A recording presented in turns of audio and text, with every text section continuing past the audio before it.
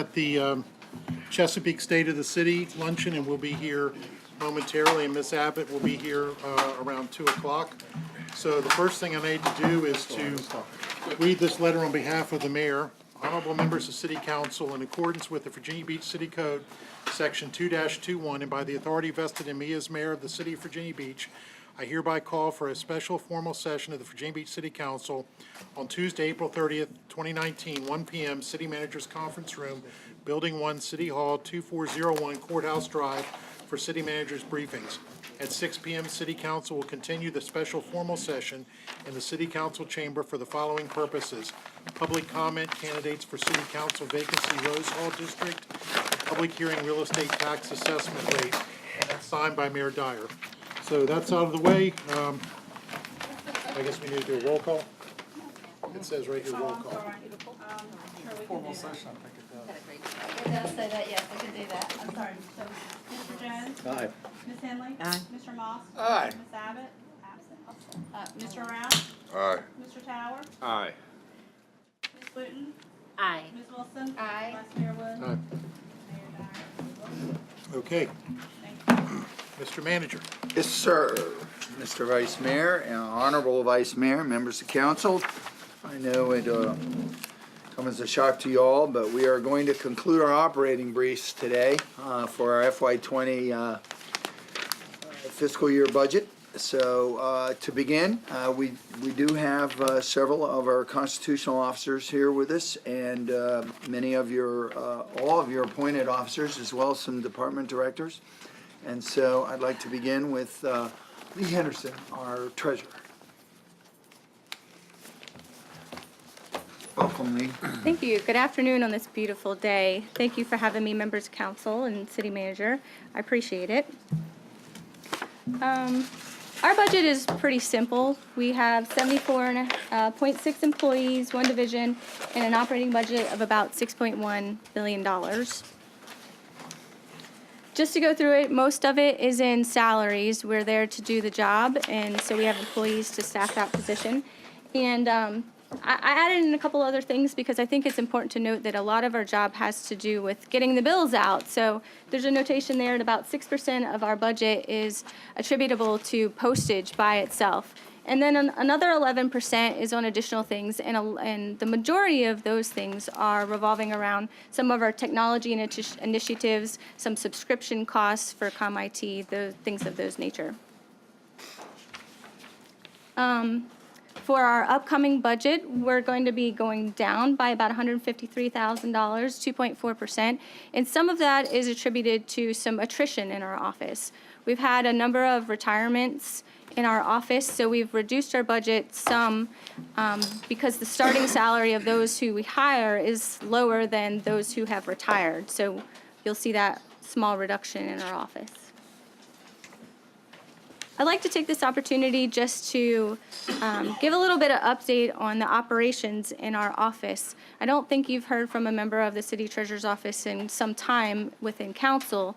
So just to give an overview of what we do down there, we send out the real estate bills, personal property bills. That's pretty evident. They'll be going out hopefully sometime in the next week or so with a due date of June 5th.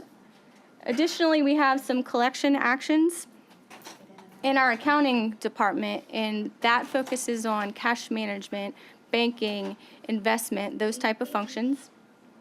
Our miscellaneous billing, we work with a lot of other city departments, partnerships with them to take care of some of their billing and collection needs. For example, we work with animal control on their disposal fees, their impound fees. We work for facilities management on rent for city property and leases for city-owned properties. And farmers market, we do the billing and collection for the rent payments with those. For the police department, we do false alarm, red light citations, and the new program for the stop arm school bus cameras. That all will flow through our office as well. For the fire department, we do fire inspections and fire permits. For housing, we do the collections for code enforcement if someone has their grass cut by the housing code enforcement, or some sort of demolition or something that's gone on in their office. That all comes through our office, and we do the collections for those. We also collect for restitution, court costs, and fines. So we work very closely with the Commonwealth Attorney, Colin Stolley, and the Clerk of the Circuit Court, Tina Sinnen, in those collections.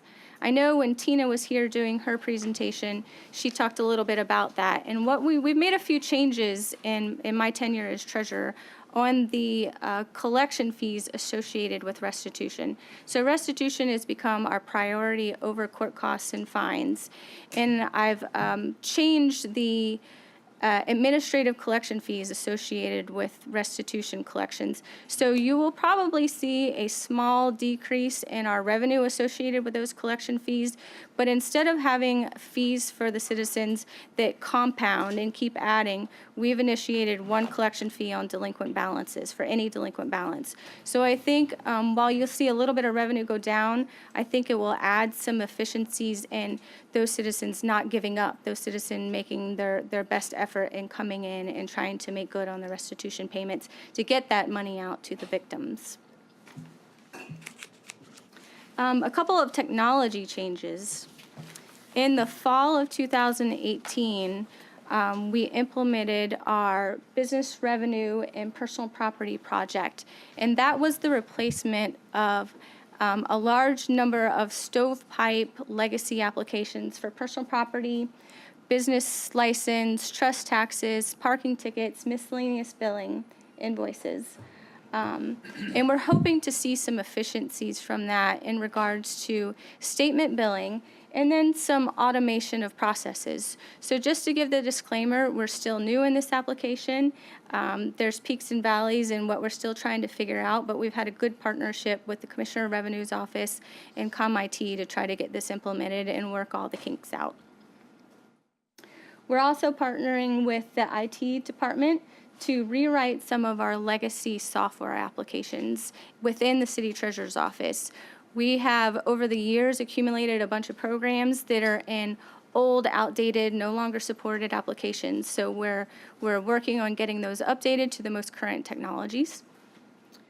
We also will be participating in the finance department's project for the replacement of the new ERP program. Because we deal so much with the finances of the city, with inputting items into the general ledger, with the banking and cash management will be a critical piece of that application. A couple other updates for our office. Currently, while the Kempsville Library is undergoing renovations, we have library staff sharing the space in our Kempsville branch location, and that has turned out to be just a wonderful partnership that we can add value to the citizens that come in and they want to return library books, or they put reservations on library books. They have that available to come and get at our location. I just recently found out that our Pembroke 1 location, one of our outlying branches, is the lease is expiring and the landlord is not willing to renew the lease. So we are in the process of looking for a new location for that office. Hopefully we will not anticipate any additional costs for the relocation to a different office, but that's yet to be seen, but I'm going to keep my fingers crossed. As soon as information on where we're going to go and the time frame of where we're going to go for that location, we will make sure to let you know and get that out to the public to make sure that we can still serve the citizens who come to our office, choose to come into our office, to make sure that they are aware and that we're there for them. Nope, next one. Any questions of me? Any questions? Mr. Maltz? When does your lease expire? It actually expires today. I just signed a 3-month extension. So we will for sure be at that location until July 31st. There may be opportunity for a month-to-month renewal at that point in time if they don't have that area leased out to another tenant, but we are trying to make plans to move prior to that July 31st timeframe. What is the traffic at your satellite offices? At that particular location, it's pretty well visited. What we see in that location right now is because of the construction of the hotel next door, the traffic in general is very high, and parking is an issue at that location. We were hoping that after the construction of the hotel was complete, that things would be ironed out in the parking lot area, but we're not confident because the parking space is what it is. As part of your technology initiative, new location, are you looking something similar, because I've seen this in other cities, where they have satellite offices, but when they're closed, they actually have something akin to an ATM and people can transact business at like a kiosk, but at that location?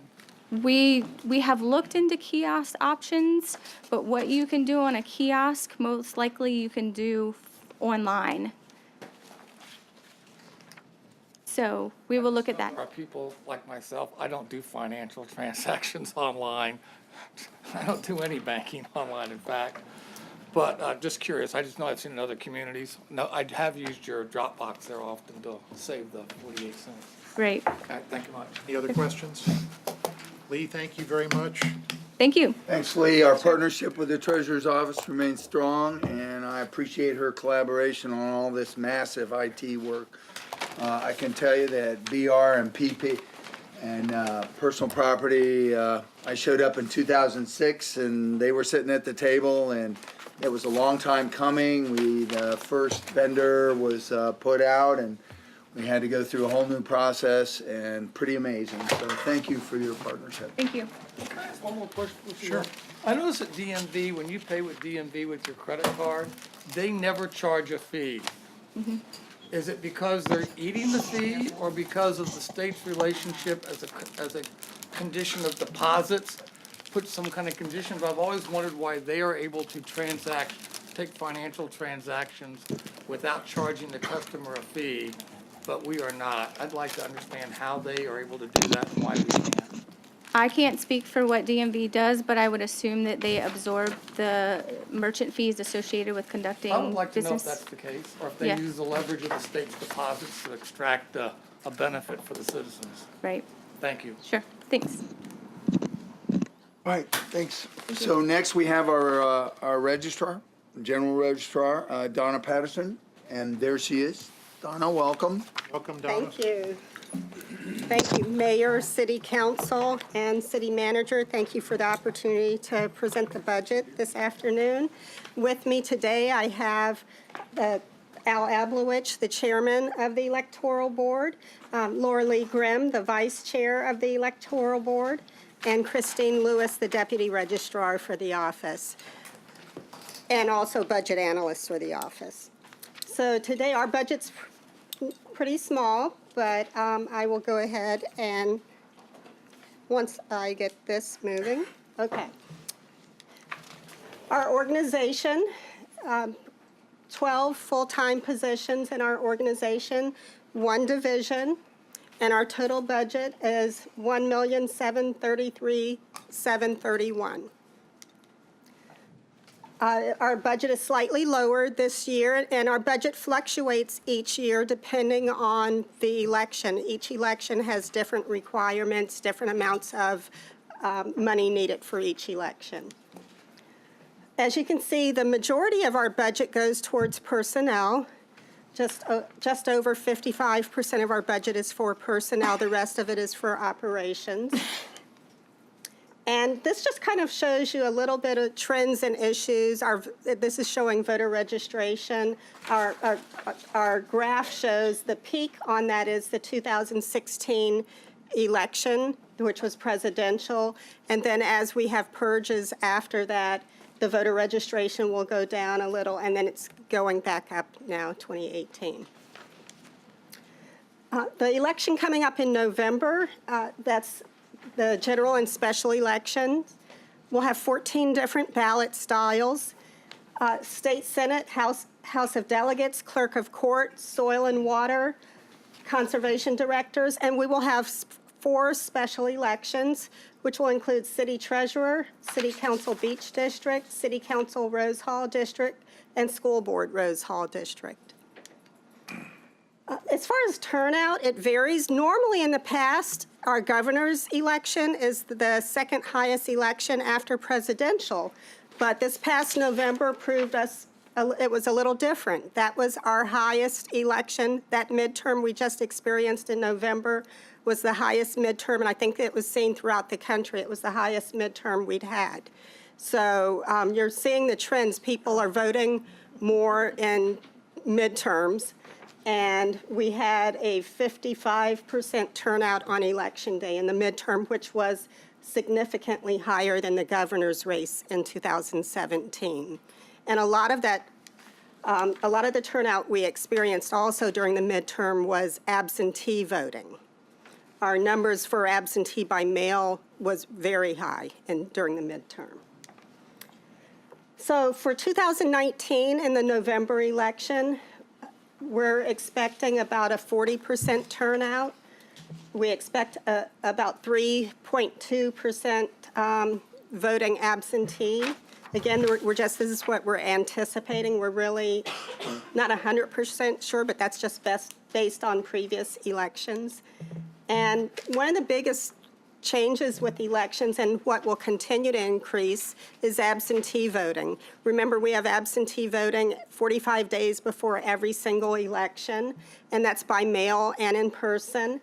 One of the things we did request for this election was an additional FTE to accommodate not just absentee voting, but the daily demands of our office. That wasn't funded for this budget cycle, but we will ask for it again in the future. Some of the other initiatives underway right now are, one of the things I wanted to mention was that this election does not include this budget does not include the March presidential primary. So it does not include that. And another big initiative that's underway for our office right now is we're working with facilities management on leasing a new secure location for our office and warehouse. We're anticipating a move. We're hoping for this to happen in mid-August. So hopefully that moves forward. But that's it. Does anyone have any questions for us? Questions? John? Since the parties determine when they hold their primaries, I'm just asking this, has there ever been a time when the Democrats have held it at one time and the Republicans have held it at another time? Because they're in control of the dates. Right. Not for the June primaries. I'm not talking about this June, I'm talking about the presidential primaries. Oh, the presidential primaries? They ever held them on different dates? Yeah, the General Assembly actually sets the days. Those are actually set on the Department of Elections website right now. So the dates are set for the presidential primaries right now on the Department of Elections website. The folks and volunteers do a great job. Thank you. It's a team effort. Every single election in our office is a major team effort.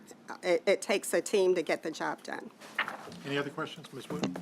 And I would just like to echo that because I know it was a very historical year last year with all the recounts and everything. And anytime I've ever been in the office, though there's a lot going on, it always seems to kind of go along smoothly. Your staff is very professional, and they always seem to make things go very smoothly. So I appreciate that. Well, thank you. We strive for really great customer service in our office, even when there's a lot going on. So I appreciate the comments. Thanks. Any other questions?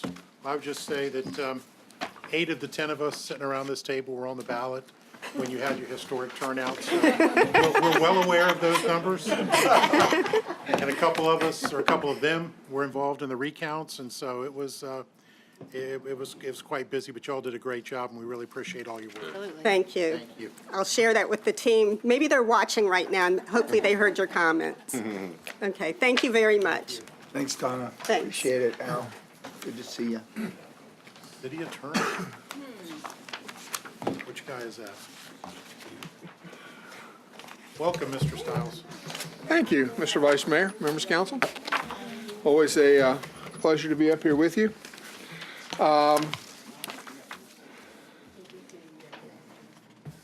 As many of you know, but some of you in the public may not, the city attorney's office is charged with all of the legal matters of the city. We represent all of the city officials, employees, appointees, and we represent or provide counsel to boards, commissions, et cetera. We do this work with 25 attorneys who are divided up into 5 functional areas, and we are supported by our legal office administrator, who is Pam Deming, who's right here with me. I have in 10 years never introduced her to you, and I promised that I would remedy that situation today, and I almost didn't do it. And we also have 18 support staff, primarily paralegals. In fiscal year 2018, my office either directly provided or managed over 46,000 hours of legal services, and we provided 97% of those hours through our in-house attorneys. As you'll see, we provide those services at a budgetary cost of about $102 per hour. When we are forced to go to outside counsel, the numbers really change in FY18, and that's that number of $346 per legal service hour is pretty consistent over time. So a little better than 3 times the cost when we find it necessary to go to outside counsel, and I will talk a little bit more about outside counsel in a future slide here. When you put together our budget costs with the cost of outside counsel and divide that by the total number of hours provided, you get a blended rate of $122 per hour, which if you were in the market to buy legal services, I think you will still find to be a pretty good bargain. The pie chart that you have seen in virtually every budget presentation, our office is all about people. All of our, almost 95% of our budget is in salaries and related expenses. Only 6% is in operations. As you can see, for FY20, we're proposing a very nominal change, less than 1%. That's about $43,480. That's primarily due to increases in personnel costs. There are some plus and minus on the operations side, but I think the operations side over the past several years was pared down about as much as we could pare it. In terms of budget highlights, the first highlight that I will mention is in addition to providing services to all of these schools, the city departments, we also, pursuant to the cooperative agreement that you approve every year, provide services to the school board and the school division. Last year you authorized, or 2 years ago I think it was now, we went from 2 attorneys over there to 3. With 3 attorneys, we have found that the one paralegal who has historically been over there and has served as the receptionist, as the file clerk, as paralegal support, for 3 attorneys, that's just too much, and the school division actually approached us and recommended and requested that we add another FTE. While that is adding an FTE, and while you as the council have to authorize adding an FTE, the full cost of that FTE will be borne by the school board through the cooperative agreement. So all you're being asked to do is add a position. We talk every year about the FOIA office. The FOIA office is under my umbrella. It has been historically staffed by a single paralegal. We have added additional paralegal support through my office, but additionally, the big change that's occurred over the last 2 years is we've finally fully implemented the GovQA program, which allows citizens to interact with us in FOIA online and allows us to respond online. And while there have been some people who have expressed some concern about that, the vast majority of people have found that to be very helpful and useful, and you're going to see utilization trend. It's trended up for the last 10 years, but it's taken a great jump since GovQA went online, and I'm going to show you a chart about that in a minute. I do want to make clear the budget number that you just saw, the $4,557,406, That is the amount budgeted for the city attorney's office. That does not include any outside counsel costs that are incurred in the course of a fiscal year. Those outside counsel costs are billed to either the department or to the project for which those costs are necessitated. In the case of the arena litigation, which just concluded on a favorable note, as I think you all know, that money has been charged to and paid through the risk management fund. And I'm going to show you a slide on outside counsel costs and talk to you a little bit more about that in a moment as well. Here is the FOIA utilization. I'm showing you here both the number of FOIA requests historically since FY14 through present, and also the total number of pages that have been provided in response to FOIA requests. GovQA went online in January of 2018. You can see a sharp spike in the number of requests from 612 to 945. And you can also see that we went from about 76,000 pages provided to over 300,000 pages provided. Thus far, and I think this is as of last week, Pam, is that right? As of last week in fiscal year 19, we're already up, we've already exceeded the number of requests, and we're already up at over 250,000 pages. So when you as a council talk about transparency, this is a good example of transparency in action. We do charge for significant requests. I think we do that sparingly, though. To give you some numbers on that, in FY17 we collected a total of $15,409. In FY18 that went up to $33,000, and so far to date we're at about $23,700. So if we can do a request without charging or without taking a significant period of time, we do it. But where there are significant resource demands associated with a request, pursuant to the administrative directive that you all have seen, we do charge for that. But by law, they have to be reasonable, and I think those charges are reasonable. Now here is the outside counsel chart. And FY19 is a pretty dramatic increase over prior years, and I appreciate that. But we were also defending a $160 million lawsuit, and the bulk of that outside counsel expense is associated with the defense of that suit. If you look over the prior 10-year period, you see basically 3 spikes. All of those spikes correspond with cases where we had to use outside counsel for litigation. Let me talk to you a little bit about when and why we do that. There are basically 3 reasons why we will utilize outside counsel as opposed to our inside counsel staff. One is where there is an area of law that requires specialization that we do not have on staff. That happens very, very, very rarely, because we have, over time, identified the areas where we are commonly called upon to provide service, and we are staffed generally to provide those services. The second area is where there is some sort of ethical conflict that would prevent my office from acting as counsel for all the parties for whom a defense is required. An example of that is where we might have a lawsuit that's filed against both the city as an entity and against a specific, for example, a police officer.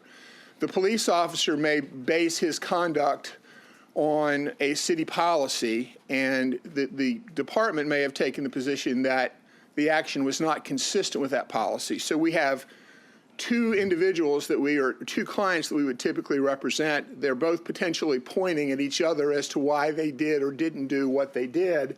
In that situation, we can't represent both sides of that equation, so we have to go to outside counsel.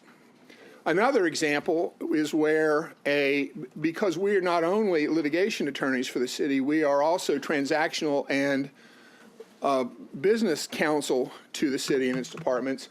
So in some litigation, we are actually material witnesses in the case.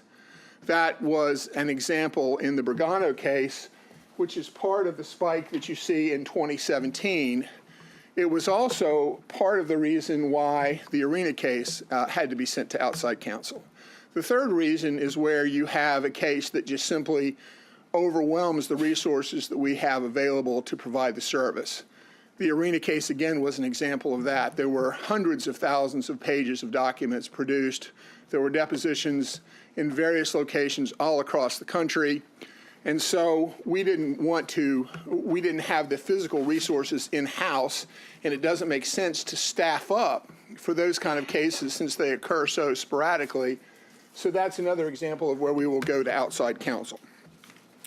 Now, as I told you, though, even though we do have rises and valleys in our outside counsel, we do provide still the vast majority of all legal services in-house. There are a lot of words on this slide. I'm sure you can't read it from where you sit, but you have the slides in front of you. But these are all of the areas where we provide services in-house. Everything from supporting your neighborhood SSD dredging program to broadband issues, to contract review and drafting, to ordinance review and drafting, to providing advice to individual departments, finance issues, workers' comp issues, human resources issues, supporting all of your boards and commissions, planning commission, Ches Bay Board, et cetera, et cetera.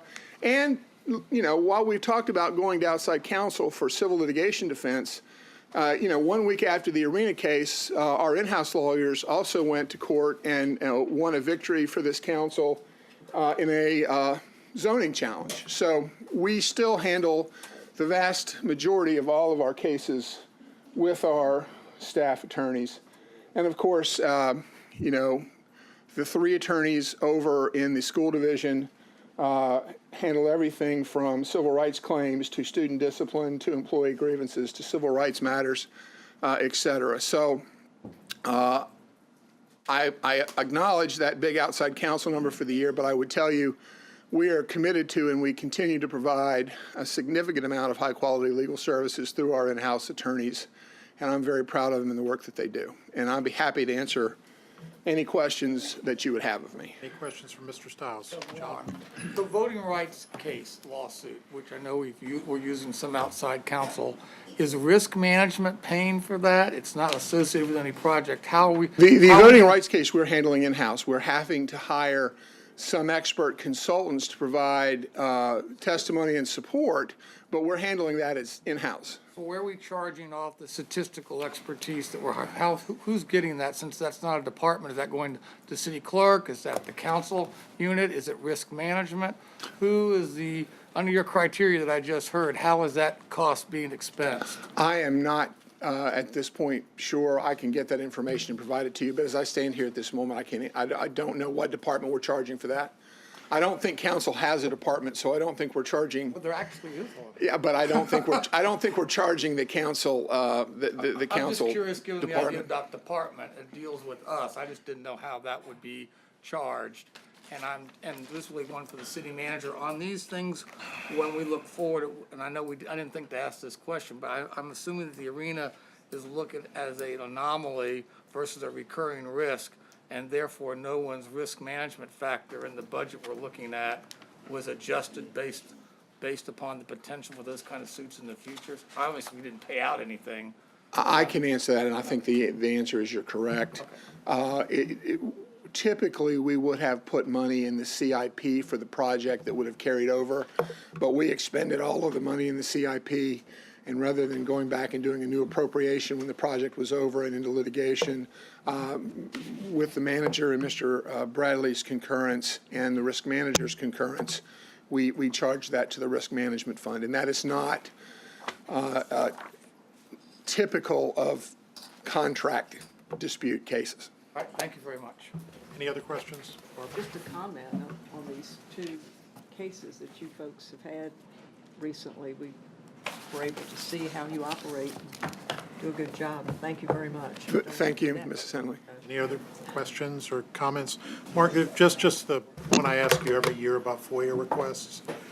It's still, every time when I go through that, I see that there are companies that use FOIA, particularly engineering firms, to gather information, at which time they turn around and bill their clients for, and we're providing the data at least free or probably at a deep discount, and there's still no way to really capture that because corporations are treated the same as. Right. Any Virginia resident or citizen is treated uniformly. We can charge what it reasonably costs us to gather the data, but if we can gather the data quickly and without significant expense, we can't charge. And there's a break-off point below which it actually costs us more to render a bill than it does and collect it than it does to It's just charge. philosophically, FOIA is for citizens to be able to get information, and it just seems like it's a loophole, but that's obviously something they need to address from Richmond. Well, I would just echo what Barbara said, though. The work you guys have done has been phenomenally good. You know, these two high-profile cases and everything else you guys do on a daily basis has been really good, so thank you. Thank you. The other results would have been catastrophic. Yep. Hey, 4 days. Okay, members of council, next, Lyndon Remias, our city auditor. welcome, Lyndon. All right. Good afternoon, Vice Mayor Woods, members of City Council. Welcome aboard, Mr. Tower. Glad to see you here. So we are one of your smaller one of the city's smaller departments, but we take pride in being pretty lean and mean. Just to familiarize you with our mission, we've got a pretty simple mission to promote accountability and integrity in city operations by providing quality audit services. We do it with 8 FTEs, that's including myself. I have my deputy city auditor, Gretchen Shidomis here, and the person that keeps us straight, our admin support, Rosanna Clark, is here as well. We are down one position which we are currently trying to fill. So we operate on a budget of $938,000, and just like the city attorney's office, we too are heavy personnel. Of the $50,000 in operating funds we have, pretty much 20 to 30,000 we actually have any flexibility to utilize. And that goes towards professional development. As licensed CPAs, CIAs, we're required to attend and achieve professional development. But like I said, we do a lot with the minimal resources we have. Just this year, as you're aware, a couple months ago, I presented the audit on the Virginia Beach Development Authority. We did an audit on cybersecurity. We did an audit on the fire admin. Those were some of the more recent audits. Upcoming next month, I believe it's already on the agenda for June 4th, we are concluding the audit of the Virginia Beach Community Development Corporation. So that will come to the council on June 4th. At the next May meeting for the VBCDC, we will actually present the audit to their board. And I believe everyone should have received the email that I sent out last week. There are going to be some changes. The CEO did resign last week, okay? And also another audit that will be concluding in May, and we will be coming forward to you to present, is the audit of the TIP and the TAP fund. So, you know, there was a lot of talk about, has the TIP fund ever been audited? Has the TIP fund, so now we can answer yes, okay? So next month, we will present that. We're wrapping up, going to be right in the report, and we will present the results to you, okay? All right, so as you can see, not much has changed. Our budget has actually dropped this year because we did lose a long-time employee, and that person's salary will be replaced, obviously, by someone we bring in at a lower salary. So we actually did come in within the 1% reduction from our previous year. And unlike some of the other years, we are not asking for additional funding. Like I said, we take pride in the fact that even though we are the largest city, we have the least amount of auditors per capita, and that's our neighbors in Norfolk, Chesapeake, and so forth. So some of the initiatives that we have upcoming, aside from our scheduled audits, government auditing standards, and those are the standards which we conduct our audits against. As a profession, we too have to abide by standards. So those standards have been updated, and we're going to implement those. That shouldn't have any impact. And then one of the questions we always get is, well, who audits the auditors? You know, you go around the city and you're auditing all these various departments and offices. Well, we actually, every 3 years, in accordance to government auditing standards, we actually are audited by our peers. So for example, 3 years ago, the peer review team consisted of the auditor from the city of Richmond and an auditor from Austin, Texas. We don't get to choose. A team is formed of my peers, and they actually come in and they look at our work papers, they look at our reports, and they audit us against those standards. And year in, from all the various peer reviews, we stack right up there with the best of the audit shops throughout the country. So within the next few weeks, you will be getting, an email. We send it out to all the various department directors seeking your input in regards to if there's issues, if there's concerns. So when we develop next year's annual audit plan, that will be your opportunity to provide that input. We appreciate your support, appreciate the city manager's support. I think we've got a good working relationship with the various departments throughout the city, and hopefully that allows us to provide an independent audit report to the council. I'll be glad to take any questions. Ms. Henley?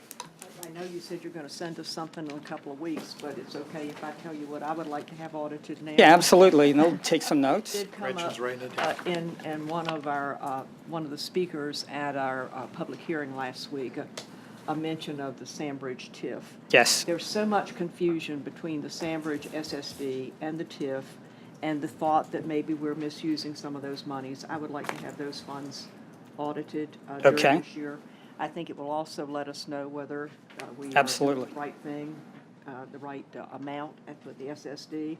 I know that when we started it, we thought it was going to be every 3 years. We seem to be now more 4 and 5. Things have changed. Maybe it's not at the right level that we might want to do something about next year.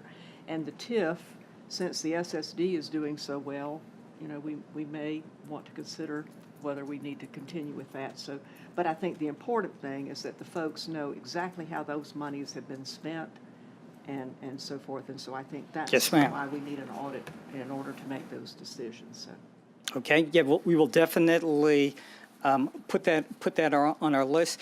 And the input, not only from the council, but from management, is how we got audits of, the VBDA, VBCDC, the TIP, the TAP. So I appreciate the input. Yes. Everybody gets them all so mixed up. Yeah. No wonder, folks. It's hard enough for us to keep them straight, but. Okay. John? I get asked this a lot, I realize we don't know the exact answer, but do we expect that before the end of the summer that you will be able to come back and share with the public the actual report that's now in the hands of the grand jury with regards to all the issues with our various economic development entities that are paid for by the taxpayers? Once that case is closed, that is the plans. Case is closed or the grand jury concludes? Once the case, once it's gone through the court system, and So we have to wait until the jury takes place and a final finding to get that report? That's a law? I would have to get some direction from our Commonwealth attorney. But Please ask, 'cause I'd like to know when the grand jury concludes and that whatever charges have been made, why the report then can't be made public. The public knows it exists, they're very interested in the findings, and I've been putting them off with the grand jury explanation that people tend to accept. But even bigger reports than ours on a bigger scale were released once the Yeah. grand jury was concluded. So I'm just curious, but you can answer that at another time, and I'm sure you'll get some help. But I would like to know the answer when And- that report can be Absolutely. released. I'm all about Well, I know transparency, you and are. if it's up to me, it would be in your hands as well as the I public's. just want to know what the law really says versus Okay. what people Has the prefer. grand jury concluded? They have not. No, that's what I'm asking. Once it does conclude, and he just made it sound like it's once the trial is all over, that seems to be a little long, and I want to understand the legal basis for that. Yeah, so I would have to, that's a Colin Stolly question that I could confer with him on. Any other questions? Lyndon, thank you very much for all your hard work and All a right, lot with us. Thank you. thank you. Thanks, Lyndon. Thanks, team. Now the Municipal Council and City Clerk's Office. Oh, boy. Dave just told me I have 3 minutes. No, we just got this thing going on up here. It's all I good. try to limit him to 3 Madam minutes Clerk, often. you may have all the time you want. Thank you very much. Vice Mayor Wood, members of council, thanks for having me. So our budget is obviously very small. Council's budget has increased this year, 13.5%, and that is mainly due to, we are actually budgeting now for the health insurance premiums that council takes. It's never been done before in our office, so we have decided we thought that was best to go ahead and actually budget for that. So that's the main reason for the increase. City Council has an operating budget of just $219,799. BML is paid through that. It's very slim, so. And then City Clerk's budget, we have reduced our budget by 11.7%, and the main reason is due to retirements of senior staff. We have only $156,000 of operating expenses for our city clerk's office. The ladies in the office do a fantastic job. We support the Wetlands Board, handle all the boards and commissions. Obviously, you all know all we do. So, but with just a small, slim budget, do a fantastic job with that. Some of our major initiatives this year, our budget highlights and changes. Again, the council's budget is due to the increase in, actually not increase, but actually budgeting for the health insurance cost, as well as we did receive about $6,000, I believe, for food, as our meetings have now become longer. And we transferred that from the manager's office. That's where it was always handled before, but it made more sense that it came over to the council's budget. And then the city clerk, again, there's just a reduction in cost with the senior staff retirement. Some of our initiatives underway. I'm happy to tell you that we've been working diligently with IT, Planning Commission, the City Attorney's Office, City Manager's Office, in getting ready to implement the agenda automation system. And we will be having a ghost meeting, if you will, in the next couple of months, and then we will actually then have a parallel meeting where both systems will be running, just so we can test it, get all the kinks worked out prior to going live. And speaker sign-up improvements will be happening. There'll be an iPad. If folks want to sign up on a particular item, they can do that online. They'll be able to just go to an iPad that'll be outside the chamber. And also, our staff will still be there, my staff will still be there to assist anybody that needs help. So it will help with some of the interruptions during the meeting, folks coming up and signing up after it started. They'll be able just to use the iPad there, which is great. That's one thing I know was requested last year. And then our boards and commissions, this past year, Terry and I both worked with IT to create a new database app, if you will, so we can track more closely and more accurately. And then we are working with Volunteer Resource Office to come up with a way where they can also assist in advertising for any vacancies that may be coming up on a board or commission. They can they have a huge following with Nextdoor, our Facebook pages, all those things. So we're working real close with Melissa right now, trying to come up with ideas to come back and present to council for consideration. And that's it. So any questions? Questions, Aaron? I don't have any questions, just want to make a statement. Just thank you so much, you and your ladies in that office, for helping me come on board and get acclimated very, very quickly, and always being so responsive and finding the things that I need to help to get the answer to my constituents as well. And you all are just a pleasure to work with, and you have a lot to do on this council as well, but I just want to say thank you for everything that you do. Thank you. And again, the ladies in that office are fantastic. We have a great, just great attitudes over there. It's a great place to come. I don't think anybody comes to work dreading being there anymore, so that's good. Jessica, then John, then Sabrina. Very excited about the iPad. Yes. Very excited. And then I had a question. Well, I have two questions. When did you say you think the iPad is going to come online for signups? It will probably be summertime. Summertime. Okay. And then did we? I know we had talked about it, and I know you and I have talked about it. But the improving the website sign up there, where they can just fill out a form. Has that? I know that's an IT thing, but have we? So that was made at any progress. we have that was actually going to be discussed during the governance workshop that was canceled because everybody was sick or lots of folks were sick. So that needs to be discussed amongst council, and then we'll move forward with it. Yeah, really, I mean, But we're really ready. Would like to see us. And I've worked move to- real closely with Julie on that. Okay. We all have great working relationships. Awesome. That was my question. Great. Thank you. John? This is an item I brought up, not just with yours, but for you a couple times, is we have yet to address how to effectively allow us to passively provide our text messaging. I suggested having a number that we could just include, as I do with Council Mail Archive. I use my personal account a lot, but I use Council Mail Archive, the Council Mail, which is the archive account, which is very effective. I can passively do it, and I can just have one location I have to go to, and I can comply with all the regulations. Text is not made easy for us to comply with.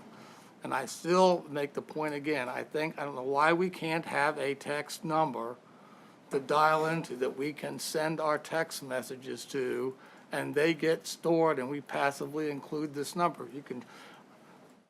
It just allows us to comply versus giving our phone or have to go through this laborious process of taking the snapshots, moving them over to email and sending it. It's not friendly. And maybe it's a combination between the FOIA and the clerk's office, but I do think as an interim step, it shouldn't be that hard to have an account that allows people to put a passive number and send their text when they're sending it, so it goes to that account. I don't understand that. So I will tell you that I have worked real closely with IT, the city attorney's office, the city manager's office, Kevin Fairley, and we worked real close and came up with a couple of options for that. And an option was chosen. And my understanding is, I believe some of the deputy city managers are now testing that out. Is that correct, Dave? I believe so. I believe so. Trying to work the kinks out and make sure it's going to work the way we want it to work prior to having council use it. While I look for it. Yes, so I don't expect that it will be much longer, and actually what happens is it will be an alternate number on your telephone. You don't have to have two phones, and it will automatically copy into council mail retention. You won't have to do one thing.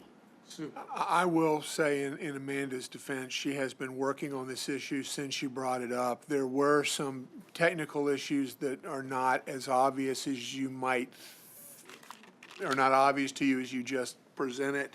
For example, when it's a chain, you lose track of who all was in the text chain. It's not readily identifiable. There were a number of issues that she, along with my office and ComIT, have worked through, but she has worked it diligently. I can assure you of that.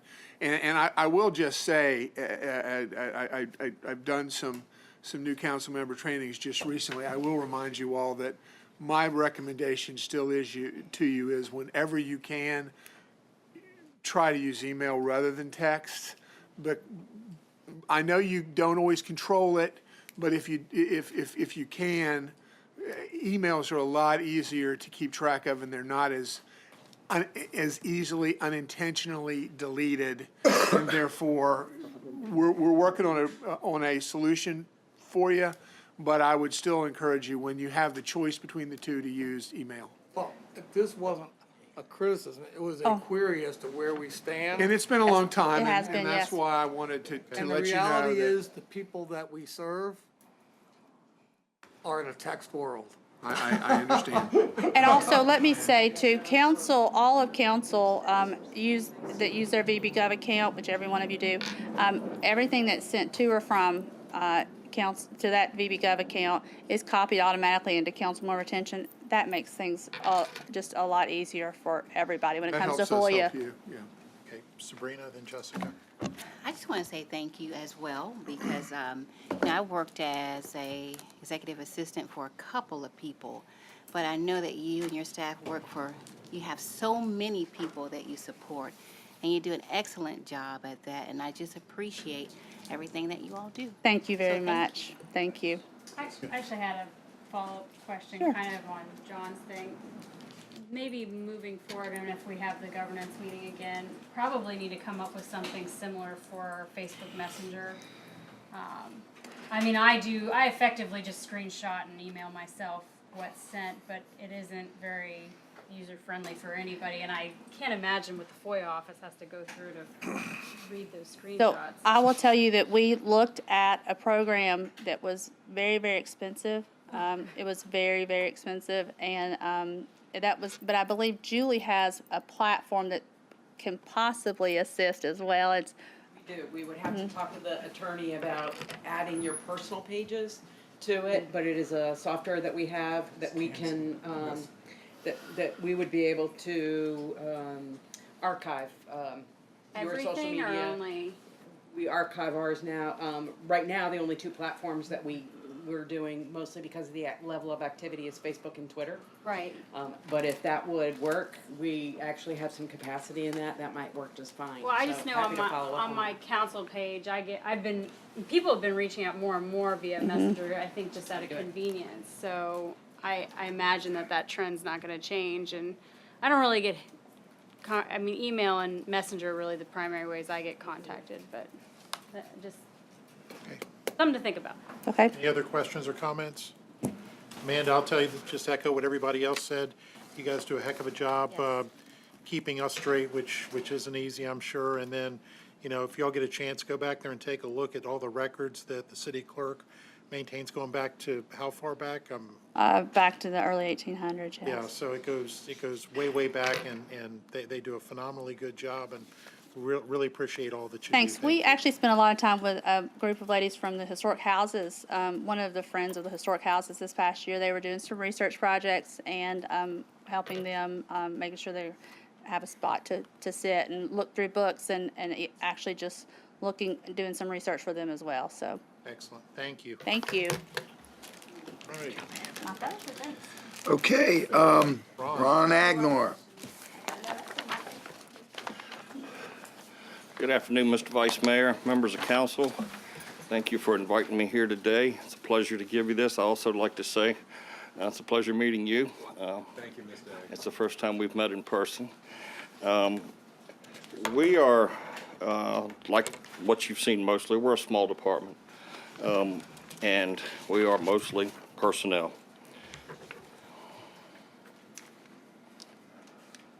Vice Mayor, may I? Yes, sir, Mr. Jones. Ron, I just want to bring up the point that in your letter, that the value of new construction for the quarter ended March 31st, 2019 was $77,551,000. And that is a 21.8% increase over the same quarter last year. Yes, sir. And I'm happy to see it. I'd just like to know why. So. Assessor, right? Well, it actually, it is what it is when we add it up, and I didn't come prepared to give you a briefing on that, but I can tell you that that it, believe it or not, was mostly residential. When I say residential, it was apartments and residential, but there was some commercial in that. And if you were to look back at last year's, which that's what I always do, I take last year's and I just mark over it. We actually had a 24%. We had a larger increase year over last year than we had this year. So it doesn't really change what I said in my annual report back in February, that our new construction still seems to be declining somewhat as a whole for a whole year, but we expected that to bounce back next year anyway with all the apartments that are going up and so forth. But it was mostly residential. It was apartments that got finished, and houses that also got finished, and it was a little above what I had projected, because as you know, I come to you in February and I tell you, okay, here's where I'm at right now. Here's where I think I'll be at Land Book. Well, all that's a projection of where I'm going to be at Land Book, and it actually exceeded my expectation as well. Well, it's to your credit because you're on top of it. Yes, sir. Thank you. Okay, we're a small department. There's 34 of us right now, appraisers, administrative, executive, technical.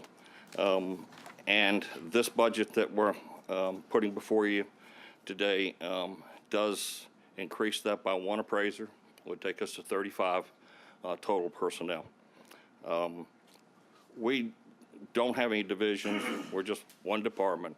And our total budget is a little over $3.3 million. The Board of Equalization always shows up on our budget, but they're not a part of us. We do not make any decisions. I don't have any authority to spend any of their money whatsoever, but for budget reasons, I think Director of Budget always slips them in there. So you'll see that, but we don't have any control over it. Only communication I have with them is when they tell me to get over here and be in an appeal, and you know, how they spend their money is not up to me.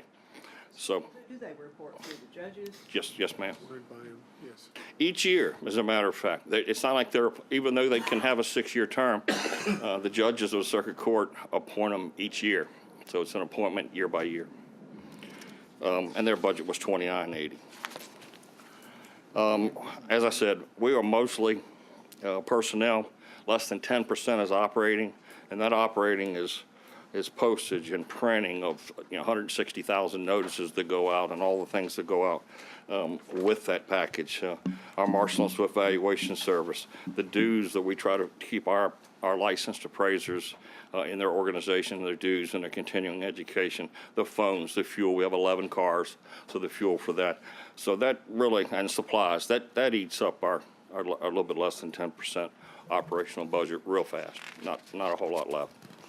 And I'm going to talk about this extra employee, but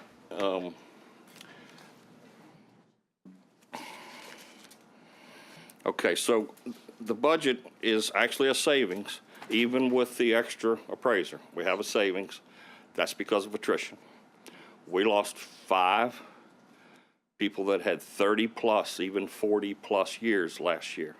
So we're losing institutional knowledge people, which requires the people that are left and even the new people to be trained and to have to be trained by the people that we still have there. If you added it up, it was 213 years that we lost last year in experience in that office. So I have one so far this calendar year that's official as of today, I guess, or tomorrow. And I feel pretty sure a couple more of those come this year. So because of the attrition, we're still 1.3% below with a $43,803 savings. Even with the additional appraiser. The reason for the additional appraiser is a couple of reasons. And one of them I'm going to want to get through real quick and get through the rest of this real quick is that this office has never done, and we've talked about this, we asked 2 years ago for iPads so that our appraisers could go out in the field and verify information and collect it, corrected and collected, and put the right information on, because our real job here is to equalize the tax burden. I know everybody thinks that we're the tax man, but we're really not. We're there to equalize the tax burden on all the citizens. If our data's not right, then we're not doing that job. If I have an addition or a deck on your house and I don't have it on your neighbor's, that is inequitable. It's not fair. However, there's a lot of them out there, and it's not just decks. It's a lot of things that we have discovered. This has been almost a 2-year study, but we did have to train the appraisals on iPads, because rarely any of them had ever even seen one. Well, then we had to develop a business process. How are we going to do this since it's never been done? Then we had to study it, try it out, make some changes to it. So we feel like now we're in the rhythm and we can do this. We just need the resources to do it. But as I said, it is simply, it is not to raise any additional revenue, although you're going to see something that shows that it does. It is to equalize the tax burden, because we're not treating everybody fairly if we don't have the correct data on everybody's property. We also lost 4 appraisers back in 2011. There was an audit done on the department. They recommended 7 new appraisers. I think we got 5 or 4, I'm not sure what it was, but we're down from 2011, 4 appraisers. So this one appraiser that we're asking for this year actually just still brings us within 3 of what we had in 2011. Every year we have more parcels. Every year we have more initiatives. We're able to do more and more with technology, but technology still needs people to run it and get it done. So I always like to show you this. I think you've always been shown this in the past. I know I showed it last year. And that's how we compare to the other cities, because it's kind of how I think is the comparables. And we have the largest amount of parcels, as you can see, 161,763 parcels by far. We're double the next city, which is Chesapeake.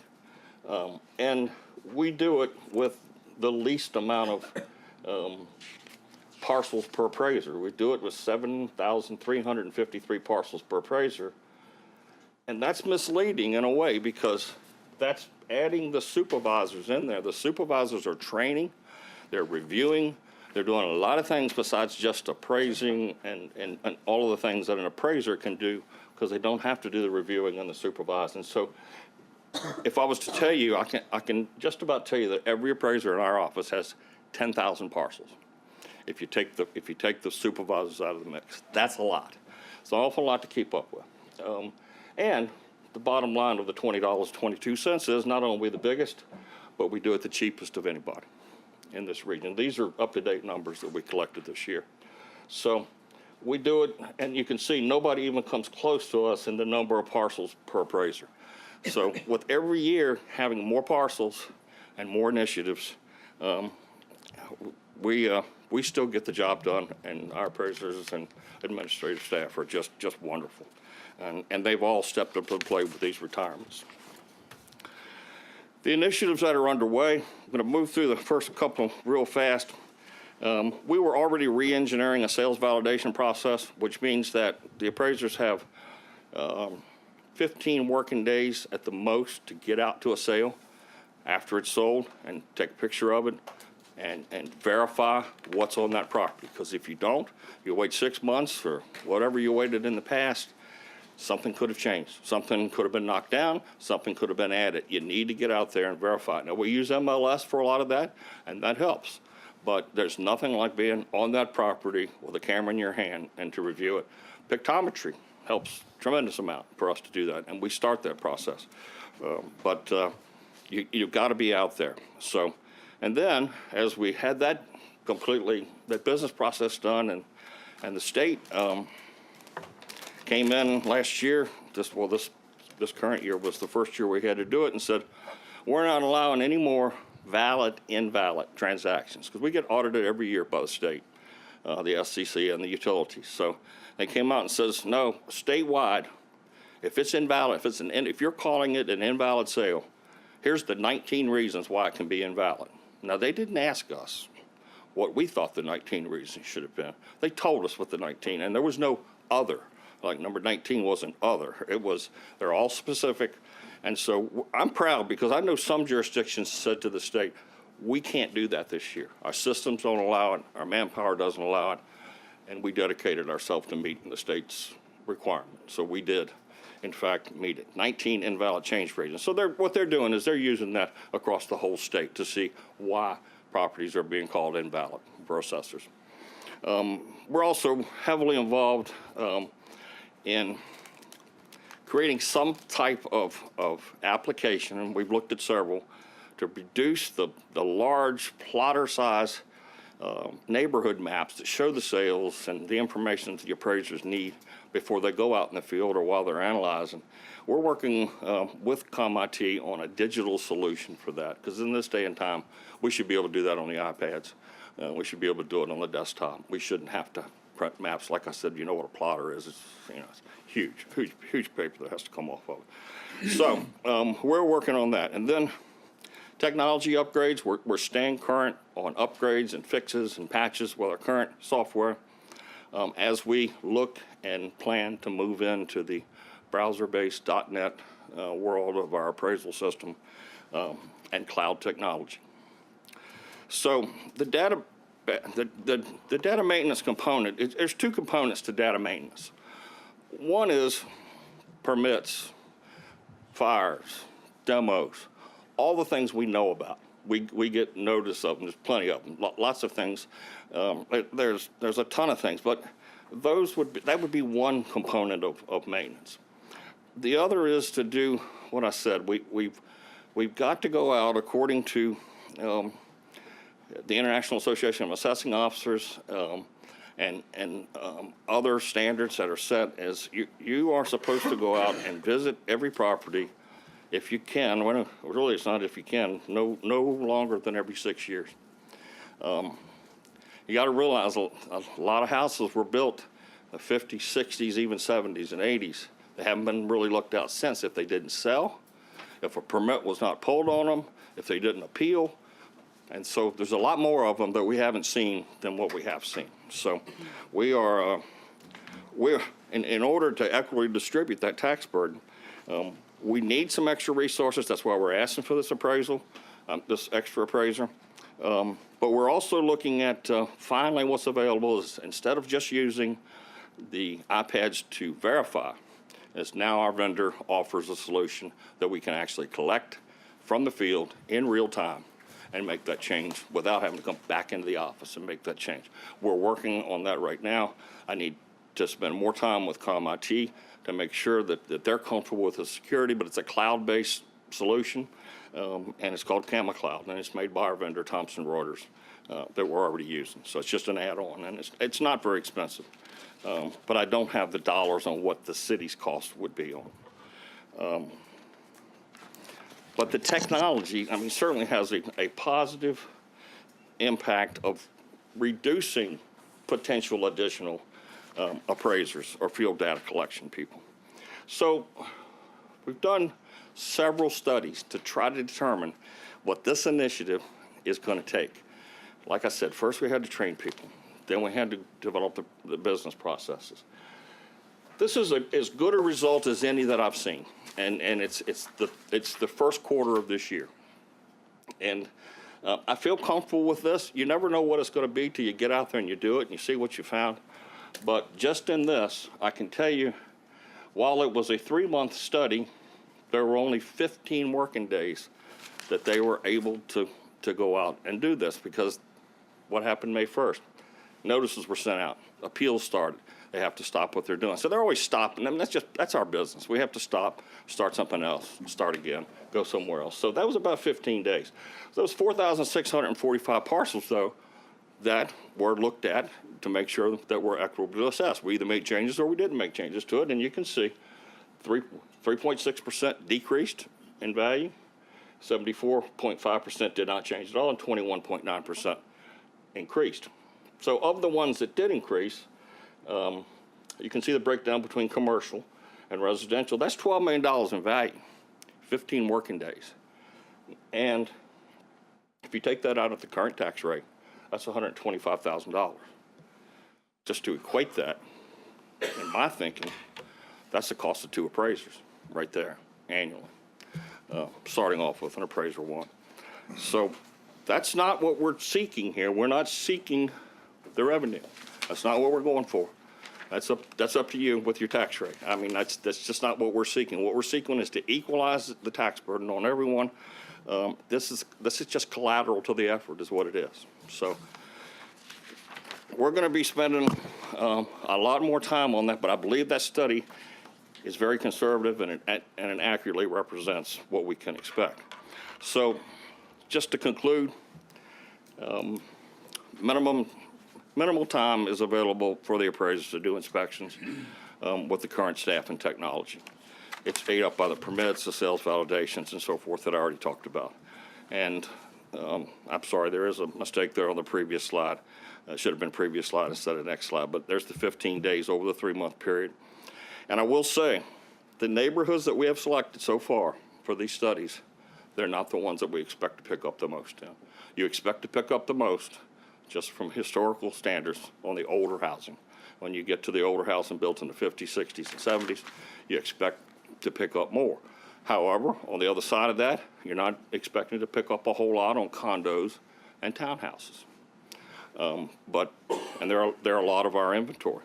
So we tried to do a blend of a little of everything, but none of the older neighborhoods were in this study. Just a reminder that this is reoccurring revenue. That'll happen each year in today's dollars, over and over again. And it will take, based on this study, it will take 5.4 years to finish this from now.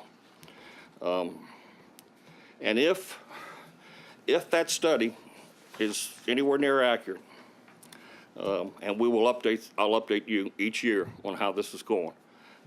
If you just took those dollars, that $125,000 we did with that study, that'd be $1.6 million a year. That's half our budget. So be happy to answer any questions. Any questions, John? I know we talked about databases. Well, I know we have this, and we're looking at enterprise license, but we've invested a lot of time to digitize the whole city and all the streets and all the properties, and so you can go on Google Map and see almost every house street view from the top, from the side. So I'm trying to understand how the database that you have or are looking to gain will interface, because it seems to me like we would want to have one place where I would, if I'm looking at this digitized map of the city, and I went to my house, Richardson Road, and went to 4109, and it's on that digital plat with all the other stuff in there, I could click, and there'd be a menu, and it would say, oh, this is the data that you have. Here's all that would be visible in a single place.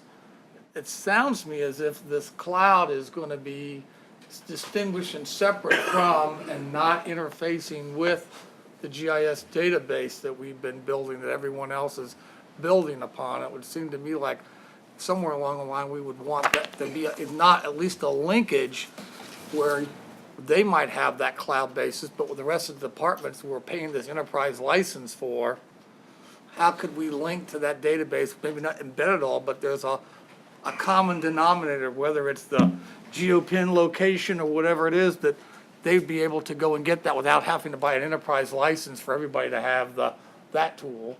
That's part of my issues. That's just one. I really won't be able to answer that today. That takes more time.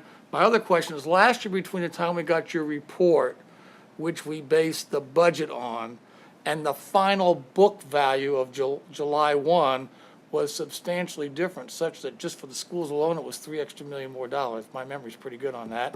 And I'm just curious, what do you anticipate the difference between the book value that we got for assessments back in March and the difference between what will be the official book value on July the 1st? Okay, that's the million-dollar question.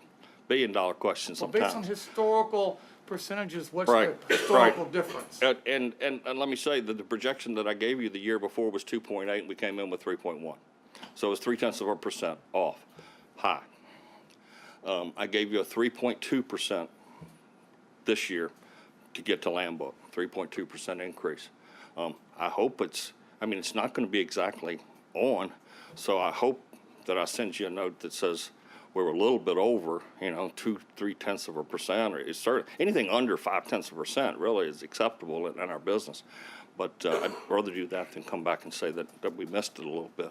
So I don't know what that's going to be. If you went by historical, it's typically been 2 or 3 points, something like that. And I would just real quickly, the tool that I'm talking about is we're all in the same. Everything we've got is in the same database. GIS gets their real estate attributes on property from us.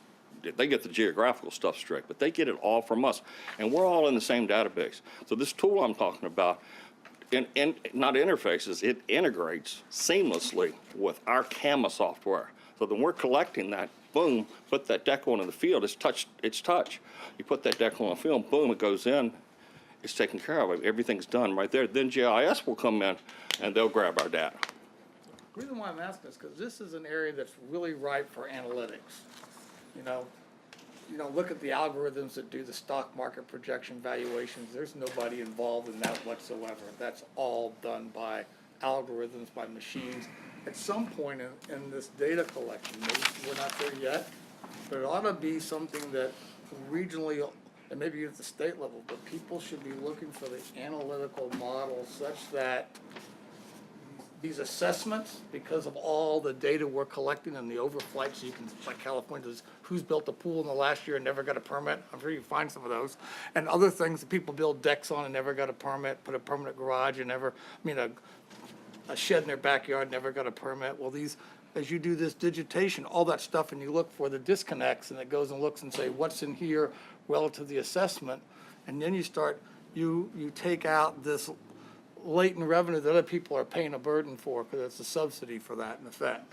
And so there's got to be, and there's something where all the localities have a vested interest in serving their citizens. So I think there's a step going forward. I know it's not tomorrow and not next, but that ought to be an effort that's as important as many efforts that we do, is to make sure that we are, because that maybe will enable us to lower our rate because everyone is paying for the stuff that they really have.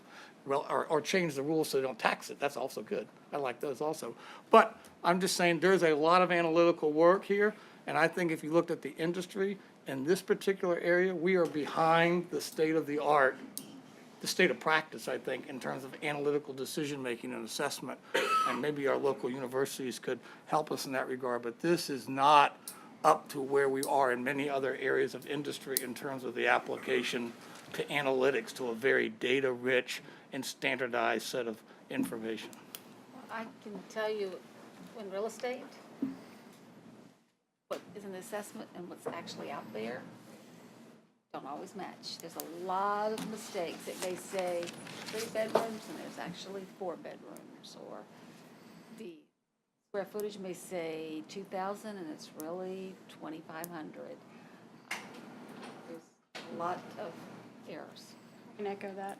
I don't know how many times we do evaluations to make sure that properties are insured properly, and what the assessment says is much different than what is actually there. And oftentimes, in your defense, it's mostly those houses built in the 50s, 60s, and 70s that I'm sure haven't been sold, and then they happen to get sold, or a family member happens to inherit them, and grandpa put on an addition that never got a permit. We don't ever want to let the assessor inside. Exactly.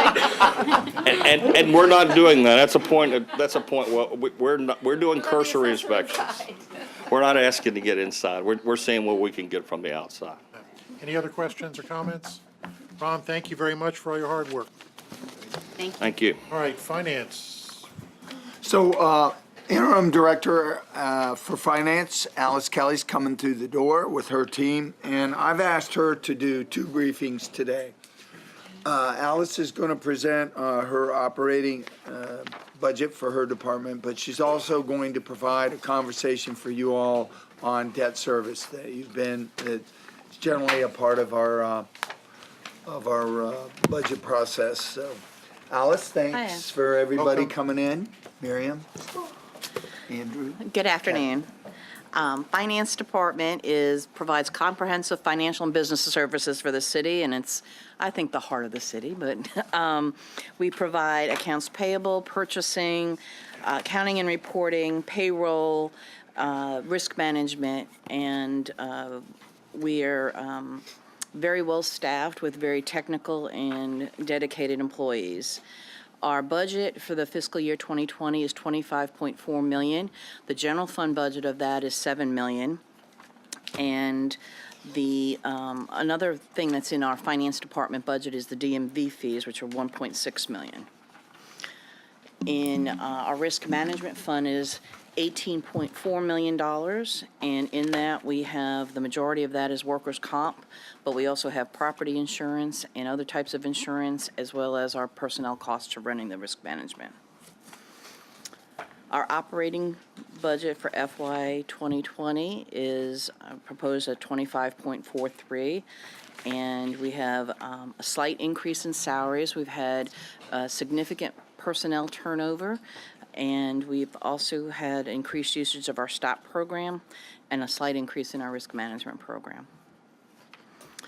For our major changes in our budget highlights in our department, we are requesting 2 full-time equivalents for our new ERP installation for our financial system. We've had a financial system since 1998. We're doing a major upgrade, moving that system into the cloud and changing our processes to be much more automated and less paper-driven, as well as being able to pull information and have much more access to our financial information.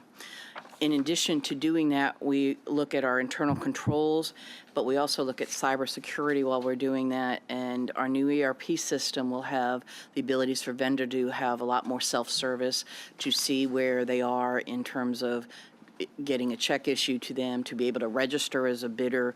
Right now, it's all a manual process, and we want to automate that. We also look at cybersecurity. I know IT director has talked about that. Our risk management provides the insurance for that. Other initiatives underway is we're improving our technology and workflow. We're trying to change the easiness of using our financial systems, not only for our city employees, but also for outside vendors and customers. And we're also looking at time and attendance initiatives.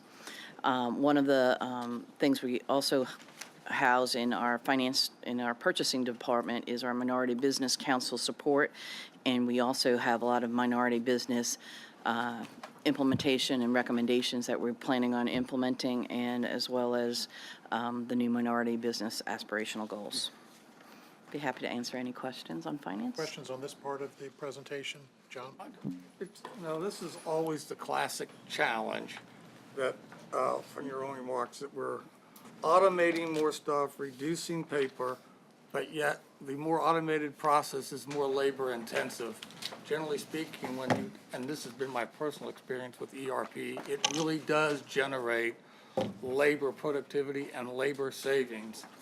And so I'm trying to have a hard time understanding in this particular case, we have ERP, which you acknowledge is automated, doing all these things. Well, how is the automation not reducing labor input such that with automation, and the whole premise of ERP is efficiency and effectiveness and labor productivity, but we're getting none? Sure. Right now, we have both. We have the labor-intensive system we're also having a new system that we're having to implement. I think what's going to happen is eventually the labor cost will reduce. It might not be in the finance department. It might be out in the other departments. So I think that's where the savings will be. There's also a need to look at our procurement department and how we purchase the goods. And as we have more rules and regulations that we have to comply with, that part gets more labor intensive. Well, and I'm very used to hearing those explanations because the efficiencies are always somewhere else and they never happen, but their systems are sold on labor efficiency.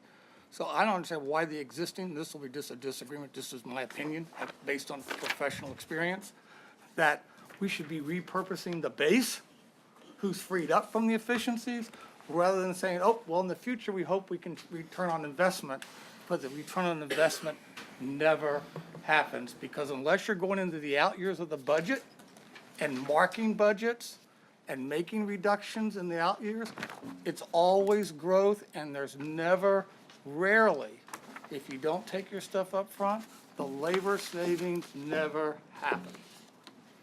Okay, Dave? So, to bridge the gap between your comment, Mr. Moss, and where we're really going on marking the baseline, and I'm not sure I fully understand that definition, but I think I do. You should know that after a very intensive vendor and product review by a very diversified team, both with IT and user professionals, we are actually going to go with the Oracle Suite. And we've reached a point here in Virginia Beach that the 20-year-old system is not integrated with our budget. Our budget has a distinctly different software program out of Sarasota, Florida. Ironically, originally generated through programming that created it here in Virginia Beach, and they took it and modified it and have grown with it. And the current Oracle suites that we use are out of date, and they basically told us they're not going to support us anymore. That's how antiquated it really is. So after looking at all the different vendors that are out there doing this business, we've made that decision to go with that. We're going to move to the cloud. We're going to modify all that we are. We're going to create efficiencies. We just don't know what those efficiencies are. So I need some leniency with my staff as we go about implementing this transition. So we'll see whether those efficiencies show, and we're happy to brief you on the product and the transformation of that ERP. It's a huge undertaking across this city in many, many departments. But I think that which it will provide is probably going to raise us to a level that most people in America, I think, Virginia Beach already has. And in fact, we don't. And so we're pretty behind on this, but we've had a whole bunch of different things, programs that we've been working on, and we're just getting to it. So when we get done, we'll track the efficiencies and we'll share with you over a period of time whether or not that investment proves to be advantageous. Not unlike the conversation you just had with the assessor. He pushes for different appraisers. We look at that. We grant some because he does need that due to new parcels and new construction and all that there. But he also had a line on his sheet that said, you know, once moving to the cloud, it's probably going to reduce the requirement for additional information once we modify our use of technology to look in backyards with a combination of LiDAR overflights and compare those to different templates on GIS, as well as the use of drones to look a little closer at different items that we're not able to see.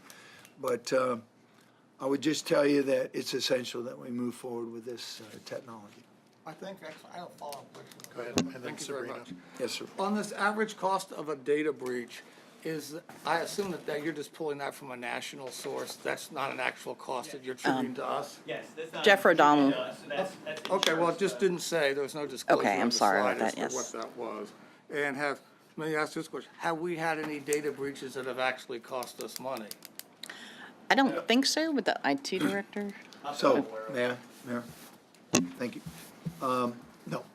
And I would just inform the council that this morning I had my second quarterly confidential update since we conducted a penetration test a while back, and we have been working rapidly to get to a position that we can come forth to the council in executive session, and we're at that point.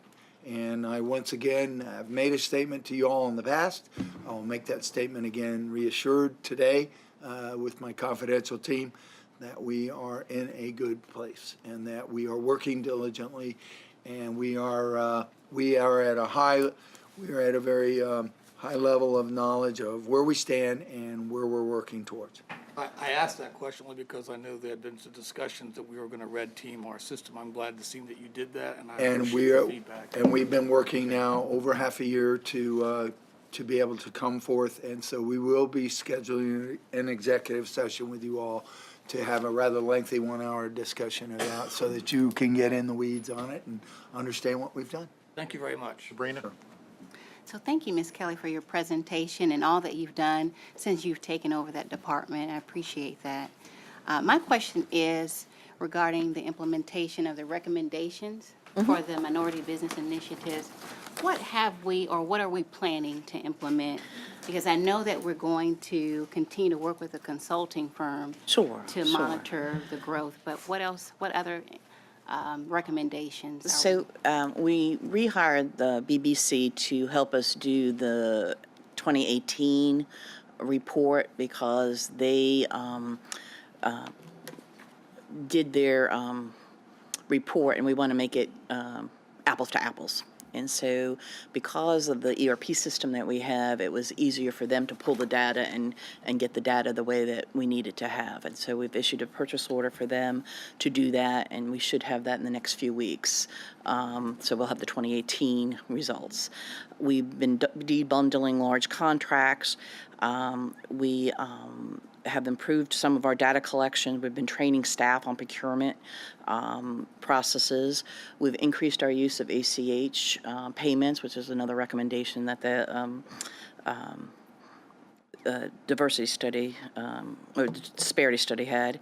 And then we also support the MBC. We've been working on that. Hopefully, Ms. Wooten, we will have the results of 18 in time for your upcoming forum, and maybe that's a good opportunity for you to inform the council what you've got scheduled and what we're working on collaboratively. Sure, now. Yeah, if you wish. sure. I'd like for you to, So- because we're all on board with you. So, May 22nd, we are, I'm going to host and put on a disparity study forum. And it's about, fighting the disparity, and making sure that we are, being welcoming to small businesses, of all kind, minorities, small, women, veteran-owned businesses. And so that will be on May 22nd.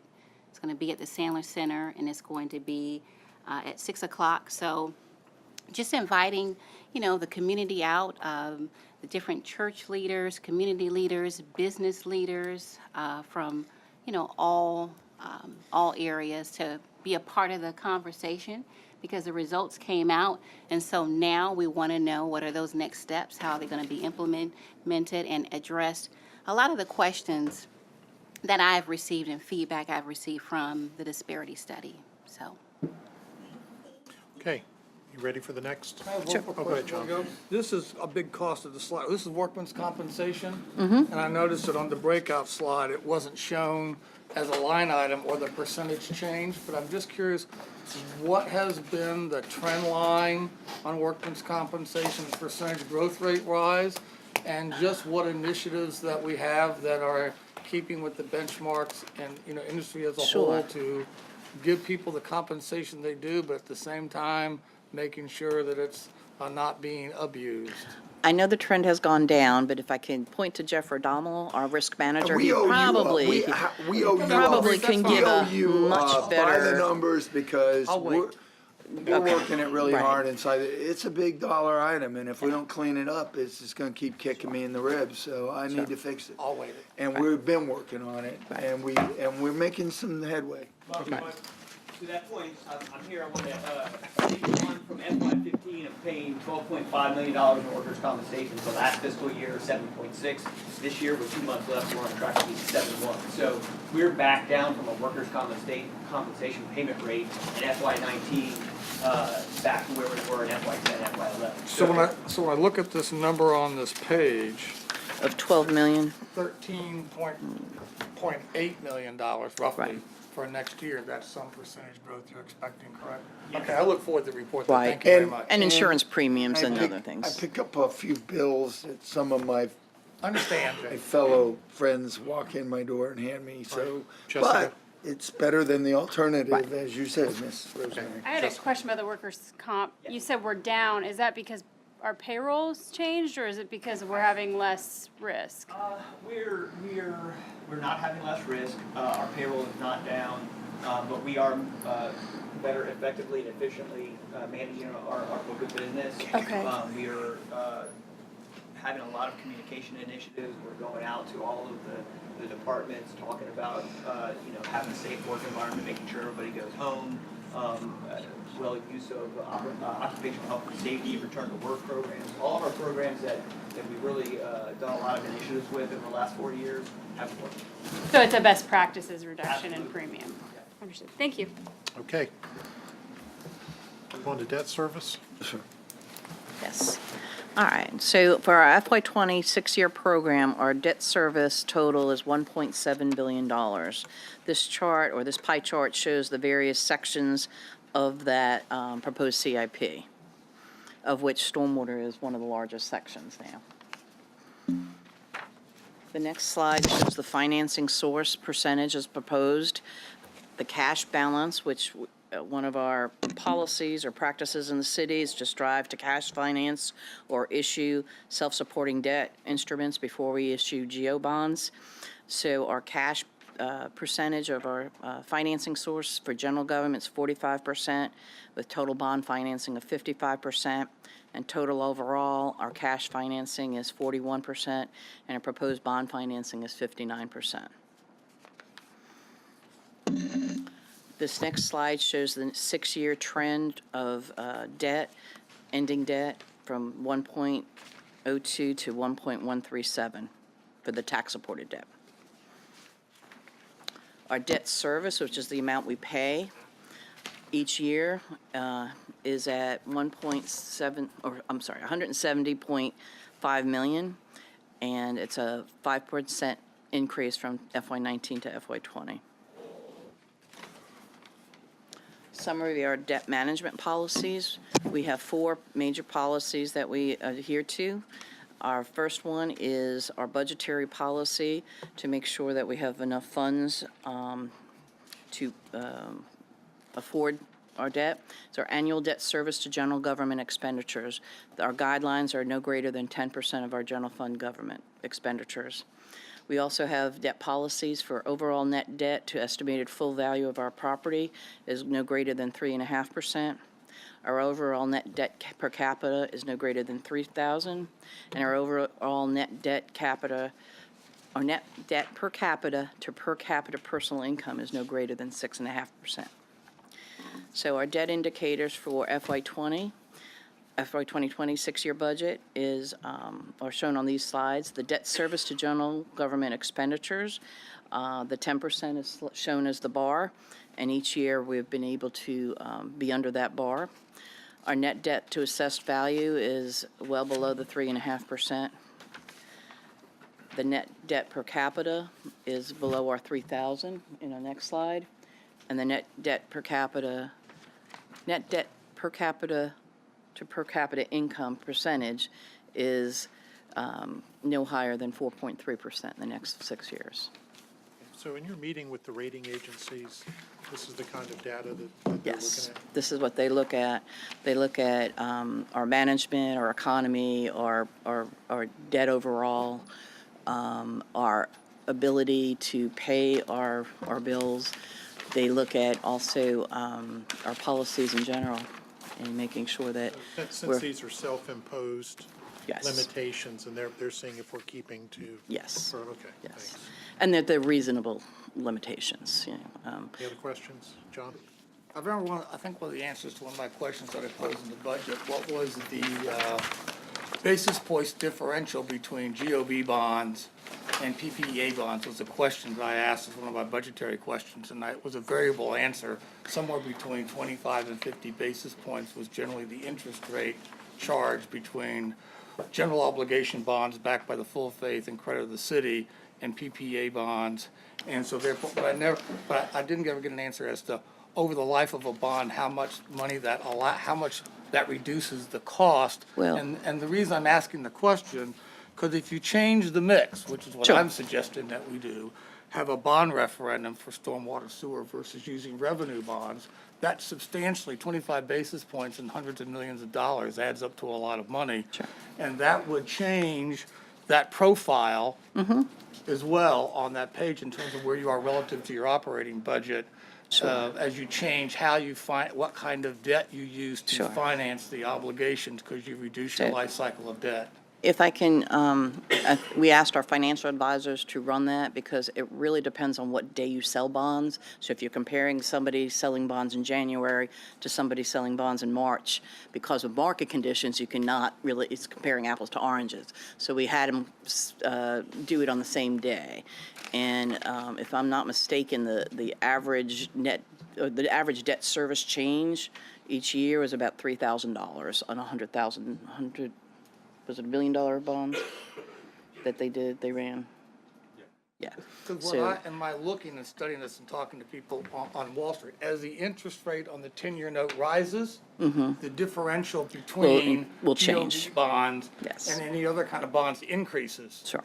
So right now, we're in a very low bond Sure. period, relatively speaking. I think today it was 2.9, I think, something like that. Around there. From your treasury note.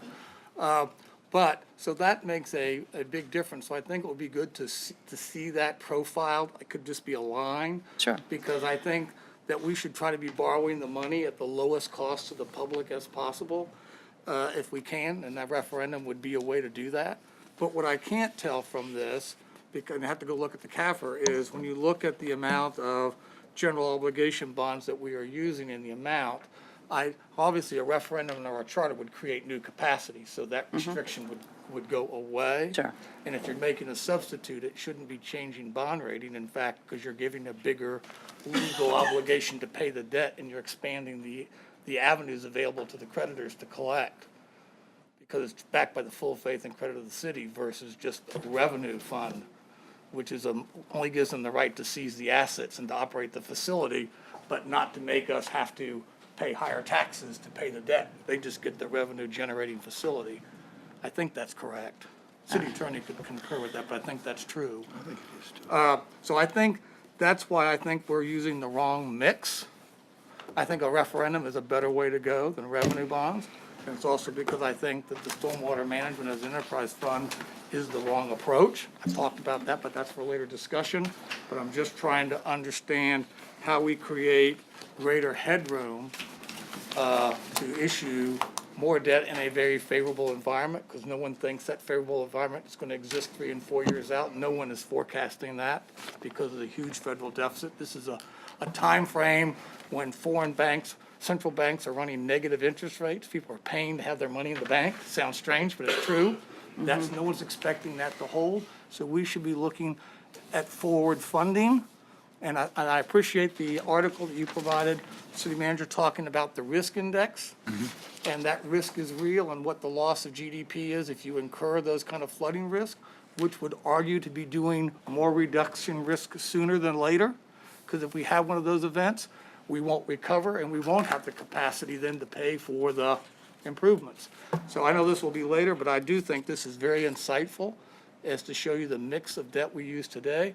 But I think PPA and those things aren't the best and cheapest way to finance our debt. And we need to put more of our projects in the general obligation debt that's cheaper to finance and therefore cheaper to service. But I do appreciate the information. Thank you, John. okay. Thanks, Alice. Thank you Thanks, very everybody. Welcome, Mayor. Apologies for running late. We were at the State of the City for our neighbors in Chesapeake, and appreciate your indulgence. Thank you. So moving forward with our 9th briefing, we have Regina Hilliard, our Director of Human Resources, and voila. Good afternoon, Mayor and City Council. To start, I want to give you an overview of the Human Resources Department because there are some facets of it that you would expect to be in Human Resources, and there are some parts that you may not expect. For the things that you would expect to be in HR, we have the responsibility for staffing and recruitment, for compensation management. We provide guidance on discipline. We are responsible for professional development or training of our employees. We have some of the employee benefits. We have the safety office, so we help ensure a safe environment for our employees. And we have oversight for many of the federal laws pertaining to human resource management. The facets that you may not be expecting is that we also have a mentorship program in our department. The mentorship program pairs mentors and mentees together to help with the individual professional development of our employees. We operate a clinic that, among other things, conducts physicals for those positions where a physical is required. We also coordinate internal communication for our employees to provide them with information that is easy to understand and that is timely. And we also allow them to ask questions of the city, and we provide the feedback to them so that they are kept informed. We have an employee dedicated to the police department. The employee is actually sits in the department and is available to them day in and day out. And we coordinate a citywide recognition program that culminates with an annual service awards program in December of every year, and I hope that many of you will be able to attend this year. Outside of that, we also provide support to 3 boards and commissions. One of those is the Human Rights Commission, which serves as an education arm to the community, and also advocates for the human rights of our citizens. Micah Berlucci here is a member of our Human Rights Commission. We have the Personnel Board, which is the final authority on discipline that may be appealed by our employees. And we also support the Investigation Review Panel, which is available for citizens who are dissatisfied with investigations into allegations of abuse of authority by our police department. We do all of this with 50 employees and a budget of $4.9 million. As shown here, the proposed FY20 budget reflects an increase of 3.2%, and it adds 2 positions that I will speak to. The first position is one that is proposed to assist departments with administration of the federally mandated Family and Medical Leave Act. FML entitles eligible employees to take unpaid job-protected leave of up to 12 weeks within a 12-month period for specified medical reasons.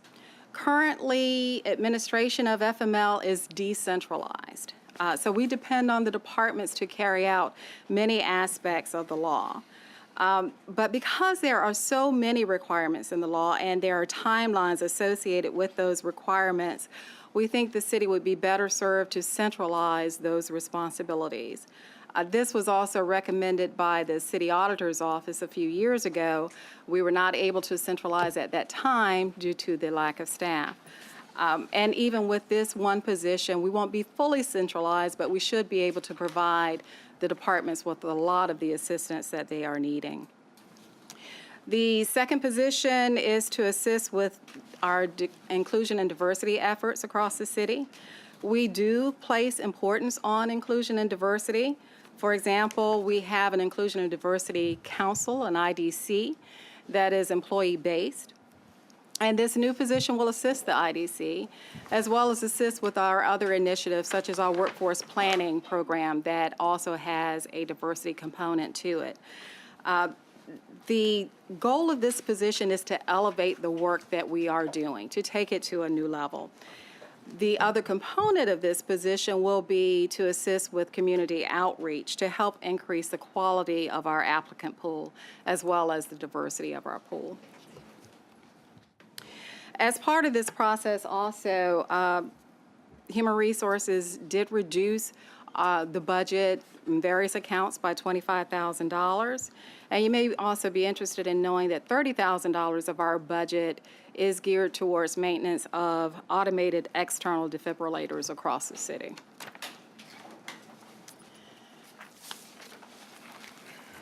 To give you a feel for some of the factors impacting human resources across the city, we are seeing higher turnover now than we are accustomed to.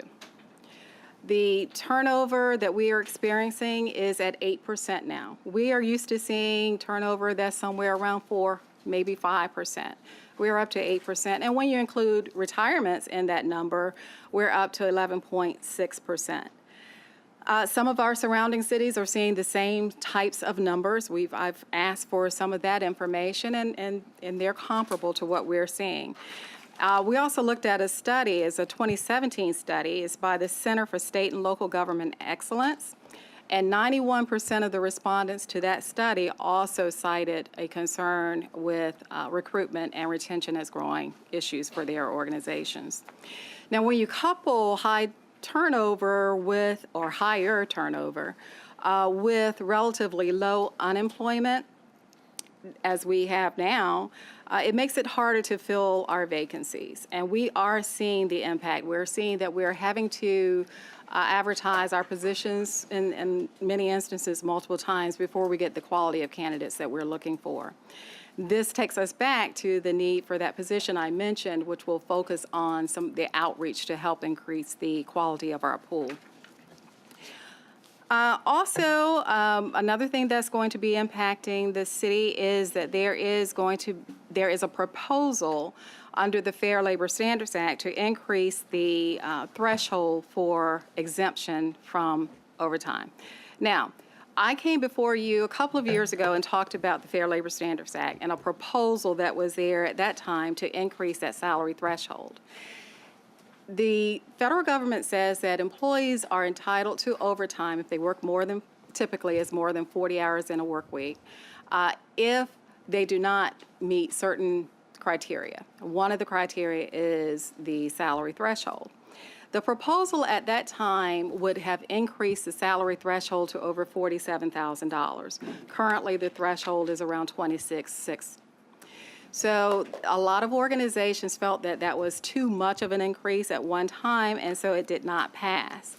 The new lower threshold that is being proposed would increase it from the $26,600 that it is currently up to $35,300 a year. Okay, so that is a much lower threshold, and if it is passed, it would take effect January 2020. And for our organization, it would have very little impact, if any at all. We are also continuing our focus on technology. We're in the beginning stages of looking at our time and attendance system. And this system will help us with adherence to the Fair Labor Standards Act that I just spoke of. And we're also looking forward to a human capital management system down the road in a couple of years. Next year, we will start just looking at the preliminary stages of the system. So outside of HR, I also wanted to give you information on what is included in the proposed budget for our citywide changes. First is an increase in the paid time off program, or PTO. Some of you may recall that we implemented a PTO program in 2014 when we started having hybrid employees.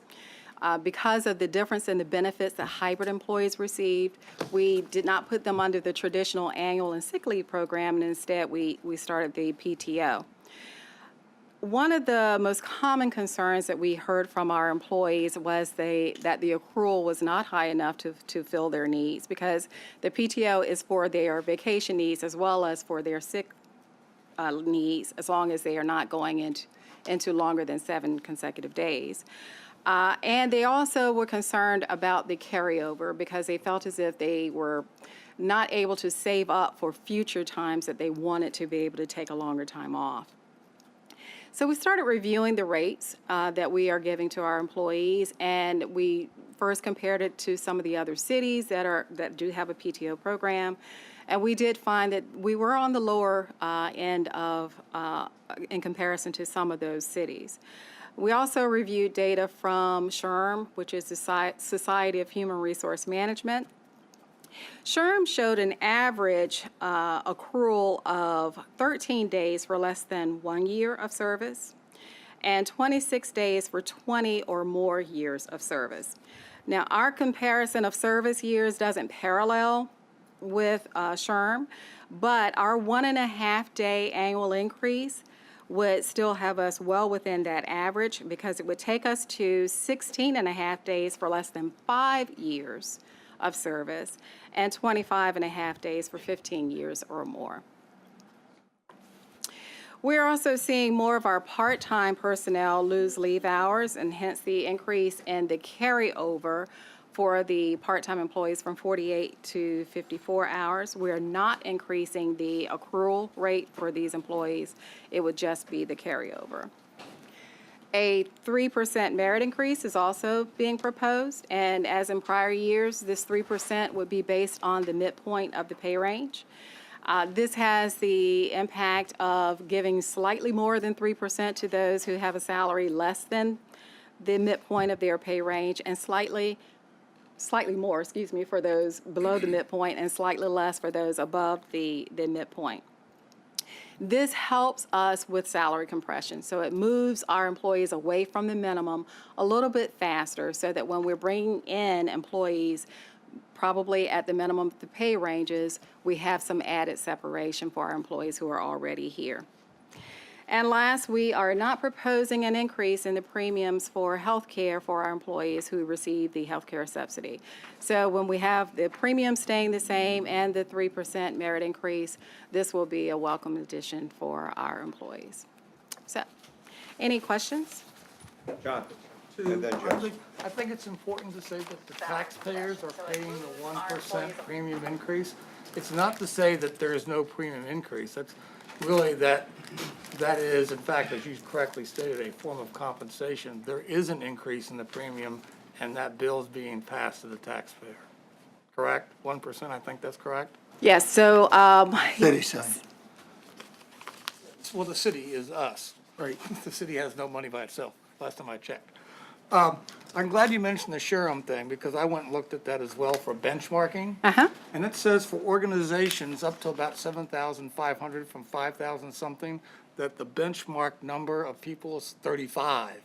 You take your number of FTEs, you divide it by 100, and then you multiply it by 0.53. So from a benchmarking point of view, because you mentioned organization, I looked it up as well, it seems like we are higher significantly. Maybe there's a reason, but I'd like to further come back and say, since you're much more in tune with that organization and their findings, I'd like to understand the differential between what the benchmark would say is what the people would expect. And we're significantly higher than that, 15 more than what their benchmark is. I'd like to understand that. And the other thing I've always talked about is that we talk about things, but we don't do much, or as much as I think we should, in the area of education of people, what we spend on individuals advancing their skills, and not necessarily for the job that they're in, but I call career professional development. And I know you've heard me talk about this a number of times at this table, whether it's tuition reimbursement, or it's sending people at the right point of their career and getting the appropriate commitment to stay here or have to pay the money back. That's the organization I'm familiar with. Right. When they sent me to Harvard and they sent me to work college, they didn't say I could leave the next day and go get a job somewhere else. I had to make a substantial long-term commitment, or I owed all that money back. So you're getting something in return for what I think we are, Mr. City Manager, I think we're missing. Can't do it everybody in the city, it costs too much. But I think we have to look at, and you gotta compete for those kind of things to make sure it has all the diversity and issues, and it isn't just who's the favorite person of the week, but it's actually, a competition and selection. But we need to really think about upping the game of our people who know how to use, talk about this analytical decision-making and database and decision science. Those are all things that you probably didn't learn when you were in school, because those things weren't well developed. But now competitive organizations, if they aren't using those tools and techniques, they're losing market share, they're not innovating like they should. And we gotta build a skill set, or you gotta buy it, or you fall behind. So I would encourage you, if it isn't this budget cycle, because that does take some homework, that we have got to seriously think about how we're going to reinvest in areas that we need, because we have a competency deficit in, because the world is changing faster than our workforce changes, mine included, legacy education, if I could be so polite as that. And we just need to be looking at that. I'm not saying we don't do a good job at a lot of stuff, but this is what, if you look at your stockholder reports, if you read those, and look at the attention they are spending at professional development of their workforce. And I think it's more than what we do. I understand all budgets are everything, Mr. Manager. I know that more than anyone. I just invite you to take a a look, maybe going for next year's cycle, because that takes time, but we have to do a better job. Just a couple of comments related to that. Just, I wanted you to be aware, the workforce planning that we do, ask the departments to do exactly what you're saying. We ask them to take that 5-year look at what are you going to be needing in your organization? What types of things do we have to make sure that we're going to be successful as an organization? And that is something that we follow up on with our departments, I think at the 18-month period, just to see what kind of progress has been made, what new initiatives need to be established, what are we doing to make sure that we're on the cutting edge? So definitely not the total answer, but we are making strides in that regard as well. The reason why I mentioned, if you look at the analysis of millennials and younger workforce, because now we're passive, the millennials and part of developing the workforce, is no one's thinking less about career in place. No one's saying, I want to stay 30 or 40 years at some one place. That's just not the expectation, and I'm sure you're going to see more. Exactly. But what they are interested in, I want to go work in places that are going to invest in me and my career as well as just what I need to do the job. So I don't always know that the people who are looking at the skill thing might not have a big enough vision to be looking beyond the box. It's just a thought. And my last question, if I could, Mr. Mayor, one of the things I asked about, and I know it went through the question and answer, was we talked about, I think it was last year, we only went to 3 weeks, maybe it might have been in May of 17, for family leave. But there was a lot of discussion about how we could take the next step to 6 weeks.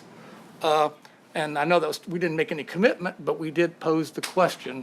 And I didn't know if and I know I posed it, and that's in one of those answers. I don't have it right in front of me, but you all did answer. But if you could share to me, I can't remember I'm sure there was a cost you all came up with. I wasn't sure it cost that much, but could you share about, where that trend in the industry is, seems to be going in that direction, and what's the barriers for us getting there? Well, we started with the 3 weeks, as you mentioned, and we just implemented that at the start of last year. And it is something that our employees were very grateful for. Now, we haven't had a large use of that. We also implemented another companion piece, which was the parental leave. And that allowed the employees to take a week off with pay if they had a parent who was ill. As far as the industry trend, the maternity leave is slowly increasing. It is very slowly increasing, but you do see an uptick somewhat. The state has also put something out that would give the paid maternity leave. So you are seeing some increases out there. Most of our surrounding cities still are not putting in that program. I do think now that we have the 3 weeks, it would be great to look at what are our next steps, or is there something else that we think would be just as beneficial for our organization? It's something that I think we need to continue to look at. We need to continue to look at the benefits that are really going to be meaningful for the employees. Ms. Smith, could you just direct why I think this is important as an employer, is that there are so many, demographically, whether we like it or not, most households today with children are single family head of households. That's just a demographic reality, and that's the workforce we have to hire from. So if we're wanting to talk about retention or being a competitive advantage for something that you don't pay VRS retirement on, other things that you do, I think you got to look for every competitive advantage that's but also I think it's the right thing to do. I know Amazon, a lot of places have moved there. There are more IT companies with greater margins on their product. I appreciate that. But it's something I plan to bring up during reconciliation. I think we need to look hard and see what we can do, even if we only move it a week at a time over a period of time. I think there's more we can do for our employees in that regard. Thank you very much. So you're doing a great job. Thank you very much. Yeah, Jess. I have a couple questions. The turnover that we're seeing, where are we seeing the largest? Is it pretty evenly spread? Is it? It's it's spread across the organization. We're having some interesting stats. For example, in our skilled trades, we're finding that those are getting harder to fill. Those positions are getting harder to fill. In some of our professional level positions, we're having to advertise multiple times to get the talent that we need. It's just in various pockets across the city where we're seeing it happen. Last year, it happened right after I had my daughter in March. The council passed an ordinance on basically trying to find wherever we could, places where we could create flexibility in the workplace for any various reasons. I hadn't heard anything about it since that ordinance went. It was Rosemary sponsored. Do you remember what I'm talking about? I was just curious if we had an update and could we get an update on where that was going? To get more flexibility. Yeah, for our exactly. employees. Oh, so we are looking, all right, so we are looking at we have a flexible workplace policy now. We are working on how we can enhance the usage of that. I think there are some concerns in various departments about the fact that, you know, you can't allow all employees to the same flexibility that you can. Exactly, and that's just going to always be the case based on the nature of the work. But you still need to be able to look at what flexibility can be offered. So we are trying to expand that program now so that we can enhance those offerings. And that is something that I think would be beneficial for us. I'd like to see moving forward, you know, I'd like to see what we're doing, and not today, of course, Understand. but see what we're doing. And then any ideas, and I know that there was conversation about having a working group. I don't know if that exists now about what I guess you could say the employees themselves feel like could make their lives more flexible and hopefully in return create better output for the city. And maybe we can just have a conversation about it at a later date. But my other question was kind of one of the things my industry is moving towards is because of the workforce is getting younger, is they are starting to basically employ more independent contractors versus full long-time employees. And I'm wondering where we can start to go with, you know, for example, in my industry, claims adjusters are now becoming largely independent. They don't work for the company. They're licensed claims adjusters that go and contract for any company they want to. And that, of course, wouldn't apply to every specific type of employee we have. But I'm wondering where we can go in terms of offering that kind of freedom to be independent. And because, I mean, most of the people I know that are getting jobs nowadays, they don't really care about getting a pension from an employer. They're more concerned with what can they have right now and how does that relate to what their long-term plan is going to be. So I think that's, I guess, more of a conversation for us to have, but I would be interested after the budget cycle for us to kind of delve into that topic and see where we might be able to go with kind of letting some of our employees be more free agents, if they wanted to be, Right. versus, you know, that traditional long-term employee. Yeah, there is speculation in the industry that you're going to see more independent contractors. I think one thing to keep in mind, though, is that you do have to be careful that when you're contracting with someone, that they are truly an independent contractor. Because if they are only working for your organization, and they're adhering to your policies, your rules, you know, then the federal government can look at that as they're not truly an independent contractor. They are really your employee, and you're skirting some of the costs associated with them being an employee. So it is something that you have to be careful with, but yes. Well, and I'm just wondering, and maybe there's collaboration with other municipalities, you know, maybe if we're having an issue with our skilled trades, maybe there's collaboration and overlap there where people would rather work kind of on demand versus, you know, I work for the city of Virginia Beach and that's what I hang my hat on every day. I don't know. I just think it's worthy of a discussion at some point in the future. Well, sharing it with the health director.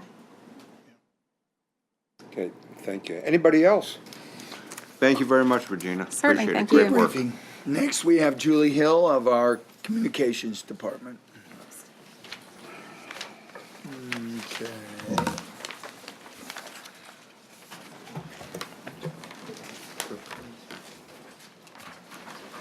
Hello, welcome. Good afternoon.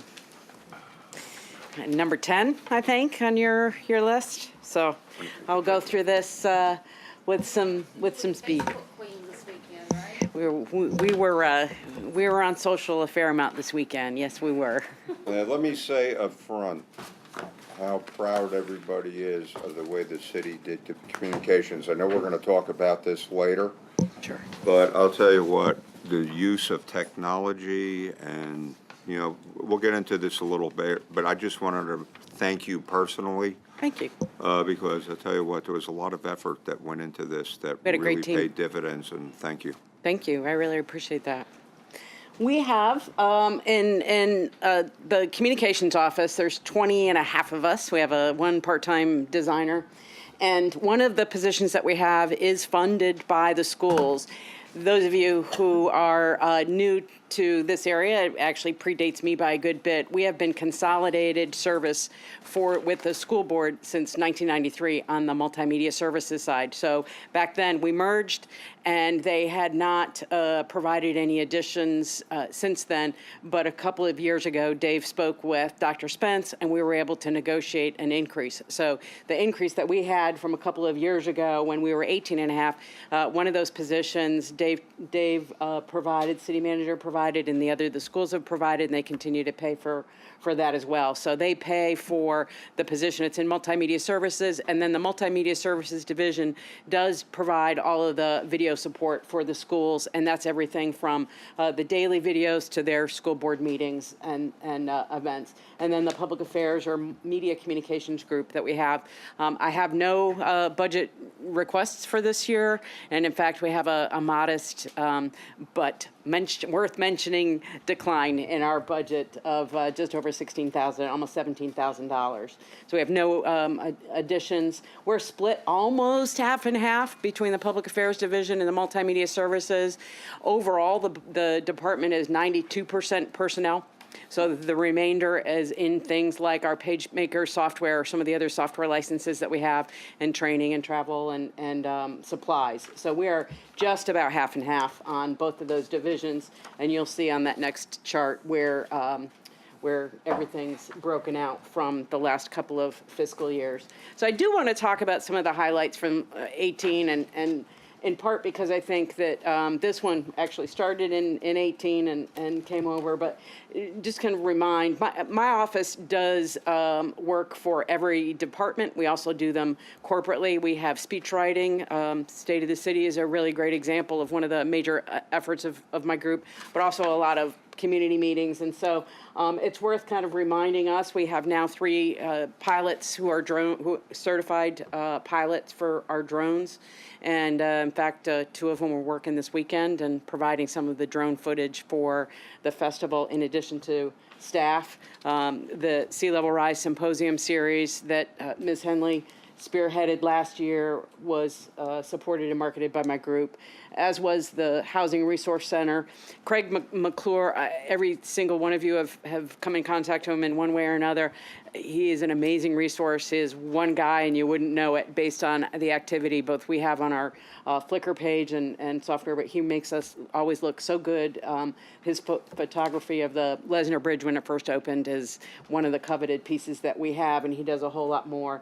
We do work with almost every department in large and small ways. The adoption program that we did for Human Services was a real success for them. They got more increases in inquiries for couples that were interested in adopting or becoming foster parents, and so it was a really good, successful piece for us, as was the promotion for our VB Connect, our Ask, Find, Go. One of our staff members' niece actually was the star in that one.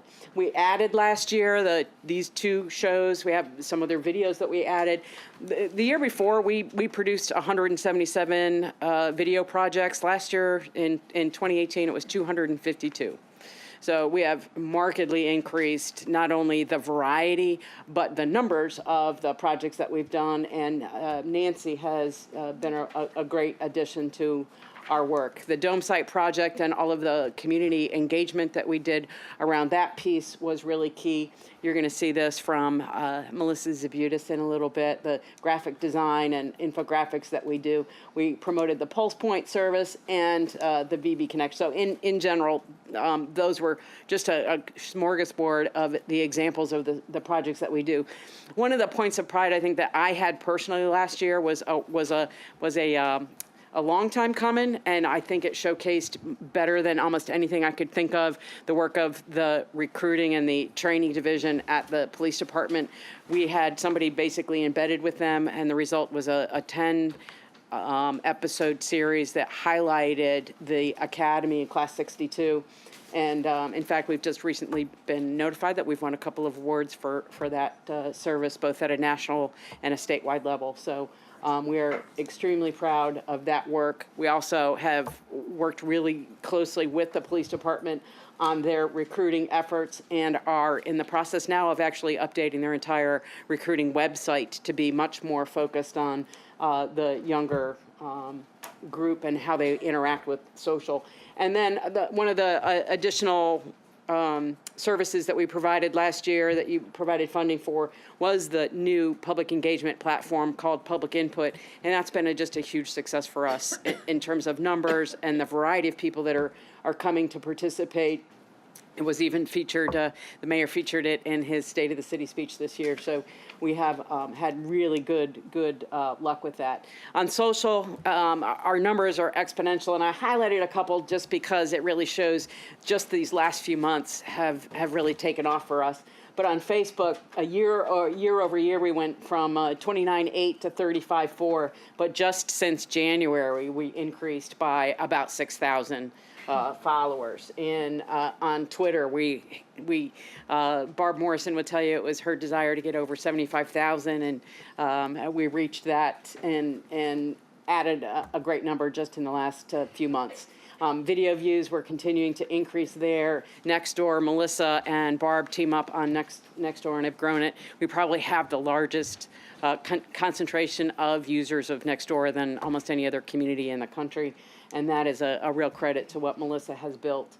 And the photo views, but the Instagram, it was a new player for us. We manage 7 social platforms, and Instagram was the newest. We started a little bit over a year ago. We started with 400 in 2018, and the number was 98.26 yesterday when I updated that number, and today it's over 10,000. It's 10,098 as of noon. So we are really pleased. The person who manages that, Anna Alfaro, at 11 o'clock last night when she went to bed, it was 9,999. She was really hoping that she would get over the 10,000 and was able to do that. So we've really just had some great success there. LinkedIn, we started just a little over a year ago as well, and we've also put that over 10,000. So just had a really good growth spurt for social media. I wanted to highlight this one because it was our best performing post from all of last year, and this was the free sandbags. The reach was pretty incredible, over 216,000 reach. It was probably one of the most popular acts that we ever had, and the love that we got from that was great. The love that we got this weekend over Something in the Water was really pretty special as well. The kind of engagement, the variety of people who engaged and were unbelievably complimentary of the city and all that you and the rest of the staff has accomplished is pretty great. So as we look ahead, one of the things that you've noticed is the upgrade. I hope that you've noticed is the upgrades to the chamber. We spent a concentrated effort, Robert Shanks and Scott Dargan on the media communication side, with a lot of help from Public Works. We're able to turn around a lot. We pretty much had like original equipment, and all of it was very heavy CRT monitors, and so everything has gone from standard definition to high definition. Facebook still doesn't like that, but I hope you notice a difference on VB.gov that you can actually now see slides on the monitor and some of the other things that were very difficult before. So we're continuing to make sure that that is the case. We did add and have started to do the televising the VBDA meetings, and that will have an infrastructure in place too. So we're going to grow those footprints. We are in the process of upgrading our new transitioning to a content management software that will give us a whole lot more capability on the website, really managing a website from a service delivery standpoint as opposed to just a big filing cabinet standpoint, and make it a much more useful tool for the departments and our residents who will be able to maybe save a profile, just interact with us in a whole new service delivery kind of way. And then we're always looking to augment our community engagement opportunities for the service, and we're continuing to look at a lot of different ways that we'll be able to accomplish that. And with that, Mayor, if there are any questions or comments? Mr. Wood, then Rosemary, then Jess. More of a comment than a question. I just have to tell you, I'm extraordinarily impressed with the way you have taken over this department and moved forward and actually reaching out to people the way they want to be communicated with.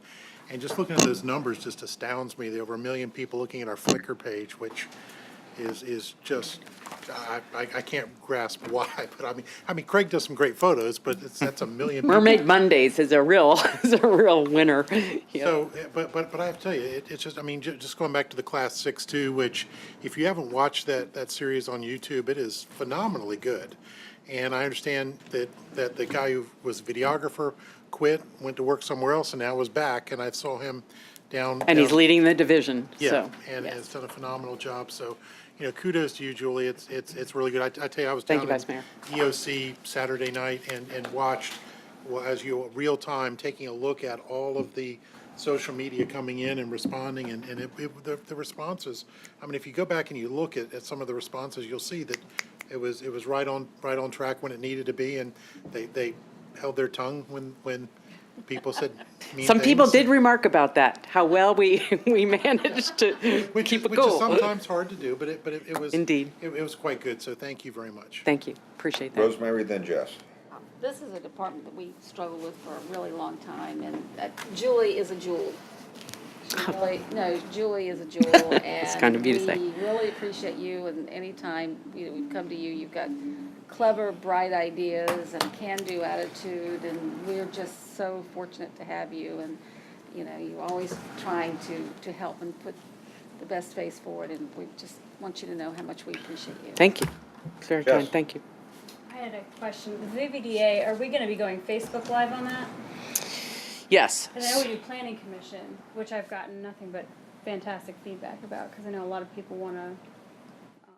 And I know that a lot of the planning representatives watch it too for their feedback in case they can't go to the meeting. So is VBDA planning, is that Yes. trending So towards we, that, or yes, tracking we already towards had the infrastructure because Planning Commission is right next door, so we have that. We have to install the equipment that enables us to take it live instead of just record it and go live, but that should be done by June. Great. And So then be all set. The other question is kind of just a general question. In my own independent research, I'm noticing that people are responding more to video versus, obviously text is kind of dead now, and, photos, if you can do a really great graphic image, then fantastic. Right. But it seems like the trend is going towards more video work, and that requires a whole different level of skill. As far as what is reading best on our social media platforms, is that what we're seeing? Is that the video is going to be getting, and I assume we're taking steps to make sure that we are on top. I mean, I know that everybody in your office is fabulous with that, but I'm just curious if that's kind of in your guys' action plan moving on, how you can diversify our content to be more. Yeah, in fact, that's probably one of the things that does speak to the increase in video. I mean, we increased it by almost 50%, the number, and so we realized that people aren't reading anymore, and even small signs, it's very difficult. So we're trying to put information together in smaller chunks of time. 2 minutes. It's astonishing how much viewership will taper off. So they'll watch about 10 things. The other interesting stat I'll share with you is 85% of people watch video with no sound. Yeah. So our ability to capture the images that can tell a story without you listening to it is where my staff is continuing to look and explore and try to do it non-verbally. And we're adding captions wherever we can. Everything is captioned. I'm sorry. Yep. Sorry. Well, I echo what everyone's saying. I think you're fabulous and. Well, it's kind of you to say. How did your Oh, yeah, it walk went in the very park? well. Good. Yeah, I'm excited for the next one. But that's Good. Not right now. Sabrina, I want to say thank you as well, Julie, because when I first came aboard, you're very supportive in helping me get those first forums and things started. So the support, that you and your staff offer is excellent, and I appreciate that. And then also, I'd like to also echo just the professional way that the staff responds on Facebook, because I see a lot of those interactions, and some I say to myself, wow, how professional they handle it, and they do very well. And so I thank you very well for I'm sure they for appreciate it. representing Thank the you so city much. the way that you do. Thank you very much. Thank you so much. no, and thank you. As a number of council members availed your services to go out into the community many times and have town hall meetings that are very well conducted. The logistics are set up, and your commitment to engagement, both by high touch with bringing the people in to various venues, but also with the new use of technology. Major home run. Thank you. Mayor, that State of the City event that you're required to have, or that you do have, it's a huge production, and she's being very modest, not putting it on the screen, but I know what they go through, and I just, it's got to be first class, because you just came back from one, so you know how important it is. And we were the first one of the series, but once again, thank you very much.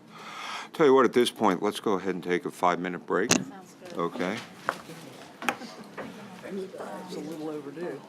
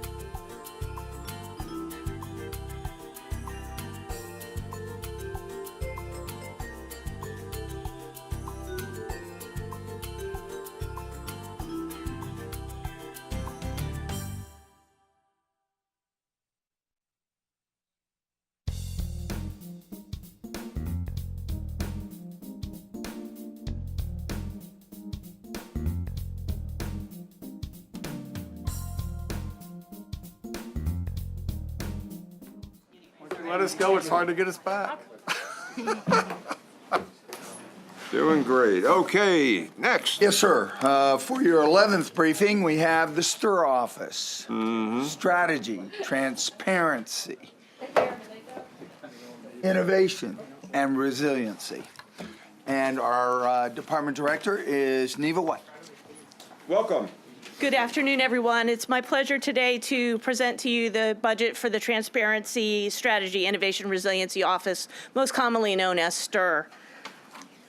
Our overall summary, the organization and our department has 6 FTEs, and we're asking for a total budget of about $625,000 for the year.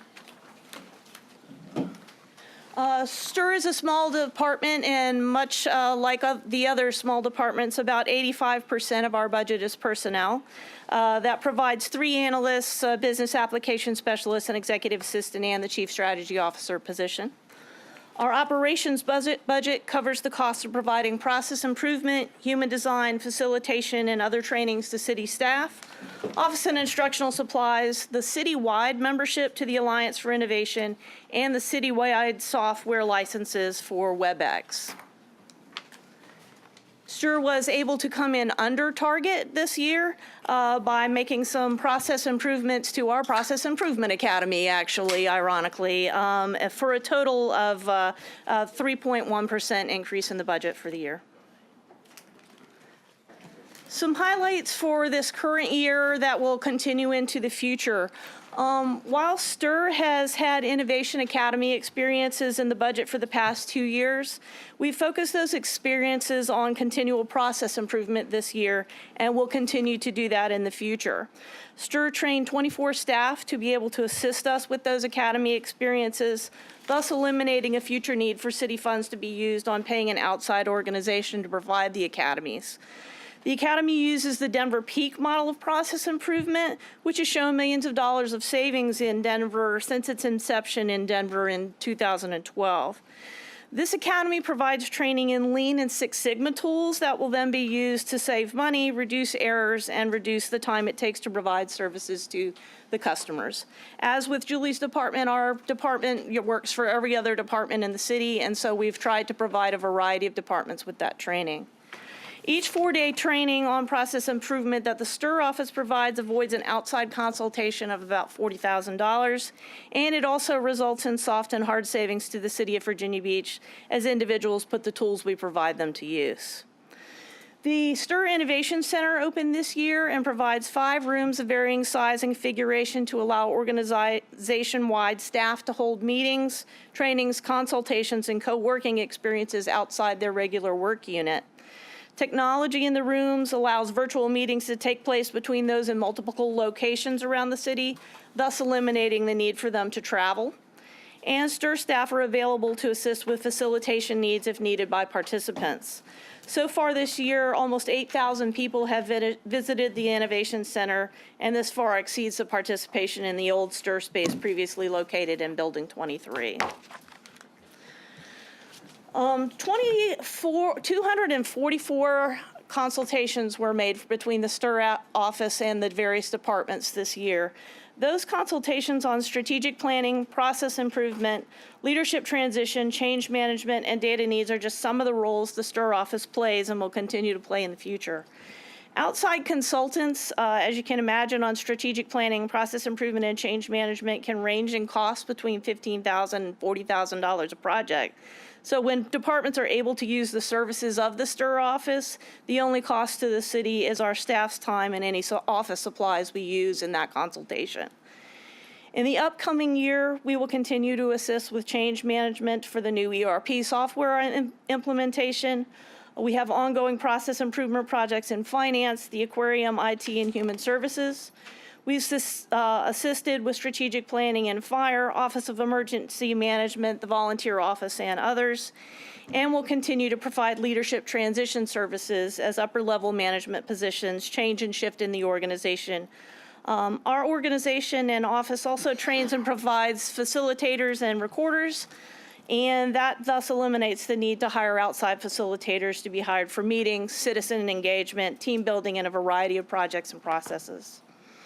In the upcoming year, the STIR office will also continue to partner with the Communications Office on creating a vibrant community engagement strategy that will inform your plans for the future. We'll continue to collaborate with the IT and Management Services departments to make sure that our open data portal provides accurate and transparent information to our citizens and to you. We'll consult with the Planning Office to develop a fully informed comprehensive plan, and we'll continue to partner with the Learning and Development Office to train our employees. We'll also, of course, continue to collaborate and guide the leadership of our strategic goal teams to make sure that that work aligns with your goals and the priorities set by council. Any questions? Any questions? Thank you, outstanding, and I'll tell you, this is the type of department that could help bring us into the future in a lot of ways by using new modern techniques and innovation and, just some great stuff, and I love the term process improvement too. So, thank you. Thank you. So next, thank you very much, Neva. So now we have David Bradley. He's got two briefs to give you, very short. First, his own Department of Budget and Management Services, and then, of course, the non-departmental budget line items. All right, good afternoon. I'm going to briefly go through my department's budget, spend a little more time on non-departmental. You can see we're 14 FTEs. I started here in September of 1988 to date myself. We actually had 14 FTEs then. So here's a department that's stayed with the same FTE count over 30 years. We also brought the Office of Research into our budget in the 90s and actually added positions. So in a way, we've cut positions over the last few decades. You can see our budget, mainly personnel, like most of the departments you've seen today. When you look at that $244,000 slice of operating accounts, the biggest part of that is our arrangement we have with Sarasota County, Florida. The city manager mentioned that earlier. We actually lease our software from them along with a lot of other localities. And I'm going to talk about the ERP part of this. And here's another way to look at our budget. It has a $13,000 increase. It's actually a reduction if you're looking year to year. We've included the biennial citizen survey in there, which we do every 2 years. That is not in the fiscal year 18 budget, so if we didn't have that in there, we'd actually be showing a decrease. So we got a lot of things going on, but I just want to mention this, the ERP, you've heard it a lot today. There were questions about what some of the efficiencies will be. Right now, if you're an account clerk, for example, coming into our city, you have to learn GovMax, which is our software, and you also have to learn the Insight system, which is the financials. We are now going to be under the umbrella of the ERP, so we will not have GovMax. We'll have one more process with it. So someone coming into the city will just have to learn one system. I think it's going to give us a lot more analytical opportunity because now we're going to all be housed under the same system. We'll have expenditures all in there, and I think it's something that's going to be very beneficial as we look forward. So that's basically budget. So Mayor, I'll move on to non-departmental. Oh, that'd be good. No questions? So non-departmental, just for if you haven't been in our city, there are parts of the budget that don't really fit anywhere. It doesn't fit under Public Works necessarily or somewhere else. So we have them, and we've historically had them in this section called non-departmental. So what I wanted to do first was just talk about the general fund portion of this. You can see the pie chart, but I'm going to just go through each one of these slices on the next chart. So organizational grants, there's basically two types of that. There's COG, Community Organization Grants, which we provide 1.1 per capita, $1.10 per capita. And then there's regional grants that we have where we pay Hampton Roads Economic Development Alliance, so that was a discussion earlier, or the Hampton Roads Planning District Commission. And those are all listed in the operating budget on page 230. If you want to see what the call grants were, we don't have them for next year. We have what they were this year. There's a council-appointed committee that reviews those, and that will be starting up soon. Those for last year on page 229. You see a decrease, and there's basically four reasons why that $376,000 decrease is there. There was an Oceana 75th anniversary. That was a one-time $50,000 payment.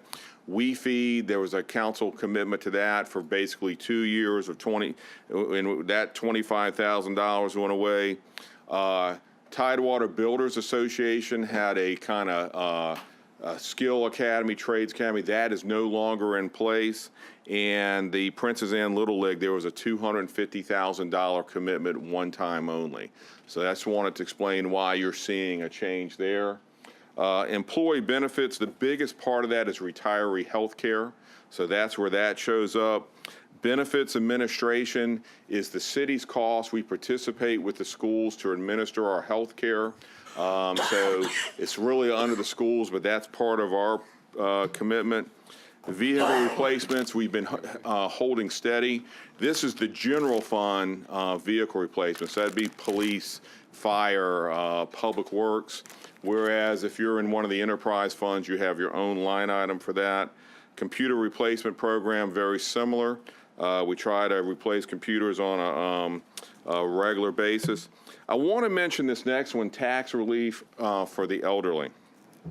So there's basically two major types of tax relief. We got the one for the elderly, and we also have veterans tax relief. And I think we've discussed this in the past. So veterans tax relief was passed by constitutional amendment by the voters, I think, in 2014. And then the surviving spouse part of that was passed a couple years later. So council has no control over that and the amount we pay. If someone is qualified, 100% disability, they get full tax relief.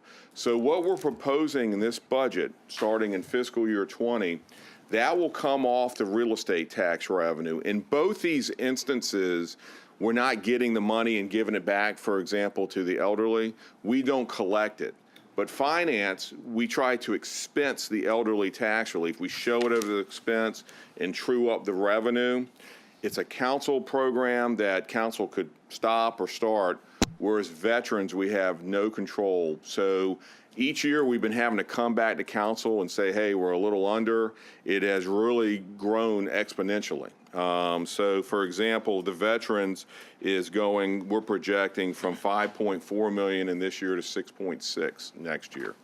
So And that 6.6 is in that 12. it's actually not, no, Mr. City Manager, it's actually coming off the real estate tax revenue. That is just. It's additive to the 12. Yes, sir. So it's really an 18. It's really a lot higher. We've talked about this with finance. We've talked about it with the city attorney's office. We just think that's the better way to do it because we don't have control. The other thing that allows you to do is you're sharing in the cost because there are other programs that share in the real estate tax costs, and the general fund was having the entire burden. We've talked about could we do elderly tax relief like that instead of an appropriation. We do report that to the Auditor of Public Accounts, so we'd have to talk about that a little more, and it might be a good time to talk about it, not in this cycle, but we also have the funding formula review that's scheduled for this summer with the schools. See, independent financial services, that is just the audit contract that it pays to review our city. And then leases, we put most all of the leases here. The reason why you're seeing that increase, this is the parking lot across from, associated with the aquarium. And I think it was briefed to you about a few weeks ago, $2.5 million in fiscal year 20, $2.5 million in fiscal year 21. The reason why you're not seeing it go up by $2.5 million, there was a $200 and some thousand payment anyway over the next few years. So wanted to mention that.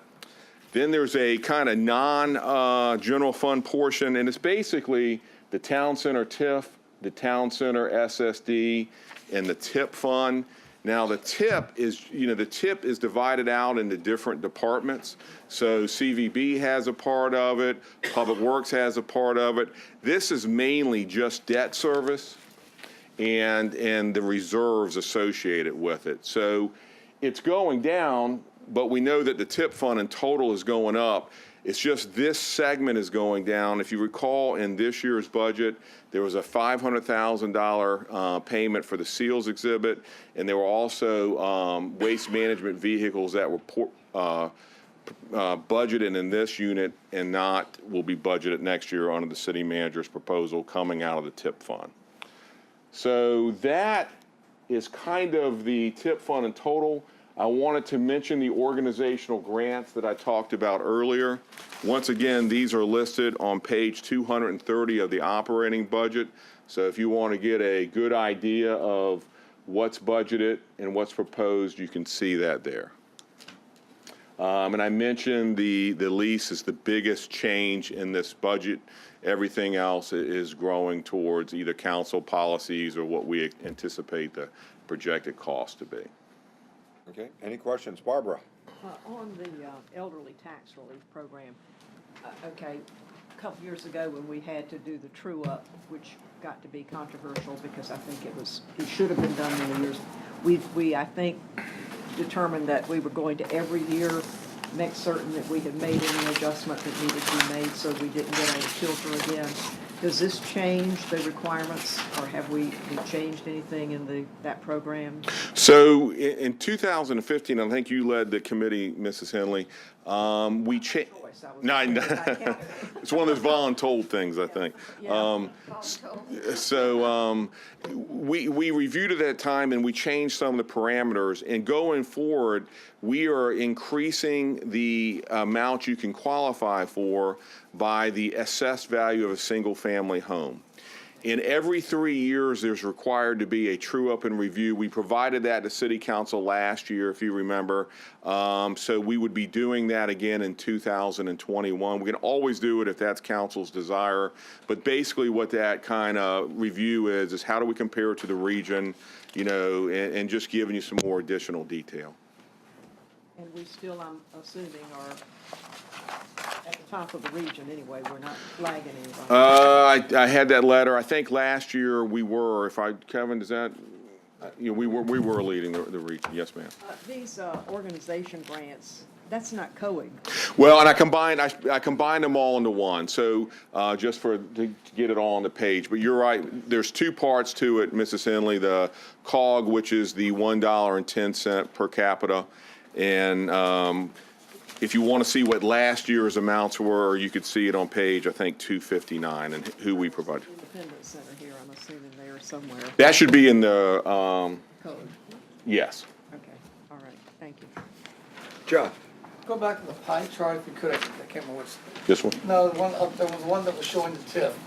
Now, interestingly, we didn't show the Sandbridge TIF in this pie chart, which I think we should. We didn't show the town of the Sandbridge SSD.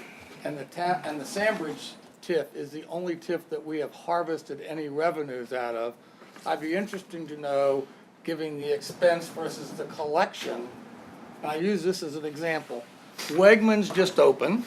So $24.7 million, I think, was the assessor told us it was worth. So it's in the town center. So that's none of that property tax is going to the general revenue fund. It's basically cannibalizing revenue, because people aren't traveling long distance to come there, which will change the income profile of other grocery stores, which will decrease their income, which will ultimately impact their assessments because they're income-based. So you have a transfer of property taxes being reduced by cannibalization that's going to the general fund, and the additive property tax is going to a restricted fund, which is not used. So I don't know how we're accounting for that loss, but there is a loss there. We need to understand that. But I'd be interested to know, given the expense profile, what's the harvest potential from the town center TIF, much like we harvest revenues from the Sandbridge TIF. And I think that chart should be updated to reflect those two components. Mr. Hanson? Yes, sir. Not to be argumentative, but Wegmans not in the TIF, and we'd be happy to provide you a full briefing with the maps and all the data and the dollars, and we'll stand up and provide you an update so that everybody's got a full understanding I of thought what the that TIF is. expanded TIF area included the other side of Independence. No, Okay. sir. No, the TIF is south of. Really in the quadrant, and it doesn't even include Bonnie unless certain aspects That's of a Bonnie Road. All right, stand corrected. Thank you very much. Could you go back to the chart that talks about the grants? But I still think Sandbridge TIF should be added to that pie chart. Well, Mr. Moss, it's interesting because one of the things that we've been talking about, you know, when you look at these different segments, it can be confusing to citizens. What I want to do for next year is create kind of like a non-departmental but special financing districts, put all the TIFs, the neighborhood dredging, all of that in one, because I think it will be clearer, you know, to be able to see everything in one area, not divided in the document. Well, one thing I just wanted to point out is that one TIF has been continuously providing harvestable revenue, and another TIF has produced zero. Okay, Ms. Harvest- Henley? Yeah, Okay. just if I can comment on Sure. that, because I think this is what is so confusing to the people at Sandbridge, is because they think that their money is going someplace else, which in fact, we only created the TIF at Sandbridge right after the SSD was created, and it didn't look like it was going to provide enough funding, and so the TIF was a backup. But now the SSD is far outperforming what had been expected. And I'm really wondering how much of that TIF money we actually even use. But it's so confusing to the people at Sandbridge because they think it's their TIF money, and their SSD money, you know. So it might be time, it's been 20 years, time to really look at everything with that. But, you know, we promised that we would keep enough money in the SSD for two funding sources in case there was a major catastrophe. And since we're going longer than that proposed, or that's initially thought of, 3-year term, we must be accumulating some money in the SSD. So I really think it's time to look at all of it. It might be that we can reduce that SSD rate some. Maybe we don't need the TIF for a backup. I certainly don't want to get rid of it if we think we ever should need it, Right. because it was just, because of course Sandbridge has to pay for everything, but it's so confusing to people. Yeah, and we have it. They really do. Yeah, we have it in the projects, we have it in the TIF, so I think we can do a better job. But I do want to point out, too, that since that SSD has existed, the original rate was 12 cents for residential, and we've reduced it to 6. And then when we increased the hotel rate a while back, I think the lodging was 2.5 at Sandbridge, and we brought it to 1.5. So we have been tried to be sensitive to that and look at what the needs are. And I think the audit is a great idea. Let's see where we're at and see if there's a good path going forward. And the other point I wanted to make on this tax relief, because that's another discussion, and I think it's basically a tax expenditure, is we don't account for tax expenditures like for City View.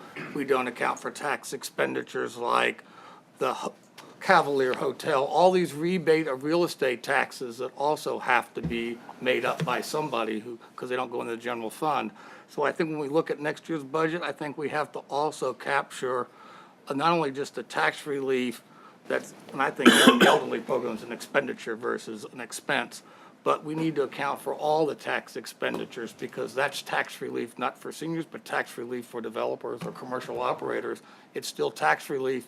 It's discretionary on our part, and yet it's not captured on that slide. So I think we need a complete accounting of all tax expenditures. Anybody else? Okay, thank you very much. Great job.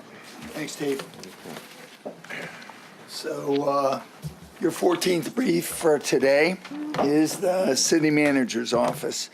I don't know why I'm losing my voice, but that's probably a good thing for you all. I mean, it's just falling right out. No, I didn't do a lot of yelling, much. With 20 FTEs, the city manager's office oversees 26 departments and offices. It coordinates and collaborates with all the other appointed offices, the constitutionals, the schools, the General Assembly, the Congress. It is responsible for the actions of over 7,000 FTEs and is accountable for the use of all the appropriated funds that are approved by the City Council. Our budget is currently 2.8. We have two divisions. We have my division and we have Melissa's division. And so I'll focus on the top part of this chart and turn it over to the more exciting part. With 16 FTEs, we've had an increase, but that increase is the adoption of a new assistant city manager. Of all the decisions that were made related to something in the water, and I've been asked this and had the chance over several days this weekend to think about it, the single most important decision that was made about something in the water was the hiring of Brian Solis to come up to the city manager's office to become that assistant city manager for special projects. Without Brian here, I don't believe that the permitting process, the review, the fidelity that was required to go in less than 6 months from a conversation that we had on a couch between Pharrell and myself to what transpired this weekend could have been accomplished. And so bringing him up, I stole an FTE from Kathy Warren's SGA over there in planning, and brought him up, and he's just been a fantastic roll up his sleeves and get the iron out the door kind of a guy. So I can tell you that's a large part of this. I also think the other major initiative that is taking place, and several of the council, especially the new council members that we have, are taking advantage of, is taking place back here in the bullpen of the mayor's office with the addition of a full-time executive officer for the mayor and the vice mayor, but also another executive assistant that's supporting all the constituency affairs and helping with the scheduling and with the transition of new council members. I hope you're relying on Chris to step in there and assist you and deconflict and to take on the whole coordination effort for your endeavors out there as you get comfortable with your constituency. And so that's really what makes up the difference there. So let me turn it over to the most important person in our department. And Melissa, come on up here. Thank you. Just gonna talk about volunteer service. We're all very important. Thank you. Thank you guys so much for having me here today. It's been a while since I've been able to get up in front of you, so I'm excited. First, I'll start out with, as you know, this Thursday we're going to be celebrating the life of Jim Park. For those of you who have been here for a while, you know he was an instrumental member of our team, so we thank you for the support that you've given us. As someone said on social media, he's up there with Mary trying to figure out how to get volunteers in heaven. So my hope here today is to get you and inspire you to help us to do the same here on Earth. It's true that the city of Virginia Beach has 15,207 volunteers that dedicate more than 1.1 million hours of service. This adds $27.7 million to our already awesome quality of life here. All of us tout that $27.7 million figure in our department budget proposals and the CAFR and grant applications and the Striving for Excellence report and in numerous departmental accreditation applications and in more speeches than Lisa cares to count. But behind that dollar sign, there are 15,207 stories. Don't worry, I won't tell you all of them today. But there are people who have been recipients or givers of compassion and education and inclusivity and safety and sustainability and so much more. The dollar sign is an easy way to measure the work that we do, but the dollar sign doesn't tell the whole story. It doesn't tell the story of the veteran, also a double amputee who found his purpose and his calling through a volunteer program, eventually landing a job with that department. It doesn't tell the story of the first grader whose parents came to our country from Honduras with only the clothes on their back, who can now read because a public safety officer takes their day off to go and tutor and mentor these students. It doesn't tell the story of one intern who was able to guide 155 individuals through opioid recovery to help them get their lives back. It doesn't tell the story of an incarcerated man who found healing and confidence in nature by beautifying his community. It doesn't tell the story of a bunch of 6 to 12-year-olds who were told they were too young to volunteer. So an employee took it upon themselves to create a summer camp for kids who want to give back to our city. It doesn't tell the story of a man who lost his wife of 50 years and now shows up each week to volunteer because it gets him out of the house and even for a few minutes makes him feel human again. The story of a woman whose family experienced homelessness and now she gives her time to give hope to other moms and dads just trying to do the best that they can for their kids. 15,207 people will have a different story for you, but they all have something in common. Each one of them is engaged in local government. Volunteerism is the greatest form of civic engagement.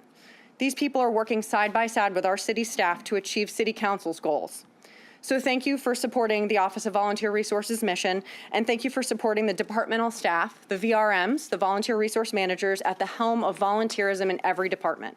And finally, we just want to specifically point out the interconnectivity between the OVR, Office of Volunteer Resources, and teams reporting to Julie in Communications, Neva in STIR, the City Clerk's office, and Aaron in Emergency Management. We appreciate you all supporting these women in these small but mighty departments. We're very small people, but we make a lot happen together. And they lead this interconnectivity that fuels our ability to impact and engage our community. If you have any questions about my office, obviously the annual report, we put this in front of you just so you could see it. But if you have any questions, I'm happy to answer them. Jim Wood and then Rosemary. Well, thank you. And Melissa, I got to tell you, it's always really impressive. I was looking back at my calendar just then. So on February 21st and on yesterday, I spoke at 2 EMS graduations, total of about 73, I think, volunteer EMTs coming out onto the street. And when you take a look at that, and you look at this $27 million value of service, this is not busy work that these folks are doing. This is real legitimate work that we would otherwise be paying money for. And when you look at EMS with, I use EMS as an example, 1,144 volunteers, both administrative and active, 353,000 hours, close to $9 million, and you think about how they were able to upstaff this weekend. They did awesome this You know, weekend. upwards of 75 to 100 each day out there, volunteers, in addition to manning ambulances throughout the street, throughout the city. And you look at the fact of how much that did not cost us. Yeah. And I think that's really impressive. And frankly, the fact that people were willing to donate their time to come out and do that, to work, you know, a 6, 10, 12-hour shift at something in the water, and oh, by the way, the next day go out and ride an ambulance for 12 hours. And I think that the culture of volunteerism in Virginia Beach is really part of the fiber of our city, and just whenever I see numbers like this, it just makes me really happy. So great job. Thank you for your support. Yep, Rosemary. I just wanted to also say that what we do here, when I was the president of Virginia Municipal League, and you remember this, I wanted to take our story across the state because I had the opportunity to share something really special from Virginia Beach and what the volunteers do. That was what I chose to share because it was during the recession and everybody was in a crunch, and saving money was something we could all take advantage of. And you went with me, and Miss Mary was with me. And we took our story and we took it all across the state because what we do here was so special and everybody could use volunteerism. So we took our story all across the state because what we do here is really, really wonderful. And everybody can learn from Virginia Beach. Thank you for what you do. Thank you. Thank you. Anyone else? Thank Thanks, you all Melissa. for your Thanks so valuable much. service. Thanks, Steve. Appreciate it.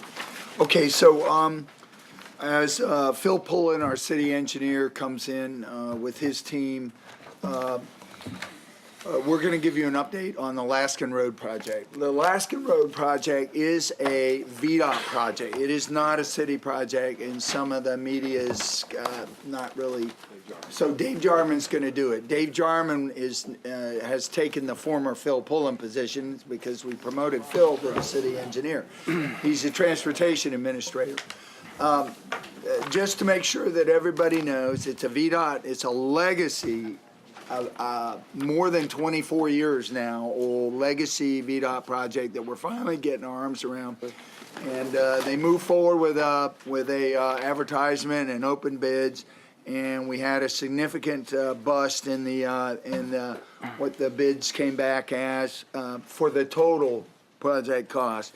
And so we're here today to request your consideration because we have debt capacity in FY20 and general obligation to absorb a cost share portion of that shortfall, and we can't, You know, I don't get to mess with the CIPs once I provide you the manager's budget.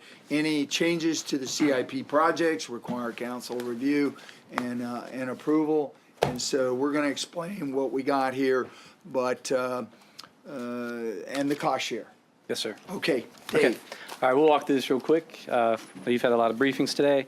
Wanted to just kind of recap where we are on the project. We haven't talked about road projects since the CIP was done in January. So these are the two Laskin Road projects that VDOT's managing, Laskin Phase 1A and Laskin Road Bridge.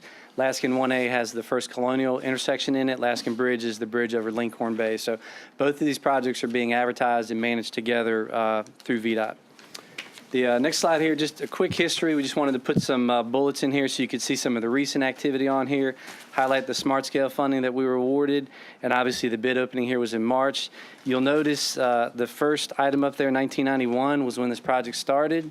So we're coming up on the 30-year anniversary of this project, which is not a good thing, and we don't do business like that anymore, but just want to highlight that for you. And as Dave mentioned, this is the final VDOT legacy project in the city of Virginia Beach, so they'll just be managing interstates after this. All right, so getting into the project budget, just to set you up on this, if you look on the left-hand side, this is the VDOT estimate, which included preliminary engineering, right-of-way utilities, and construction costs there. It totals up to $122.75 million. And that includes what we call CEI, which is construction, engineering, inspection. That's their inspection effort on their projects, as well as contingency. On the right-hand side, you can see the funding sources listed there. Urban formula, which we don't see a lot anymore. The city contribution to that, $39.5 million. That includes $3.7 million of utility betterments. And then our smart scale award that we got, $25 million. So that totals up to, again, $122.75 million.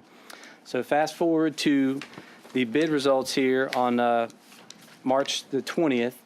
You can see VDOT open bids. They do that in Richmond. They do that via video tape, so you can see that online, the bid letting.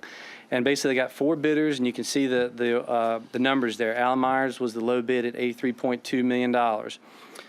Allen Myers also did Holland Road, so they do have some familiarity working in Virginia Beach. So just to kind of show you how this turned out, the low bid was $83.2 million.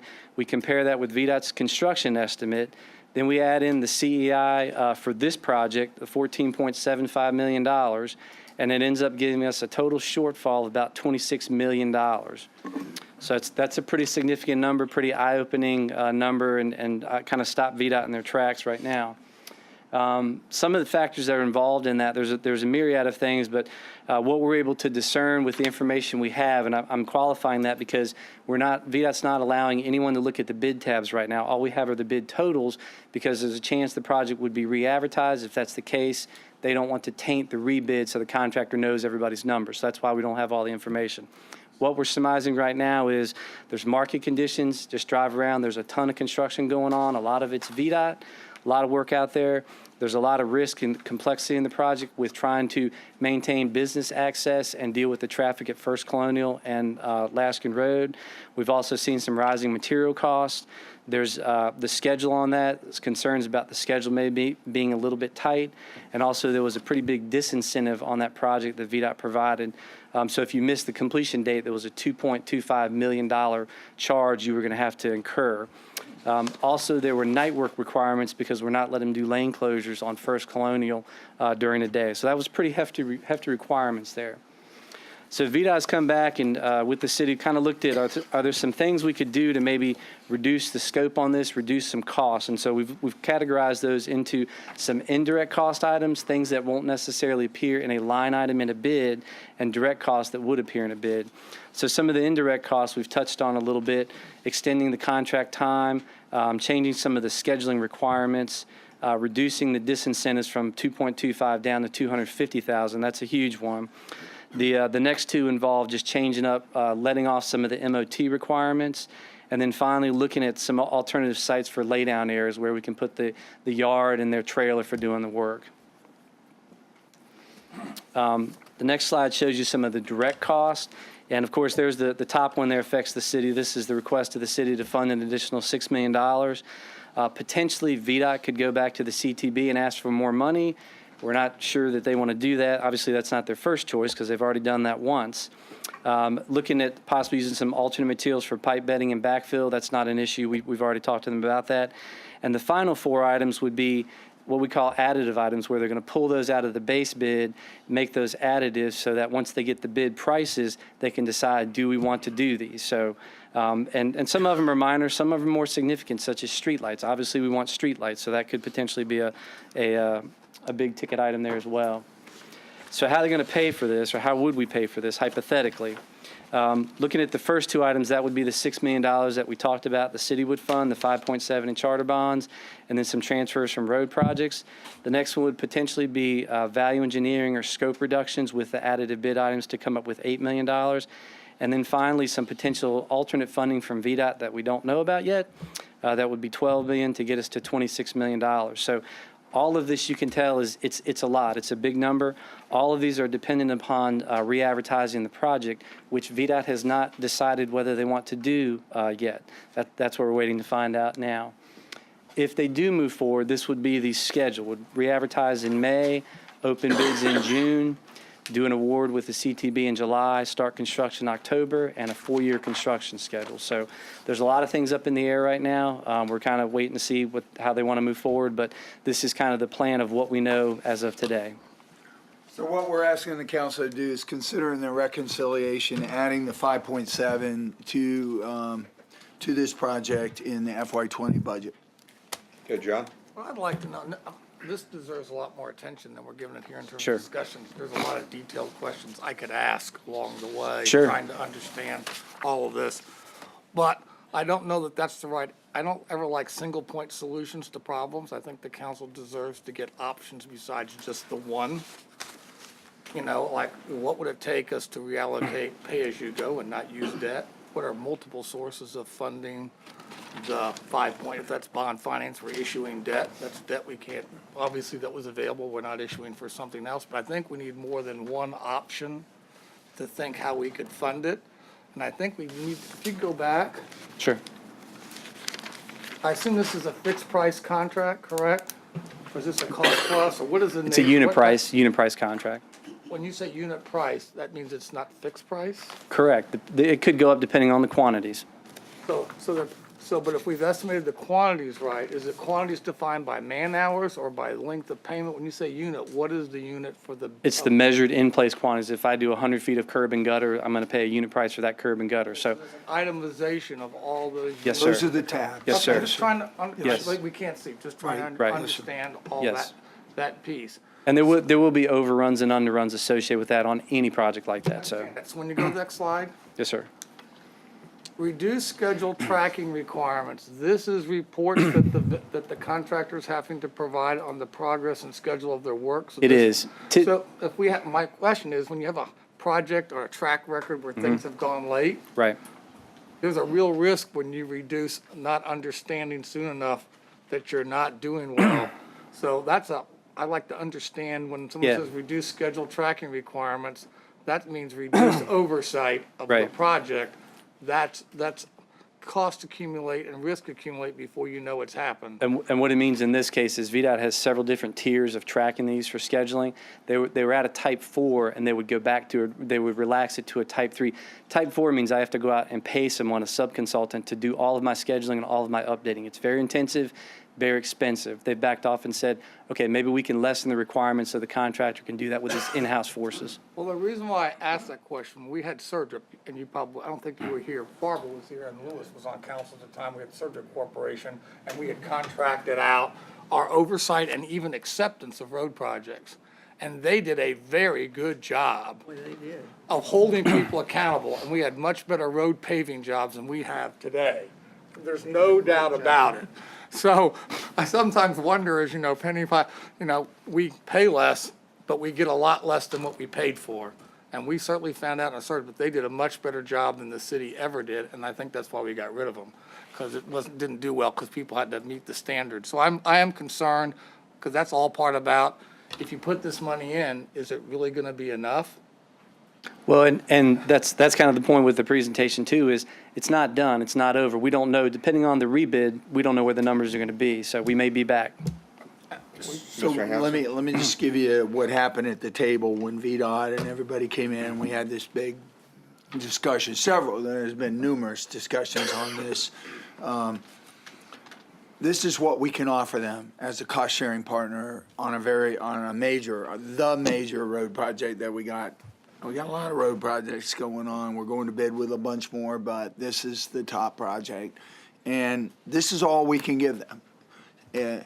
Anything that VE doesn't pick up, it gets rolled to the CTB, Commonwealth Transportation Board, VDOT requirement to make good on.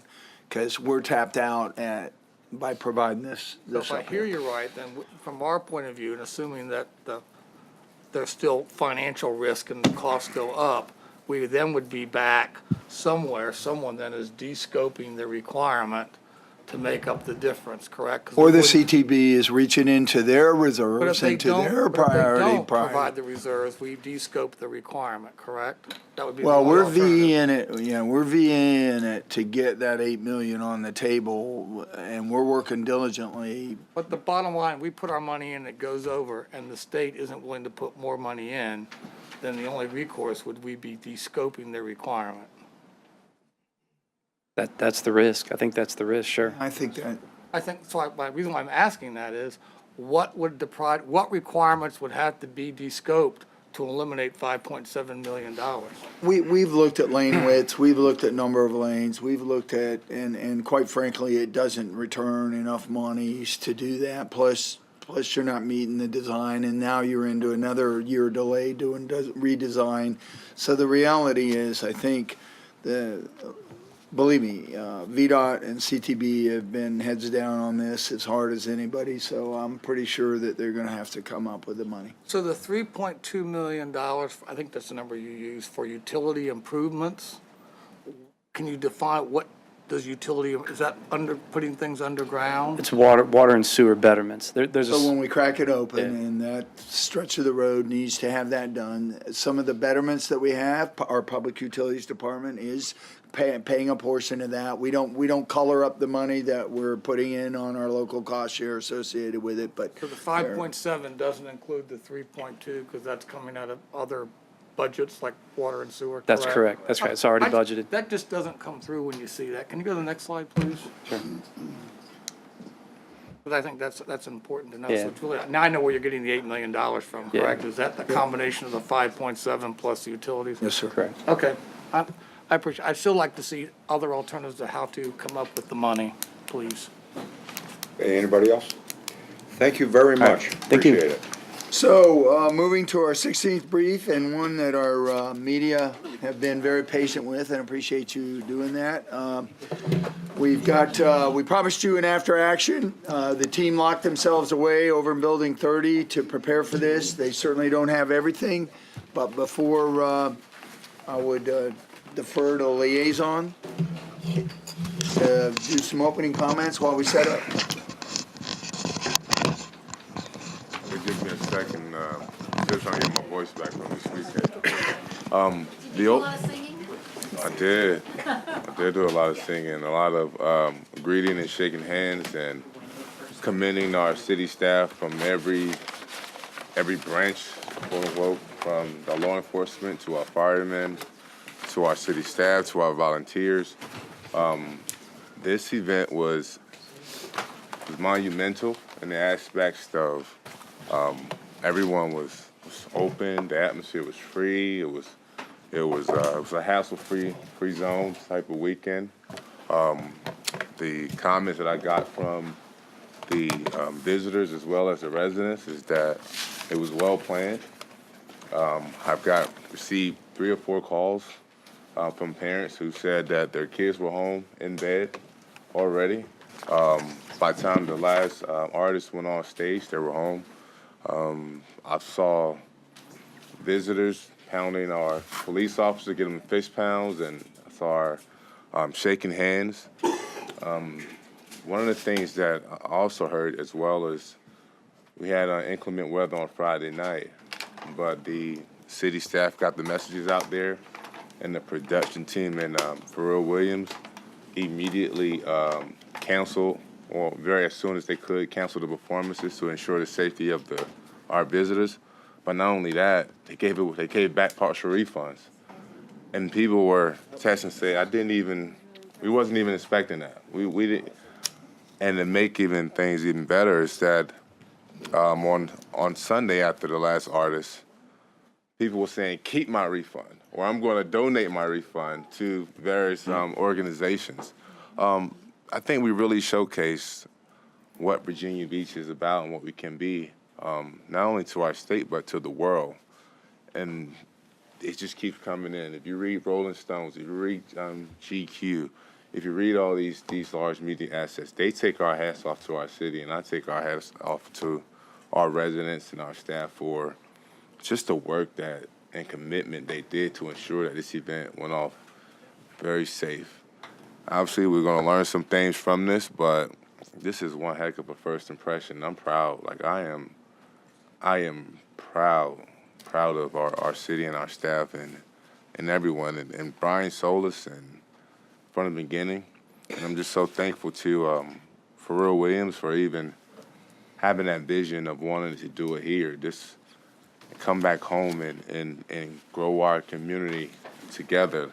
I know he would say this isn't a musical event or festival. This is a community event. It's a community festival, and I can go on and on and on. But this is something to be proud of, and everyone. And one last thing, I was getting my car washed the other morning, and I know the gentleman. He was old enough to be the young lady's grandfather, and she was probably in college or younger. And they were talking about the festival. And they were talking about how fun they had.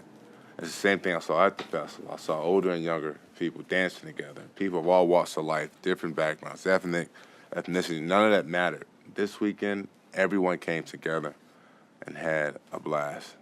And so I'm proud, but I take our hats off to our staff again, the officers, the firemen, our bus drivers, the volunteers, staff at the convention center did a great job. I mean, for this to be a first-year event, the way we set the bar pretty high, pretty high, and I'm just proud, and I won't belabor anymore. So, Deputy City Manager for Public Safety, Steve Cover, is going to lead us out, and I appreciate your efforts, Steve. Thank you. Good afternoon, Mayor and Council. We're going to start off, we're going to do a little bit of a different presentation today. We're going to start off with a little short video that was put together by the production company that put this event on. Ms. Hill and her staff have got that loaded up for us. Then I'm going to give you a public safety focus brief, and then Brian's going to get up and give you an overarching brief. While we're briefing, there'll be pictures that Julie's staff took throughout the weekend that'll just be rolling on a loop in the background. So. But to the world that's watching right now, we are Virginia.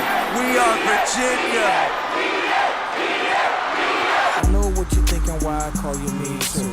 Cause everything I say, I got you say me too. I say I got the wins and you say me too. You're hanging out the window so they can see you, but you ain't hanging out the window when you in that G2. Thousands of people will pack the beach. Round-the-clock effort to get everything ready is underway. It's a historic day. Something in the water, y'all. Let's go. Yeah! BA, man. Hey, shout out BA. We out here. Look good.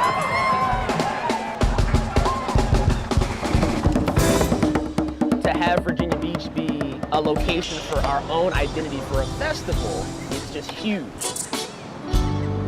We made this beat in Virginia Beach, Virginia. Virginia Beach is overlooked a lot, so this is needed. VA, we ain't never had nothing like this. What's up, VA? I don't want to sound. Every time your name was brought up, I act all nonchalant in front of an audience. Tonight is a celebration of life. Y'all ready to have some fun? So you think about a chance. You find yourself trying to do my dance. Maybe because you love me. Oh, oh.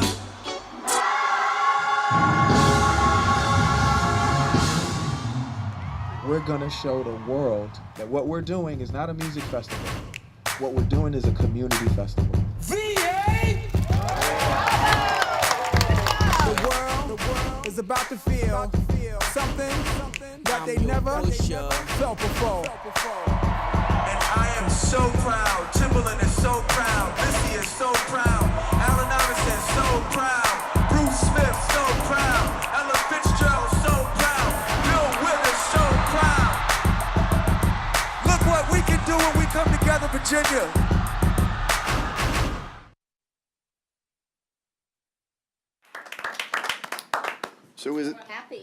So with that as a lead-in, I'm gonna talk to you.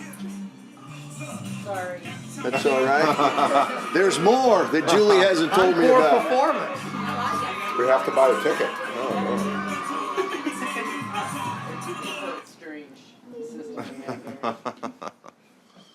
It's all good. So while she's working on the photo loop, as the city manager said earlier, we'll get together in the next month or so and do a formal after-action report review and get that to him for his review, and then I'm sure he's gonna get that out to you all. So a lot of planning, preparation, and training went into this event, not only by the public safety personnel throughout our city, but the entire city organization.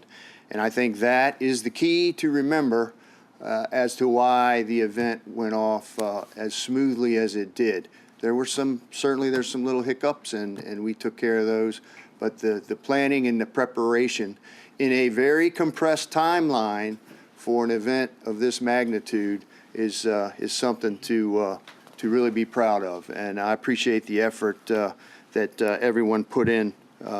Beginning in October, as soon as we realized we were going to get this event here in the city, we started the planning process, and I am grateful for the effort and the expertise that went into that detailed report. We knew from a public safety perspective that we needed to plan and try to control what we could with this festival, and the things that we couldn't control, we knew we were going to have to react to. And in public safety, that's typically what we do each and every day. We used, we use the incident command system day in and day out on our jobs, and we employed that here, and it worked pretty seamlessly. We knew there were potentials that could happen with an event of this size. Anybody that's watched festivals that have happened across our nation have seen in the past several years, obviously things can happen, and so we did some pretty extensive scenarios and thought processes and training to make sure that our personnel were prepared for any potentiality. And we made adjustments along the way, and in my terms, I like to say we hit the curveballs. That's what we get paid to do, and we did that on several occasions over the weekend. Friday night's a prime example of that. Many of you were out there. Many of you saw the weather on TV, so we had to do that. The next thing that I'm very proud of is the collaboration. Not only, as I said before, with public safety, our 911, from our 911 center where the calls originate all the way through all of our public safety departments, and the work that our emergency management office did in preparation and tying the planning process together for this event. I'm very proud of that. As I said before, we employ the incident command system. It worked very well. We had an emergency operations center right over here at the court in the Municipal Center that was reach back capability for the command post at the 2nd Precinct, and we had a festival branch in the footprint there at Rudy Loop, and we had embedded within that footprint, we had Julie's communications personnel, and we had personnel from all of the public safety departments there with the festival branch organizers throughout the weekend. I can't say enough about Public Works as well. They did a lot of work to not only get ready for this event, but to facilitate the smooth transitions through the weekend. From setting up the queue system and making adjustments at the last minute for our busing and shuttle operation for egress on the way out at the end of the evening, to picking up trash. And I can't express to you enough how those types of things have a bearing on public safety. The schools, utilizing the school buses and the professionalism shown by those bus drivers and the coordinators for that process. If people are jammed up in a line, in a queue, waiting to get on a bus after being out in the hot sun all day, it has the potential to make things worse, and bad things can happen. The same theory can apply with trash. If our site is dirty, people aren't going to respect it the way they would as if it's clean and taken care of and looked after, and people respect that.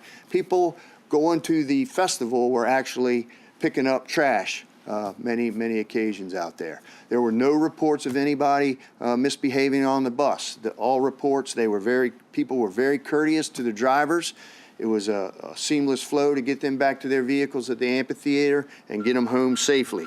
That was the whole emphasis on that.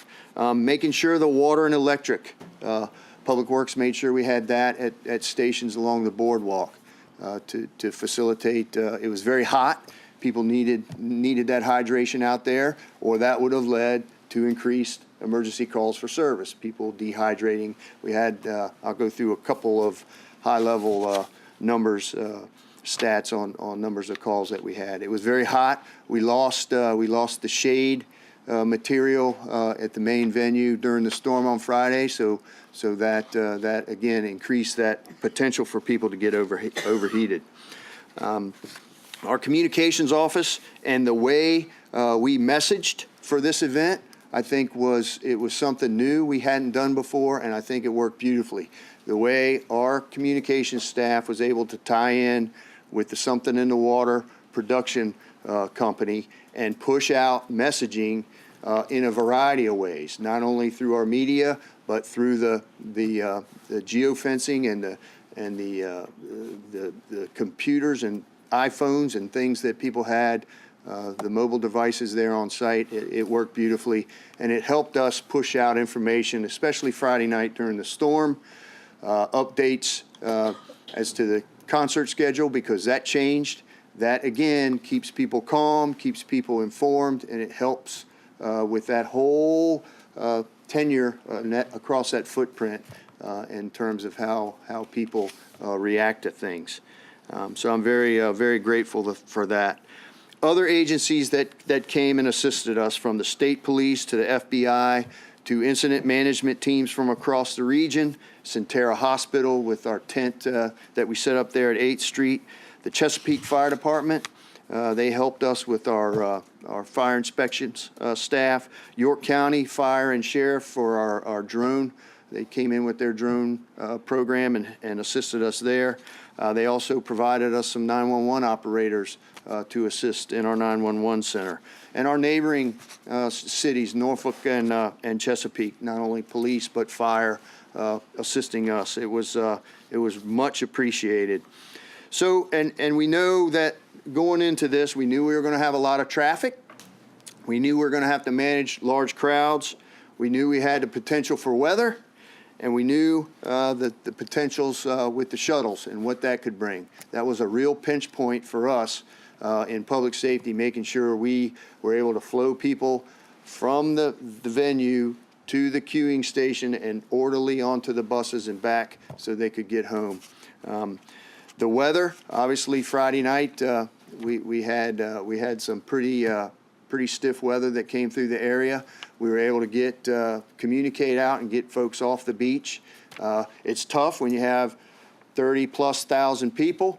We don't have enough places for them to get inside, so we were sending them to cars. We were sending them into hotels. We were trying to get them to take cover as best they could. So that communication process, again, during that weather event paid dividends. I think overarchingly, it really went well from a public safety perspective. I'll give you just a couple of numbers. Crime for the police department, especially serious crimes, we're trending down this year compared to years past, and I don't think that's a big surprise. There were actually 7 people cited for peddling without a license. That was obviously that caused some problems with not only the promoters but accessibility and so forth. So we were able to take care of that. EMS. The Vice Mayor talked about the volunteers that assisted us out there with EMS. So having those volunteers out there in addition to our career EMS providers, our fire department staff, and our police officers, it really put a pretty good footprint of emergency personnel on that scene. 433 patients were seen by EMS over the weekend. 365 of those folks were festival goers. 87 of them were sent to the main medical tent that we talked about on 8th Street, and we transported 15 actually to the hospital. There were some 300 career and volunteer staff that worked throughout the festival weekend for EMS. Fire department, 245 concert-induced fainting or passing out episodes. I keep it in simple terms, where we had to get those folks out of the crowd. And just something we learned that with a crowd that big and that tight and that footprint, having those firefighters be able to get through that crowd, get to those folks, get them out. And many of them, they just needed some cool down period, some air, some water, and they didn't require transport for the most part. So that was very helpful, getting them to the perimeter of the footprint and getting them out and getting them some water and cooling off. 348 fire staff worked throughout the weekend. Fire prevention, they did some 45 vendor inspections throughout the site, 8 tent inspections, and they visited every oceanfront bar prior to the festival with thousands of visitor contacts and did follow-up visits to those establishments on our oceanfront to enforce the overcrowding and those types of things. Our police department also did a lot of outreach with our hoteliers. So they were able to, leading up to this event, do some situational awareness training with those folks that operate our hotels to help them have that heightened awareness, the old see something, say something routine. Just some quick facts for Public Works. I wanted to, as I said, I wanted to give them a shout out. They collected 21 tons of trash. This is just outside the festival footprint. Within the venue, the promoter took care of that themselves. Kind of a note there, July 4th weekend trash collection was 20 tons.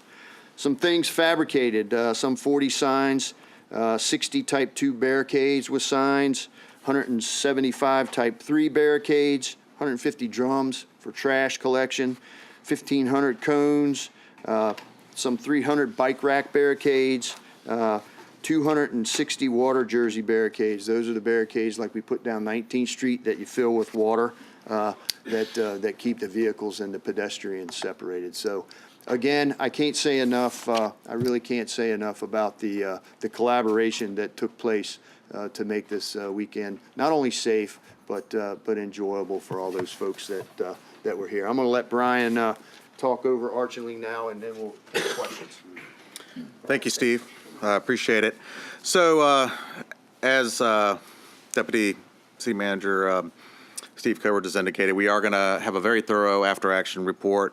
I'm going to follow the Emergency Operations Center's lead as they do that for instance, when they have an activation of the EOC, and kind of really from our standpoint, leading to the festival planning side of things that you may not have seen it on the surface as the festival took place. And in fact, we actually received a lot of positive kudos for things like transportation and parking and shuttling. But we know behind the scenes kind of what it took or how close it was to making sure that everything was planned perfectly and what we can do to make that even better or improved in the future.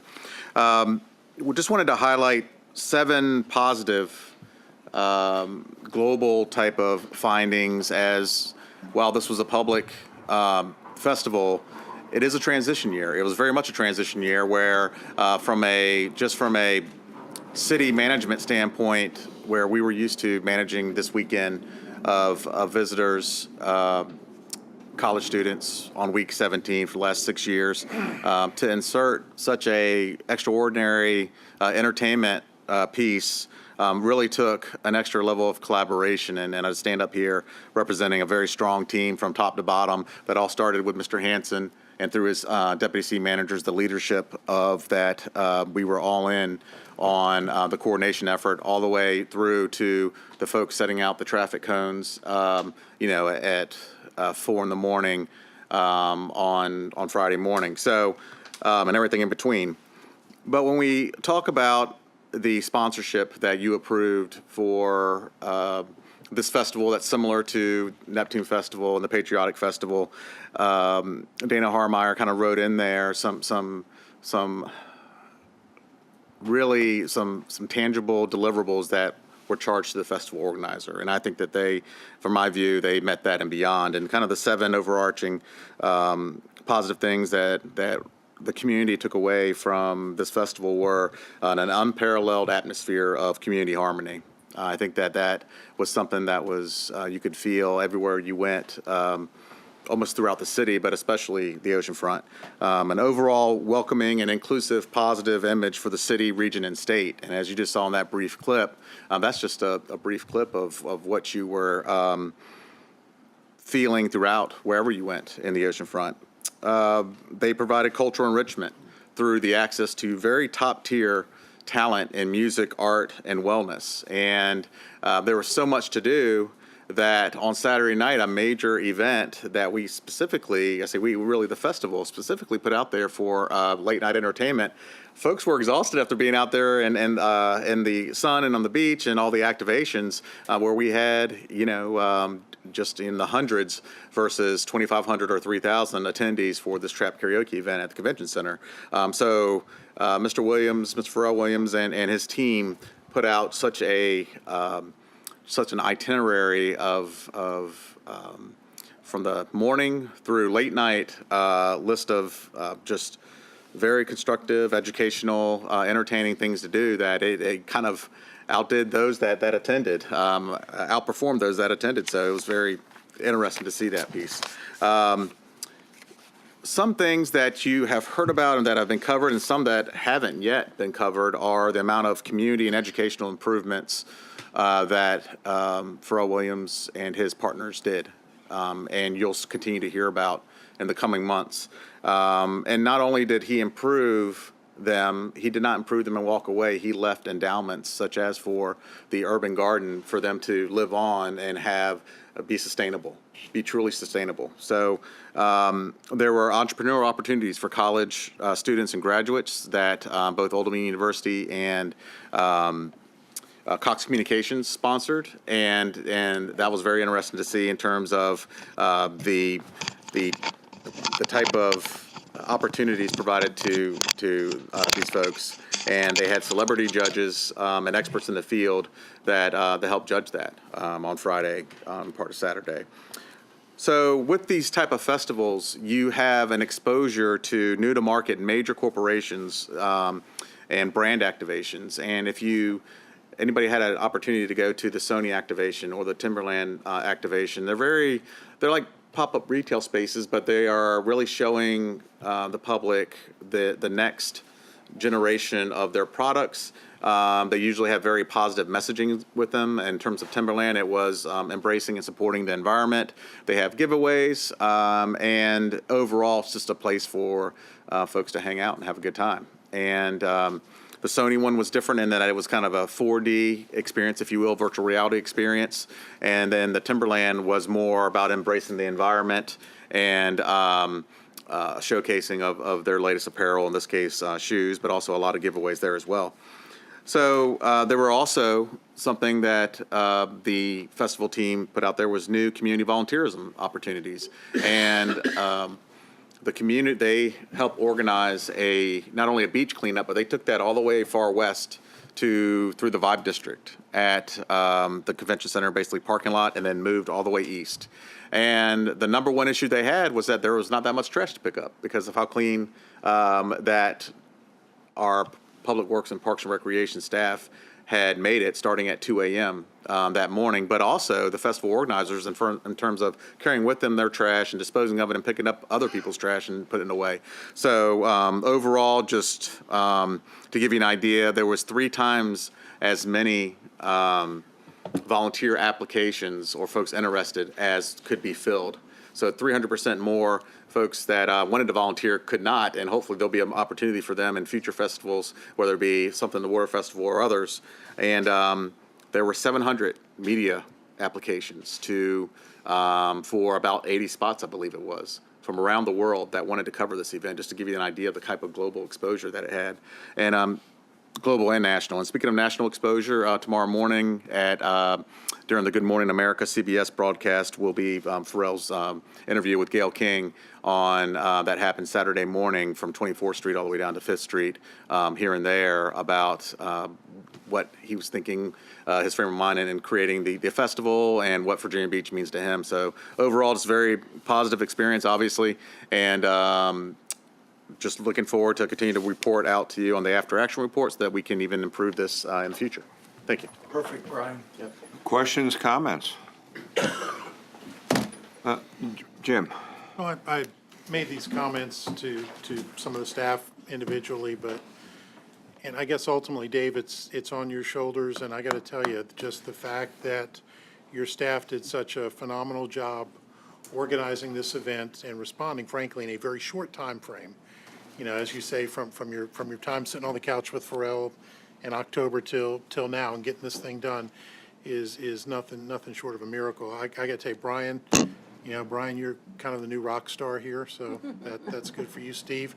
The public safety interaction was incredibly good. I spent some time in the command post and the EOC down there and just seeing how everybody worked together. The fact of the matter is, we had augmented staffing within the precincts that a lot of people don't realize, with state troopers working with beach officers so that the rest of the city remains safe while all this was going on. So I have to tell you, I was extraordinarily impressed with the entire event.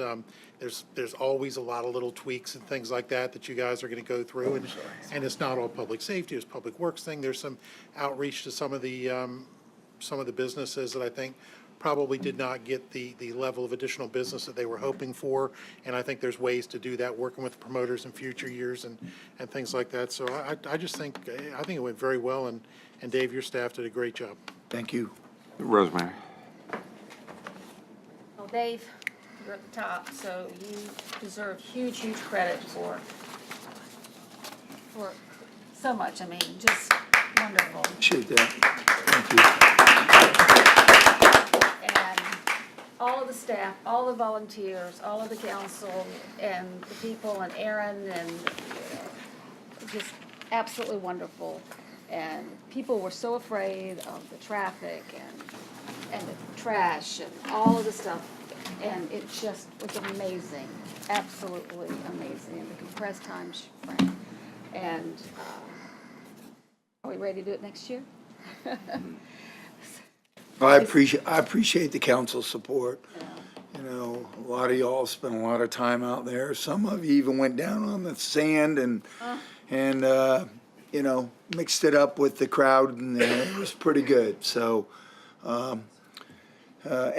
ambassadors, all of you, and being at the pop-up church and spontaneously announcing panels on the basketball court at the ocean. Schools supporting us with those buses was the most phenomenal change and dynamic. We're getting kudos from unlikely places. I mean, it's like the whole city is glowing, absolutely glowing, and the publicity that we've received is just absolutely incredible. And I think that it's been changing. It's like a life-changing for us, and I think this. Yes, ma'am. Lots of great things are going to happen from this, and so. Jess, then Sabrina. Thanks to Pharrell for recognizing this and giving back to his hometown. So really, really grateful to everyone, and just you can't track of everyone, but just the big umbrella. Thank you. Jess? Well, I had an opportunity to go to the EOC, which was, it's always an impressive place to go visit, but a comment that was made to me while I was there was, we're bored. And I think that's A good thing. I was so happy to show up and hear we're bored in the sense that there's not any cause for alarm and everything was just going so smoothly. So, I mean, just huge props to everybody involved, of course. One thing I wanted to ask about, and I don't know if you all have seen it too, but there's an online petition circulating about the basketball court that showed up at the oceanfront and wanting to keep it. And it's got almost 10,000 signatures on it. So I think that not obviously right now, but that might be something that is needed at the oceanfront that I think the public is asking for. Tell you, that's something we can certainly look into. Sabrina? So the highlight for me for the festival was when I was standing there, just minding my own business, and I see Snoop Dogg just roll up. I was like, there's Snoop! So it was just really exciting to see that, but really also to see the cooperation when, because I was down there, Friday, Saturday, and Sunday, but to see that cooperation when the storm hit and all the rain started coming down, to see, the hoteliers and the different organizations welcoming people inside, to hear about citizens carting people to and from the festival just to be welcoming and helpful. It was good to see that, to just see, as Pharrell was saying, the whole community just got involved. And I love to see the engagement. I love to see people working together. So everywhere I went, if it was the EOC, if it was the second precinct, if it was down in the convention center, it's just this collaboration, cooperation, and it was really inspiring. So I'm very thankful to, of course, the staff, you, Dave, Mr. Pharrell Williams, all the sponsors and supporters who were there, public safety, phenomenal, people just courteous, people happy to be there, the atmosphere, just to stand on the boardwalk and just to feel that atmosphere, and to have people run up to me and say, this is great, this is phenomenal, and I was like, calm down, relax, but that's how excited they were, and so it's just great. So thank you. Something's in the works. That's what they kept saying everywhere I went. Anybody else? Great name. I tell you what, if I could just make a quick statement about a couple of statements that I've been making over the last couple of years. Yeah, there was something in the water, but there was something in the air too, and that was positivity. You can sense it everywhere. You sense it in the crowd. You think about the coordination that it took to put all this together, and if you walk around, especially if you go backstage a little bit, and see how the artists had all come together, the stages had to come together, the dynamics of just putting on a show. I tell you what, our public safety folks, but let me give a shout out to the paid, security that they had there too. They were beyond, 320 people? 325, sir. 325. Yes, sir. And I'll tell you what, they did a diplomatic, professional way of managing the crowd. But everywhere you went, I did a lot of thanking of people there. And I went up to one Virginia Beach State Police, or Virginia State Police officer, and he goes, I'll tell you what, Mr. Mayor, this was fun, and there was just, and like somebody said, that people are high-fiving the police out there, and the police were engaging, and, the fire departments, and all the people that just came together. It was a collective good feeling. And, and I had the opportunity to take a look out from, the stage. I went there, just to have a look back there and everything.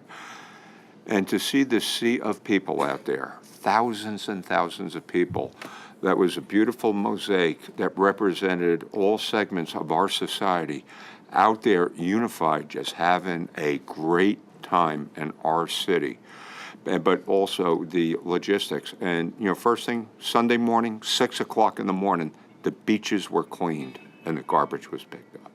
It was an amazing event. And I tell you what, this is this was quite an accomplishment for our city. This was a major collaboration of so many people that did this in such a positive spirit. It started with Pharrell, with his positive energy, but boy, it surely cascaded down and made this into a great event that is iconic. Thank you all very much. Okay. So, Mayor, thanks, team. Appreciate everybody. The last 55 minutes of today's session before you have to go out is yours to discuss the Okay. budget. Let me say that, usually budget time is a time that we relish as much as a root canal without anesthesia. But that being said, we have, we've had some changes over the last couple of months. We have a new mayor, we have 4 new people, we had recounts, we had vacancies and everything. But one of the things I think we always have to strive for is to improve the budget process. We had a public input session prior to retreat that really helped us out in terms of goals. But one of the things I thought would be helpful, because in talking to a number of people, Mrs. Henley, Mr. Moss, Jessica, and other people, before we go to reconciliation, was the opportunity to sit down and discuss some of the priorities, and maybe find out where, some collaboration, or, just to find out what's on the hearts and minds of the council prior going to reconciliation. And then also the concept of maybe even after our retreat, carving out time to have an after action to see, okay, what went right with our process, what went wrong. Don't forget, we got a new chemistry right here on this council. And the thing is, if we could sit down and find other ways, to improve the process and things, that would be great. But, at this point, I'd just like to open it up. And if we can go to 5:45, because, they do have some food. But once again, be assured that we're going to have opportunities to sit down and discuss. But let me say, even through the process, I thoroughly enjoyed the dynamic and a lot of the interaction and talk that went on. We actually had to defer some of the presentations because there was such good engagement going forward, and I think that was a good first step. But, so we'll go until 1:45. And we'll start off with Ms. Henley and then go to Rosemary, and then I'm sure that Mr. Moss and Ms. Abbott would like to the opportunity. I really appreciate it, the opportunity to talk. Now we got to get down to the business at hand now after we've had such a good, and I hope maybe this all will come out as well as the event this weekend did. But we have such a challenge with this whole thing with the flooding. And in thinking back over what we heard at the public hearing the other night, I'm sure we're also going to be talking about the full-day kindergarten and the salary compression issue, and I expect we will, but to just, Bob gave me the opportunity to expand a little bit on what I was talking about last week with the flooding issue and my concerns. And it's kind of disjointed, I know, but just to mention a few things, we really haven't gotten out to the public with our Dewberry report yet too much. And, that's going to be coming in May. Just next week, we're going to have this briefing by C.J. Bodner to us, and also, I guess, Phil Pullen, on what we're going to be doing with the sea level rise, citywide parcel flood protection strategies, natural and so forth, and public outreach plan. So we're having the public outreach plan after we're adopting the budget, which it makes me a little bit concerned, a whole lot concerned, because we are talking about, all the money that we're going to need and tax increases without really having the public's buy-in at this point. They know about what we're doing and so forth, but I don't think they really understand what we're going to be doing, and that makes me concerned. I think I'd feel much more comfortable if we were really had this opportunity to be out there with people a little bit more. And I know that when we had the CIP briefing, we were talking about this path forward that we have to deal with the sea level rise over a number of years, and we were looking at the spreadsheets with what could be done over the years, and that's fine. But, of course, we're only approving the first year of the CIP, and we certainly can't commit any future councils to anything either. So, you know, we've got this path forward, but we certainly aren't saying to the people, this is what we're going to do. But I'm a little concerned because it appeared that we were allocating the money in future years, which of course we can't be doing. And so I'm just concerned that we're not able to tell the folks, and there's no way we could because we don't know yet, know exactly what we're going to be doing. And especially, you all know that I have such a great concern about the southern watershed. I know the other 10 of you are in the Chesapeake watershed, and that one is a whole lot easier to predict. But we've got all of this concern with the southern watershed, which has this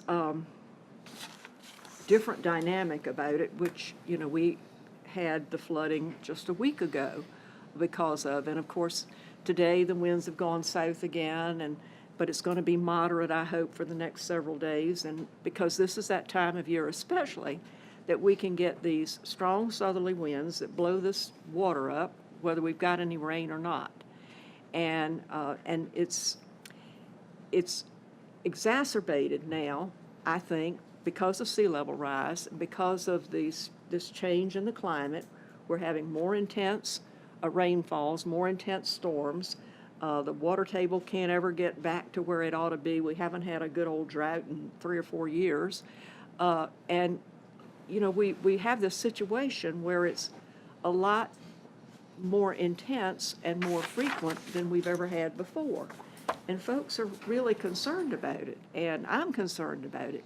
And in that area, particularly the southernmost part of the southern watersheds, the parts that are more around the bays and the North Landing River, you know, get this flooding, and there's not a daggone thing we can do about it. And then if we get a rainfall on top of that, we're really up the creek because nothing can drain out until the wind shifts. And I know that I think fixing the stormwater is going to be the easy part. The hard part is figuring out how we're going to be able to deal with this phenomenon of the Currituck Sound being blown up into Back Bay and North Bay and staying there. I've seen it stay up for a couple of weeks at the time. We were just really lucky last week that the wind shifted Sunday night instead of hanging around another 4 or 5 days. It's a great concern, and as I said just very quickly at the end of the session last week when I had a couple of minutes, I know that this didn't always happen, and in my life it's always happened, but there used to be inlets and there used to be overwashes so that the water didn't bottleneck up, it didn't get trapped up. But things have changed, and it just seems to me, and a lot of other folks who live down there, that the challenge is to try to figure out a way to get that water off and over to the ocean so it doesn't have to stay up until the wind shifts. And I know that there have been several different ideas floated, opening an inlet, which I can understand has a lot of different issues that would play in now with the sea level rise and so forth, or whatever. But I know Dewberry has looked at it. I would like for them to look at it some more, particularly with the community, an opportunity to really talk with folks. And, you know, we've all got to kind of work this out and let everybody have the opportunity to say, well, would this work? Would that work? I see that Delegate Knight has a presentation being made at the State Water Commission next Tuesday on Back Bay flooding dynamics. You know, it's really a puzzle, but it's really very, very serious. And so one of my asks in this budget is if there needs to be additional study money so that Dewberry, I think they're probably the best folks to do it since they did North Carolina and they've done so much, could take some more look at this phenomenon and see if there's something that can be done short of a dam across Currituck Inlet or levees all around the bay, I don't think that's going to work. But there's got to be something else, or at least that we look at very, very seriously.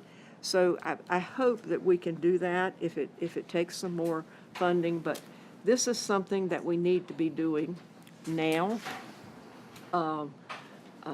Is a continuation of this, because the folks, you know, we get really nervous now. I look at the weather forecast and I look to see which way the wind's going to be blowing. And I think everybody else is too, because, you know, it's been a real tough time on folks down there the last couple of years having to deal with this issue and just sort of being at the mercy of the wind, the water as well. So that's my first thing. I hope we can do some more looking at that part of it in the southern part, particularly the southern part, now, and don't stop with what they've done at this point. We've got to work on that. And the other thing, this part that I'm looking at as far as the nature-based features and so forth, you know, I've been talking about open space, and he's gone. I believe Brian Solis was first hired as the open space coordinator back in around 2000, and he did such a great job with the open space program. Look at where he is now.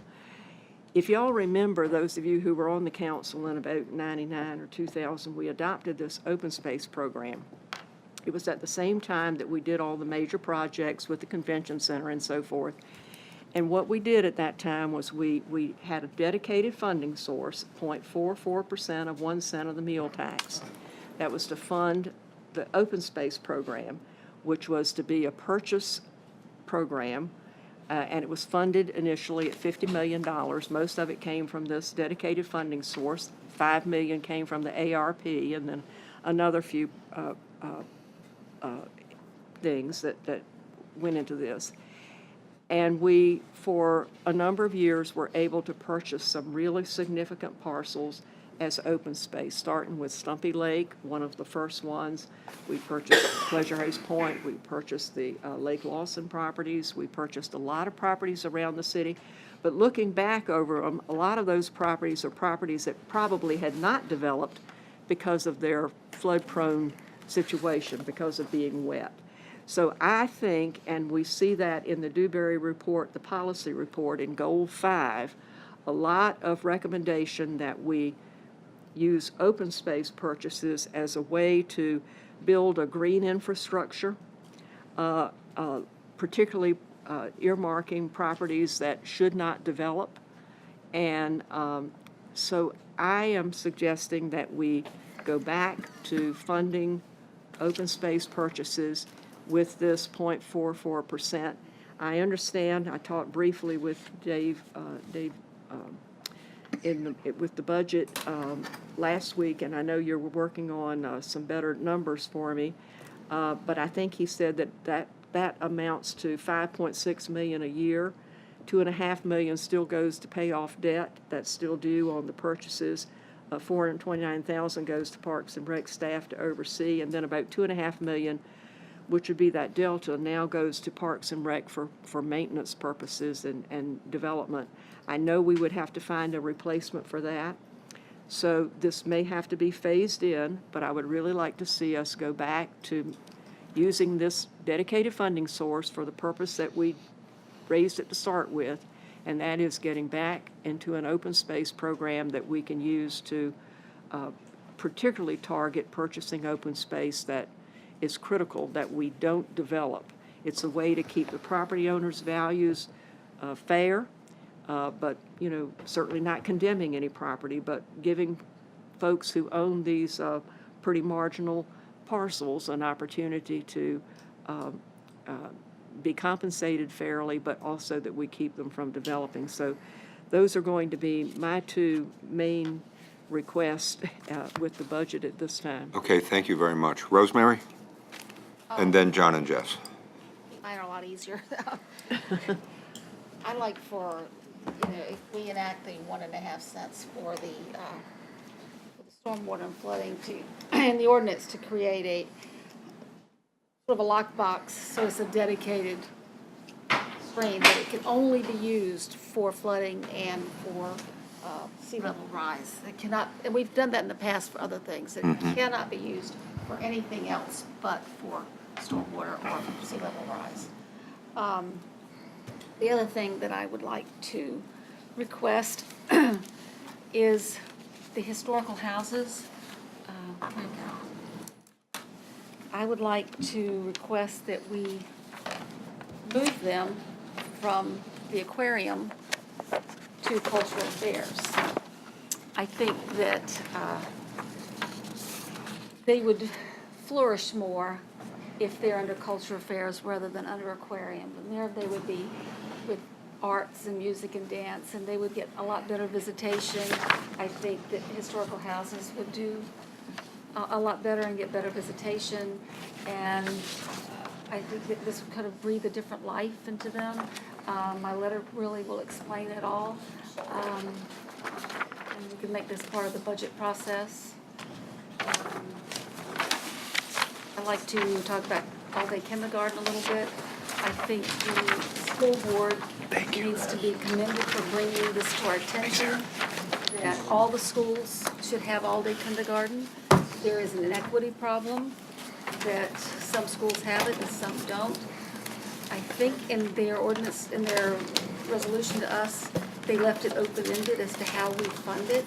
It doesn't necessarily have to be a tax increase, that we're to figure out how to do it, and perhaps year-end funds is the way to do that, but that's for us to decide. But it's not fair for some schools to have it and some not, and it was impressive that we have principals and teachers and parents alike. I'm a former kindergarten teacher. I used to teach half-day kindergarten, but times have changed, the curriculum has changed.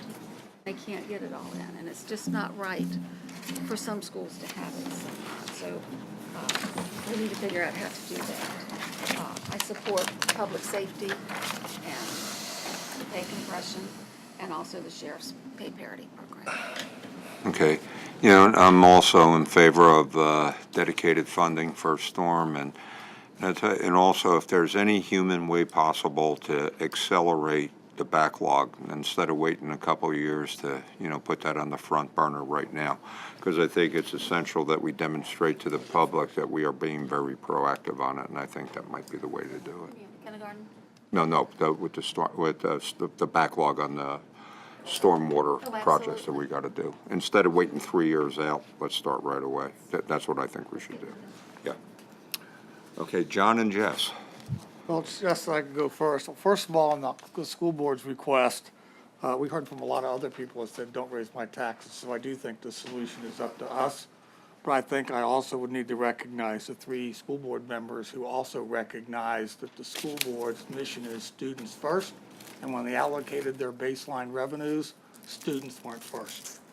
And that's just a fact. The most important thing is students. Kindergarten people are students. Last time I checked, they were the first thing not funded. So clearly their mission statement and their actions were misaligned. But I do agree by using ending fund, and I've talked with Louis about that, and I agree with him, there is a way for us to solve it. They asked us to solve it. Yeah. But I think it's the responsibility for the situation they presented is one they created. They had the resources within their base, and they chose to punt to us. And so I think it's right for us to solve it the best way we see fit. So on that, we agree. I think it's interesting when you look at the balancing the budget. We also heard from people and are continuing to hear from people how financially stressed they are. It's interesting that you were just at the State of the Union in Chesapeake, because last time I checked, their budget had no recommended tax or rate increases. They pick up their trash within their real estate fund. They don't have a tourism industry. But they now have a higher average income than we do, a higher median income. And I even think they're getting close to higher assessments on their property, but they clearly don't have the other aspects that we do. But they're managing to balance without putting additional burdens on their residents. The General Assembly likewise God bless you. was able to solve, and has much bigger problems than the Virginia Beach does, were able to solve their budget without raising taxes. I think we are no less talented, no less capable, and we're talking about $14.5 million. We provided an alternative. I'm not saying it's the right answer or it's the path. It shows that there is a path. you know? And I agree with Barbara in the point that she's making with relative to speaking of making obligations to a lot of projects before we've gained the public, and we can't obligate future councils. But we proposed a referendum in November of 2020, which gives us time to look at the policy changes we're gonna make, gives us a chance to relook at the CIP priorities in light of what we learned, put them on the ballot. We did this in '86 with road projects, we did with '86 with rec centers and schools, and then let the public vote. We can then issue general obligation bond debts. I'm not afraid of what the public will say, because I think we can make a solid and compelling case. We borrow cheaper. We get a long-term commitment that goes to future councils, because the public has spoken versus this body speaking. If we defer the city hall building, which isn't a crisis, we can accelerate and bring $50 million forward into the 20 budget, funded debt. We can deal with some of the issues you just spoke about, acceleration, and we can make on the most critical issues that are stormwater versus sea level rise. I think people told us that we told them during the campaign, and they're telling us now that flooding is our #1 issue, but our allocation of revenues and debt service doesn't reflect that. We do need to create some debt capacity. I think all of you met with the venture group yourselves, and one thing they told all of us, and I'm sure they told me as well as you, is that the music hall wasn't something that was necessary to make their project work. I'm not the only one that heard that. So is that $30 million of debt capacity really more important than putting that debt capacity towards flooding? I don't think so, especially when it isn't essential to the fundamental economic vitality of the dome site, assuming they get financing, and that hasn't happened yet, but assuming that comes to fruition, that is a necessity. But addressing flooding is, I think we showed, you know, I applaud the city manager for using lapse funding. I don't know how many times I've mentioned at this table, and the response always was our credit rating was gonna go to Hades in a basket and the sun wouldn't rise. Well, clearly it's gonna rise. And he showed his own survey, about 2/3 of the community do lapse funding. Well, if you take the full 2%, you get another $2.2 million to help on top of the 5.3, I think it is, towards the public safety compensation pay proposal I think most of us favor. And that basically funds the first year of that. So I think there are ways, if you do some other things. The other thing we proposed, which is a big change, but we talked about today about changing housing funding. Traditionally, we have put 100% of the amusement tax into the tip fund.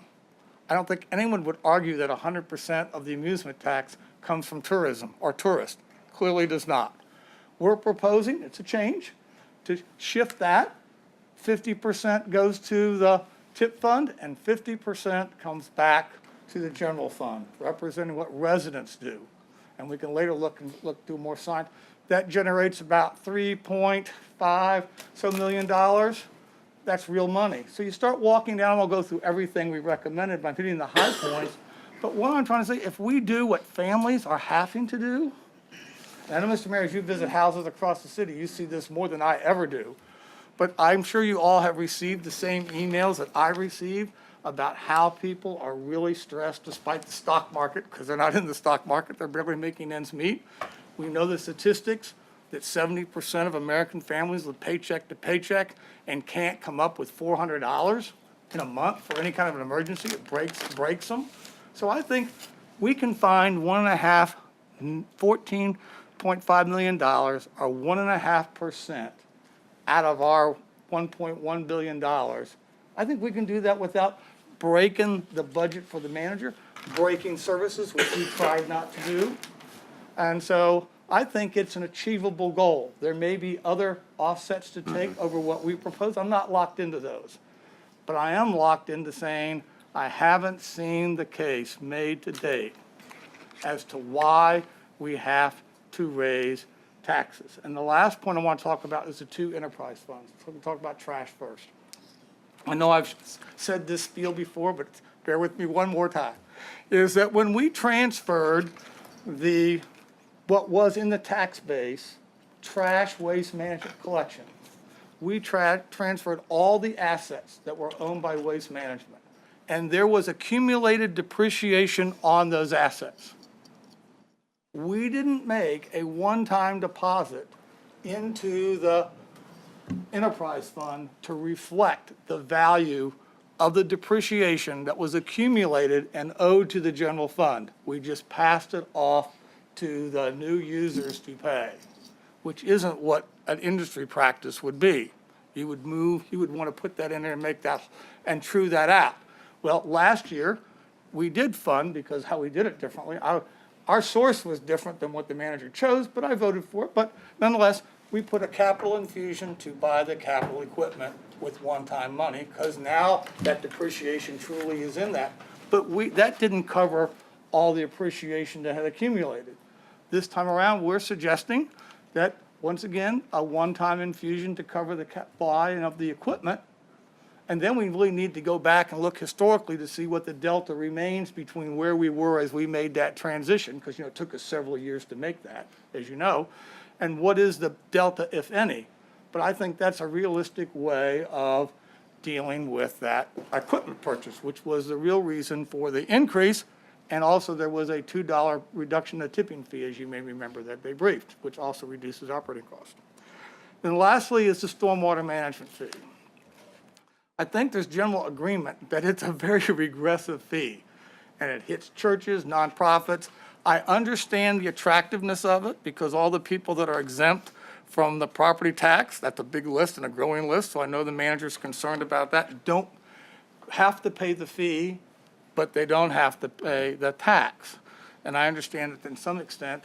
And also his position is also true, that as it currently works, more of the burden is carried by, if you look at it, by industry than by residents. Well, everyone knows I'm not in favor of subsidies of anyway, no matter which direction they go, but if that's raising the cost of businesses disproportionate to, then that's not good for growing business, because that puts one more cost they have to pass on.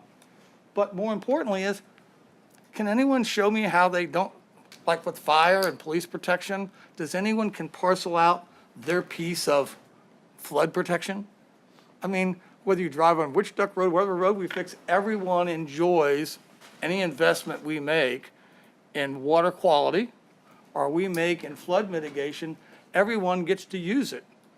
And even though I know you're looking to try to find a more granular part that drives what people generate, but we're not billing ourselves from our school parking lots, our city parking lots, our parking garages. I just think a fair way, a less regressive way, and a easier, less billing, man, I can't imagine we could save on billing and paper, is just put it in the real estate. We don't have a public safety fee.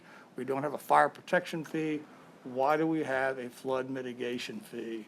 It just ought to be moving that, and a referendum would allow us to do that. Now, over time, we still owe all the debt that we've issued, revenue bonds. We have to continue to pay that off, so we just can't make the fee go away. But over time, it could be phased out. Or maybe we might be able to make the case, and I'm open to that part, is that exclusively water quality? Because when we adopted that fee, though I didn't vote for it, back in 1991, I think it was, or 93, because the government didn't require us to do it that way, it was all about water quality. It was nothing about flooding, nothing about stormwater. It was all about water quality. And maybe we need to reduce the focus back to its original intent and deal with water quality, and maybe that makes sense. But I do think moving away from it and moving into the general tax base is the smarter route to go, and a referendum next November would give us a great opportunity to have that engagement with the public. And as we did, as Barbara remembers, with the rec centers, it wasn't just the cost of building them. We also told them what the cost was to maintain this stuff once you build it, because one of the lessons that people are learning in Louisiana is that they're not funding the maintenance of the facilities that the federal dollar built. And it won't be long before it isn't going to work. So you got to put a maintenance piece in that. So we're looking at, if you borrow the money as we're suggesting, it could be more, could be less, there would be a half a cent of the 2 cent phased over years that would go towards building the maintenance lockbox, if you would, the sinking fund, to pay not only just maintenance, but you are going to have recapitalization or major depot level maintenance at certain periods of time, because pumping stations are not like water plants. They have a much greater deterioration and contamination, so they need higher frequency of maintenance than what a water plant would take. And I think this is the honest discussion. I think when Barbara's about the buy-in, I think when I'm out talking to town halls, I spend a lot of time talking about that if you want to stay dry, it's expensive. And you can't run away from the cost. And I think people are pretty responsive to that. So you've all seen what we've proposed. We did a lot of homework. We got people involved with it. I think there's a way that we can get there. I'm looking for other people's ways of passing. I agree with the alignment that you mentioned. That makes sense to me. It's a greater mission fit. And I'm in favor of, I think we can do the public safety thing without raising taxes. And I think that's a better approach than what's recommended in the budget. So Yep, with that, thank you, John. I will yield to Jess, any comments? Yes.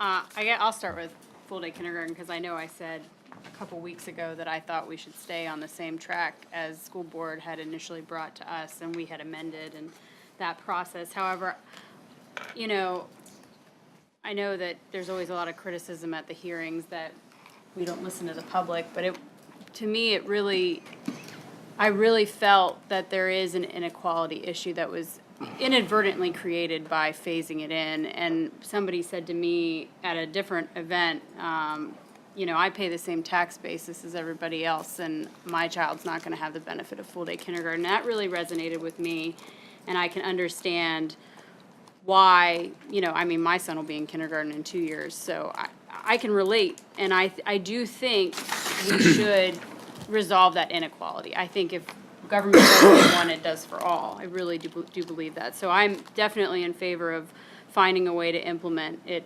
online 100%.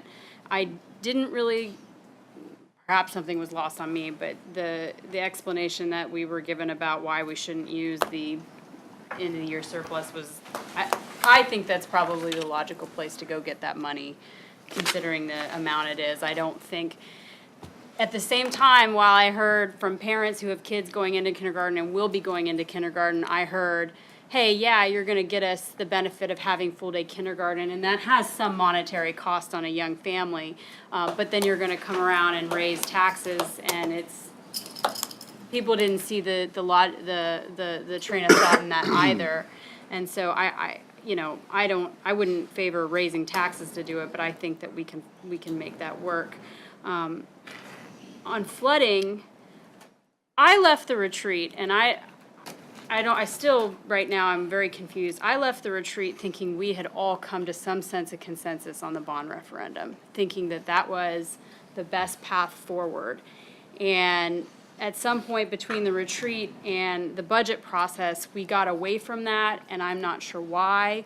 And if somebody has a better explanation for why we haven't taken that approach, I'd be open to hearing it, but I have to agree. I think we need the public buy-in. I think we need the public to come and say, I would like this accomplished. I'm okay with us doing bonds or doing this, and I don't think we should fear those results. And the feedback that I get, I've been to over a dozen town hall or a dozen civic leagues since we started the budget process. I had a town hall on Saturday. I had a civic league meeting on Sunday. I've got another town hall coming up. I've got a couple more civic leagues, and every time I go, everyone asks me the same question. What are we doing? How are we going to do it? And what do you need from us? And after the retreat, I talked a lot about us doing a bond referendum, and that got fabulous feedback. And, you know, I know we all kind of have our own pockets. You know, there's certain people gravitate towards talking to us, and you know, it's easy for it to turn into an echo chamber. And I can understand that everybody might not be hearing the same thing I'm hearing, but I really do believe that the bond referendum is the way to go. And if it comes back it's a no, then we go back to figuring it out. The tax increase, Again, I'm going to go back to something I always hear us talk about at the retreat. How do we keep young people here? It is so expensive to live here. It is so expensive to live here. And I'm telling you, people that are my age and older and younger are moving to places like Chesapeake because they have an overall lower cost. And we might boast the lowest real estate tax in the area, but people are not feeling that. And the big thing I heard at my town hall and my civic leagues is that the personal property tax is going to hit people a lot harder than I think we anticipate. And just for kind of reference, in my industry, there's a 21% lapse rate of auto insurance premium in Virginia Beach. 21% of people will lose their insurance for more than 30 days. If we don't think that that correlates to personal property and how people are going to pay their taxes when it comes to their car, I'd be interested to see how many people are paying that late, especially if we have some kind of implementation with an increase on what that's going to cost. I know mine's going to be pretty hefty. So I just, all of the fee, everything associated, I really think that that's putting a burden on our retired people and our young families, and we talk about bringing those people in. I'd really like to talk about what we were given, and Okay. I guess you have. Okay, yeah, but once again, we just got 5 minutes because we're going to take a dinner break, but on the are you talking about the pay I would compression? just like to talk about this. Okay, let's, if we could just do a brief, go ahead, because I got a comment too. No, well, Yeah. whenever we can all get together. I just Well, would like to have my a thing is, conversation about that. I'm just going to say this, and I'm going to try to get a couple more inputs in before we break for dinner. I think that we got to move forward. I don't think we're going to I don't want to kick the can anymore. I think we got to fix the problem finally, and we're going to do it without raising taxes. Okay? Let's get it done. Let's stop talking about it. That's where I'm coming from on this.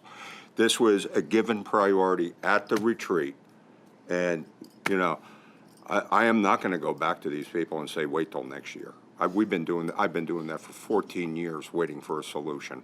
So I don't care, somehow in reconciliation, let's be like Larry the Cable Guy and get this done, okay? That's the direction. Okay, okay, we got a few minutes. Aaron, any comments? All right, now. Okay, Louis? Not tonight. Okay, Sabrina? Not now. Okay. Any comments? I'll pass for tonight, too. Okay, Mr. Mayor. Jim? I'm good. Okay, but listen, I thank you, but, once again, I think people brought up some incredibly good stuff, but let's have the conversation continue even after the budget is done, because we got some ideas up there, and we got to figure out, we have we got a $2.2 billion budget. We have a $3.7 billion storm water obligation just to get started. We're talking about school modernization and replacement. We're talking about keeping up with infrastructure.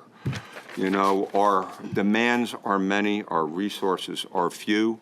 Ultimately, what it comes down to is we're going to have to create new, unique revenue sources going forward. To get, what Jess had to keep people here? Create those new businesses with those high-paying jobs that, we can do that. We have that potential to do that. And, with the broadband coming in and new opportunities and a new way to, get businesses down here, believe it or not, I'm hoping that something in the water sends out a message that Virginia Beach is a great place to come and bring a new business, start a new business, and bring their families with them. And because we got the schools, because we got the public safety, because we got all these other things. And we got the problems are many, but, let's take this opportunity to continue the dialogue among our body. And even though the vote's coming up, let's even talk more earlier about facing our problems in the future. Yes. So I'd like to let the council know that the State Broadband Advisory Council is going to be coming to Virginia Beach Great. to meet May 22nd. So I'm very excited that I don't have to go to Roanoke, that they're coming here to meet. And also my Cycle for Survival event is going to be this Sunday. And so far, this will be our 5th year, and the money is coming in, and as of the 5th year, we've raised over $1.2 million. Great. And you guys have to come out on Sunday. I will be at there. One Life Fitness. Tell you what. Donate some money, we will take that too. I appreciate, yes, John. One Life Fitness. Our next meeting is May 7th, which is Budget Reconciliation Day. But I know you've allocated time in front of that for some discussion. Does that mean whatever magic that you and the vice mayor are doing or someone's doing, because here, nothing got resolved about anything really, except the pay thing with no taxes, and we're gonna deal some with schools, but there's a lot of other issues Right. out there.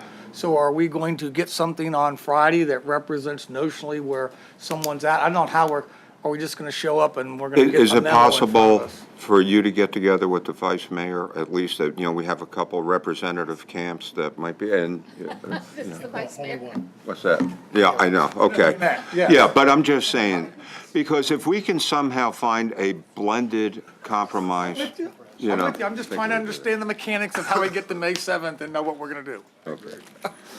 And the magic didn't happen here. Okay, so I'll tell you what, let's see what we can do. Let's go ahead and take a break. Instead of just code for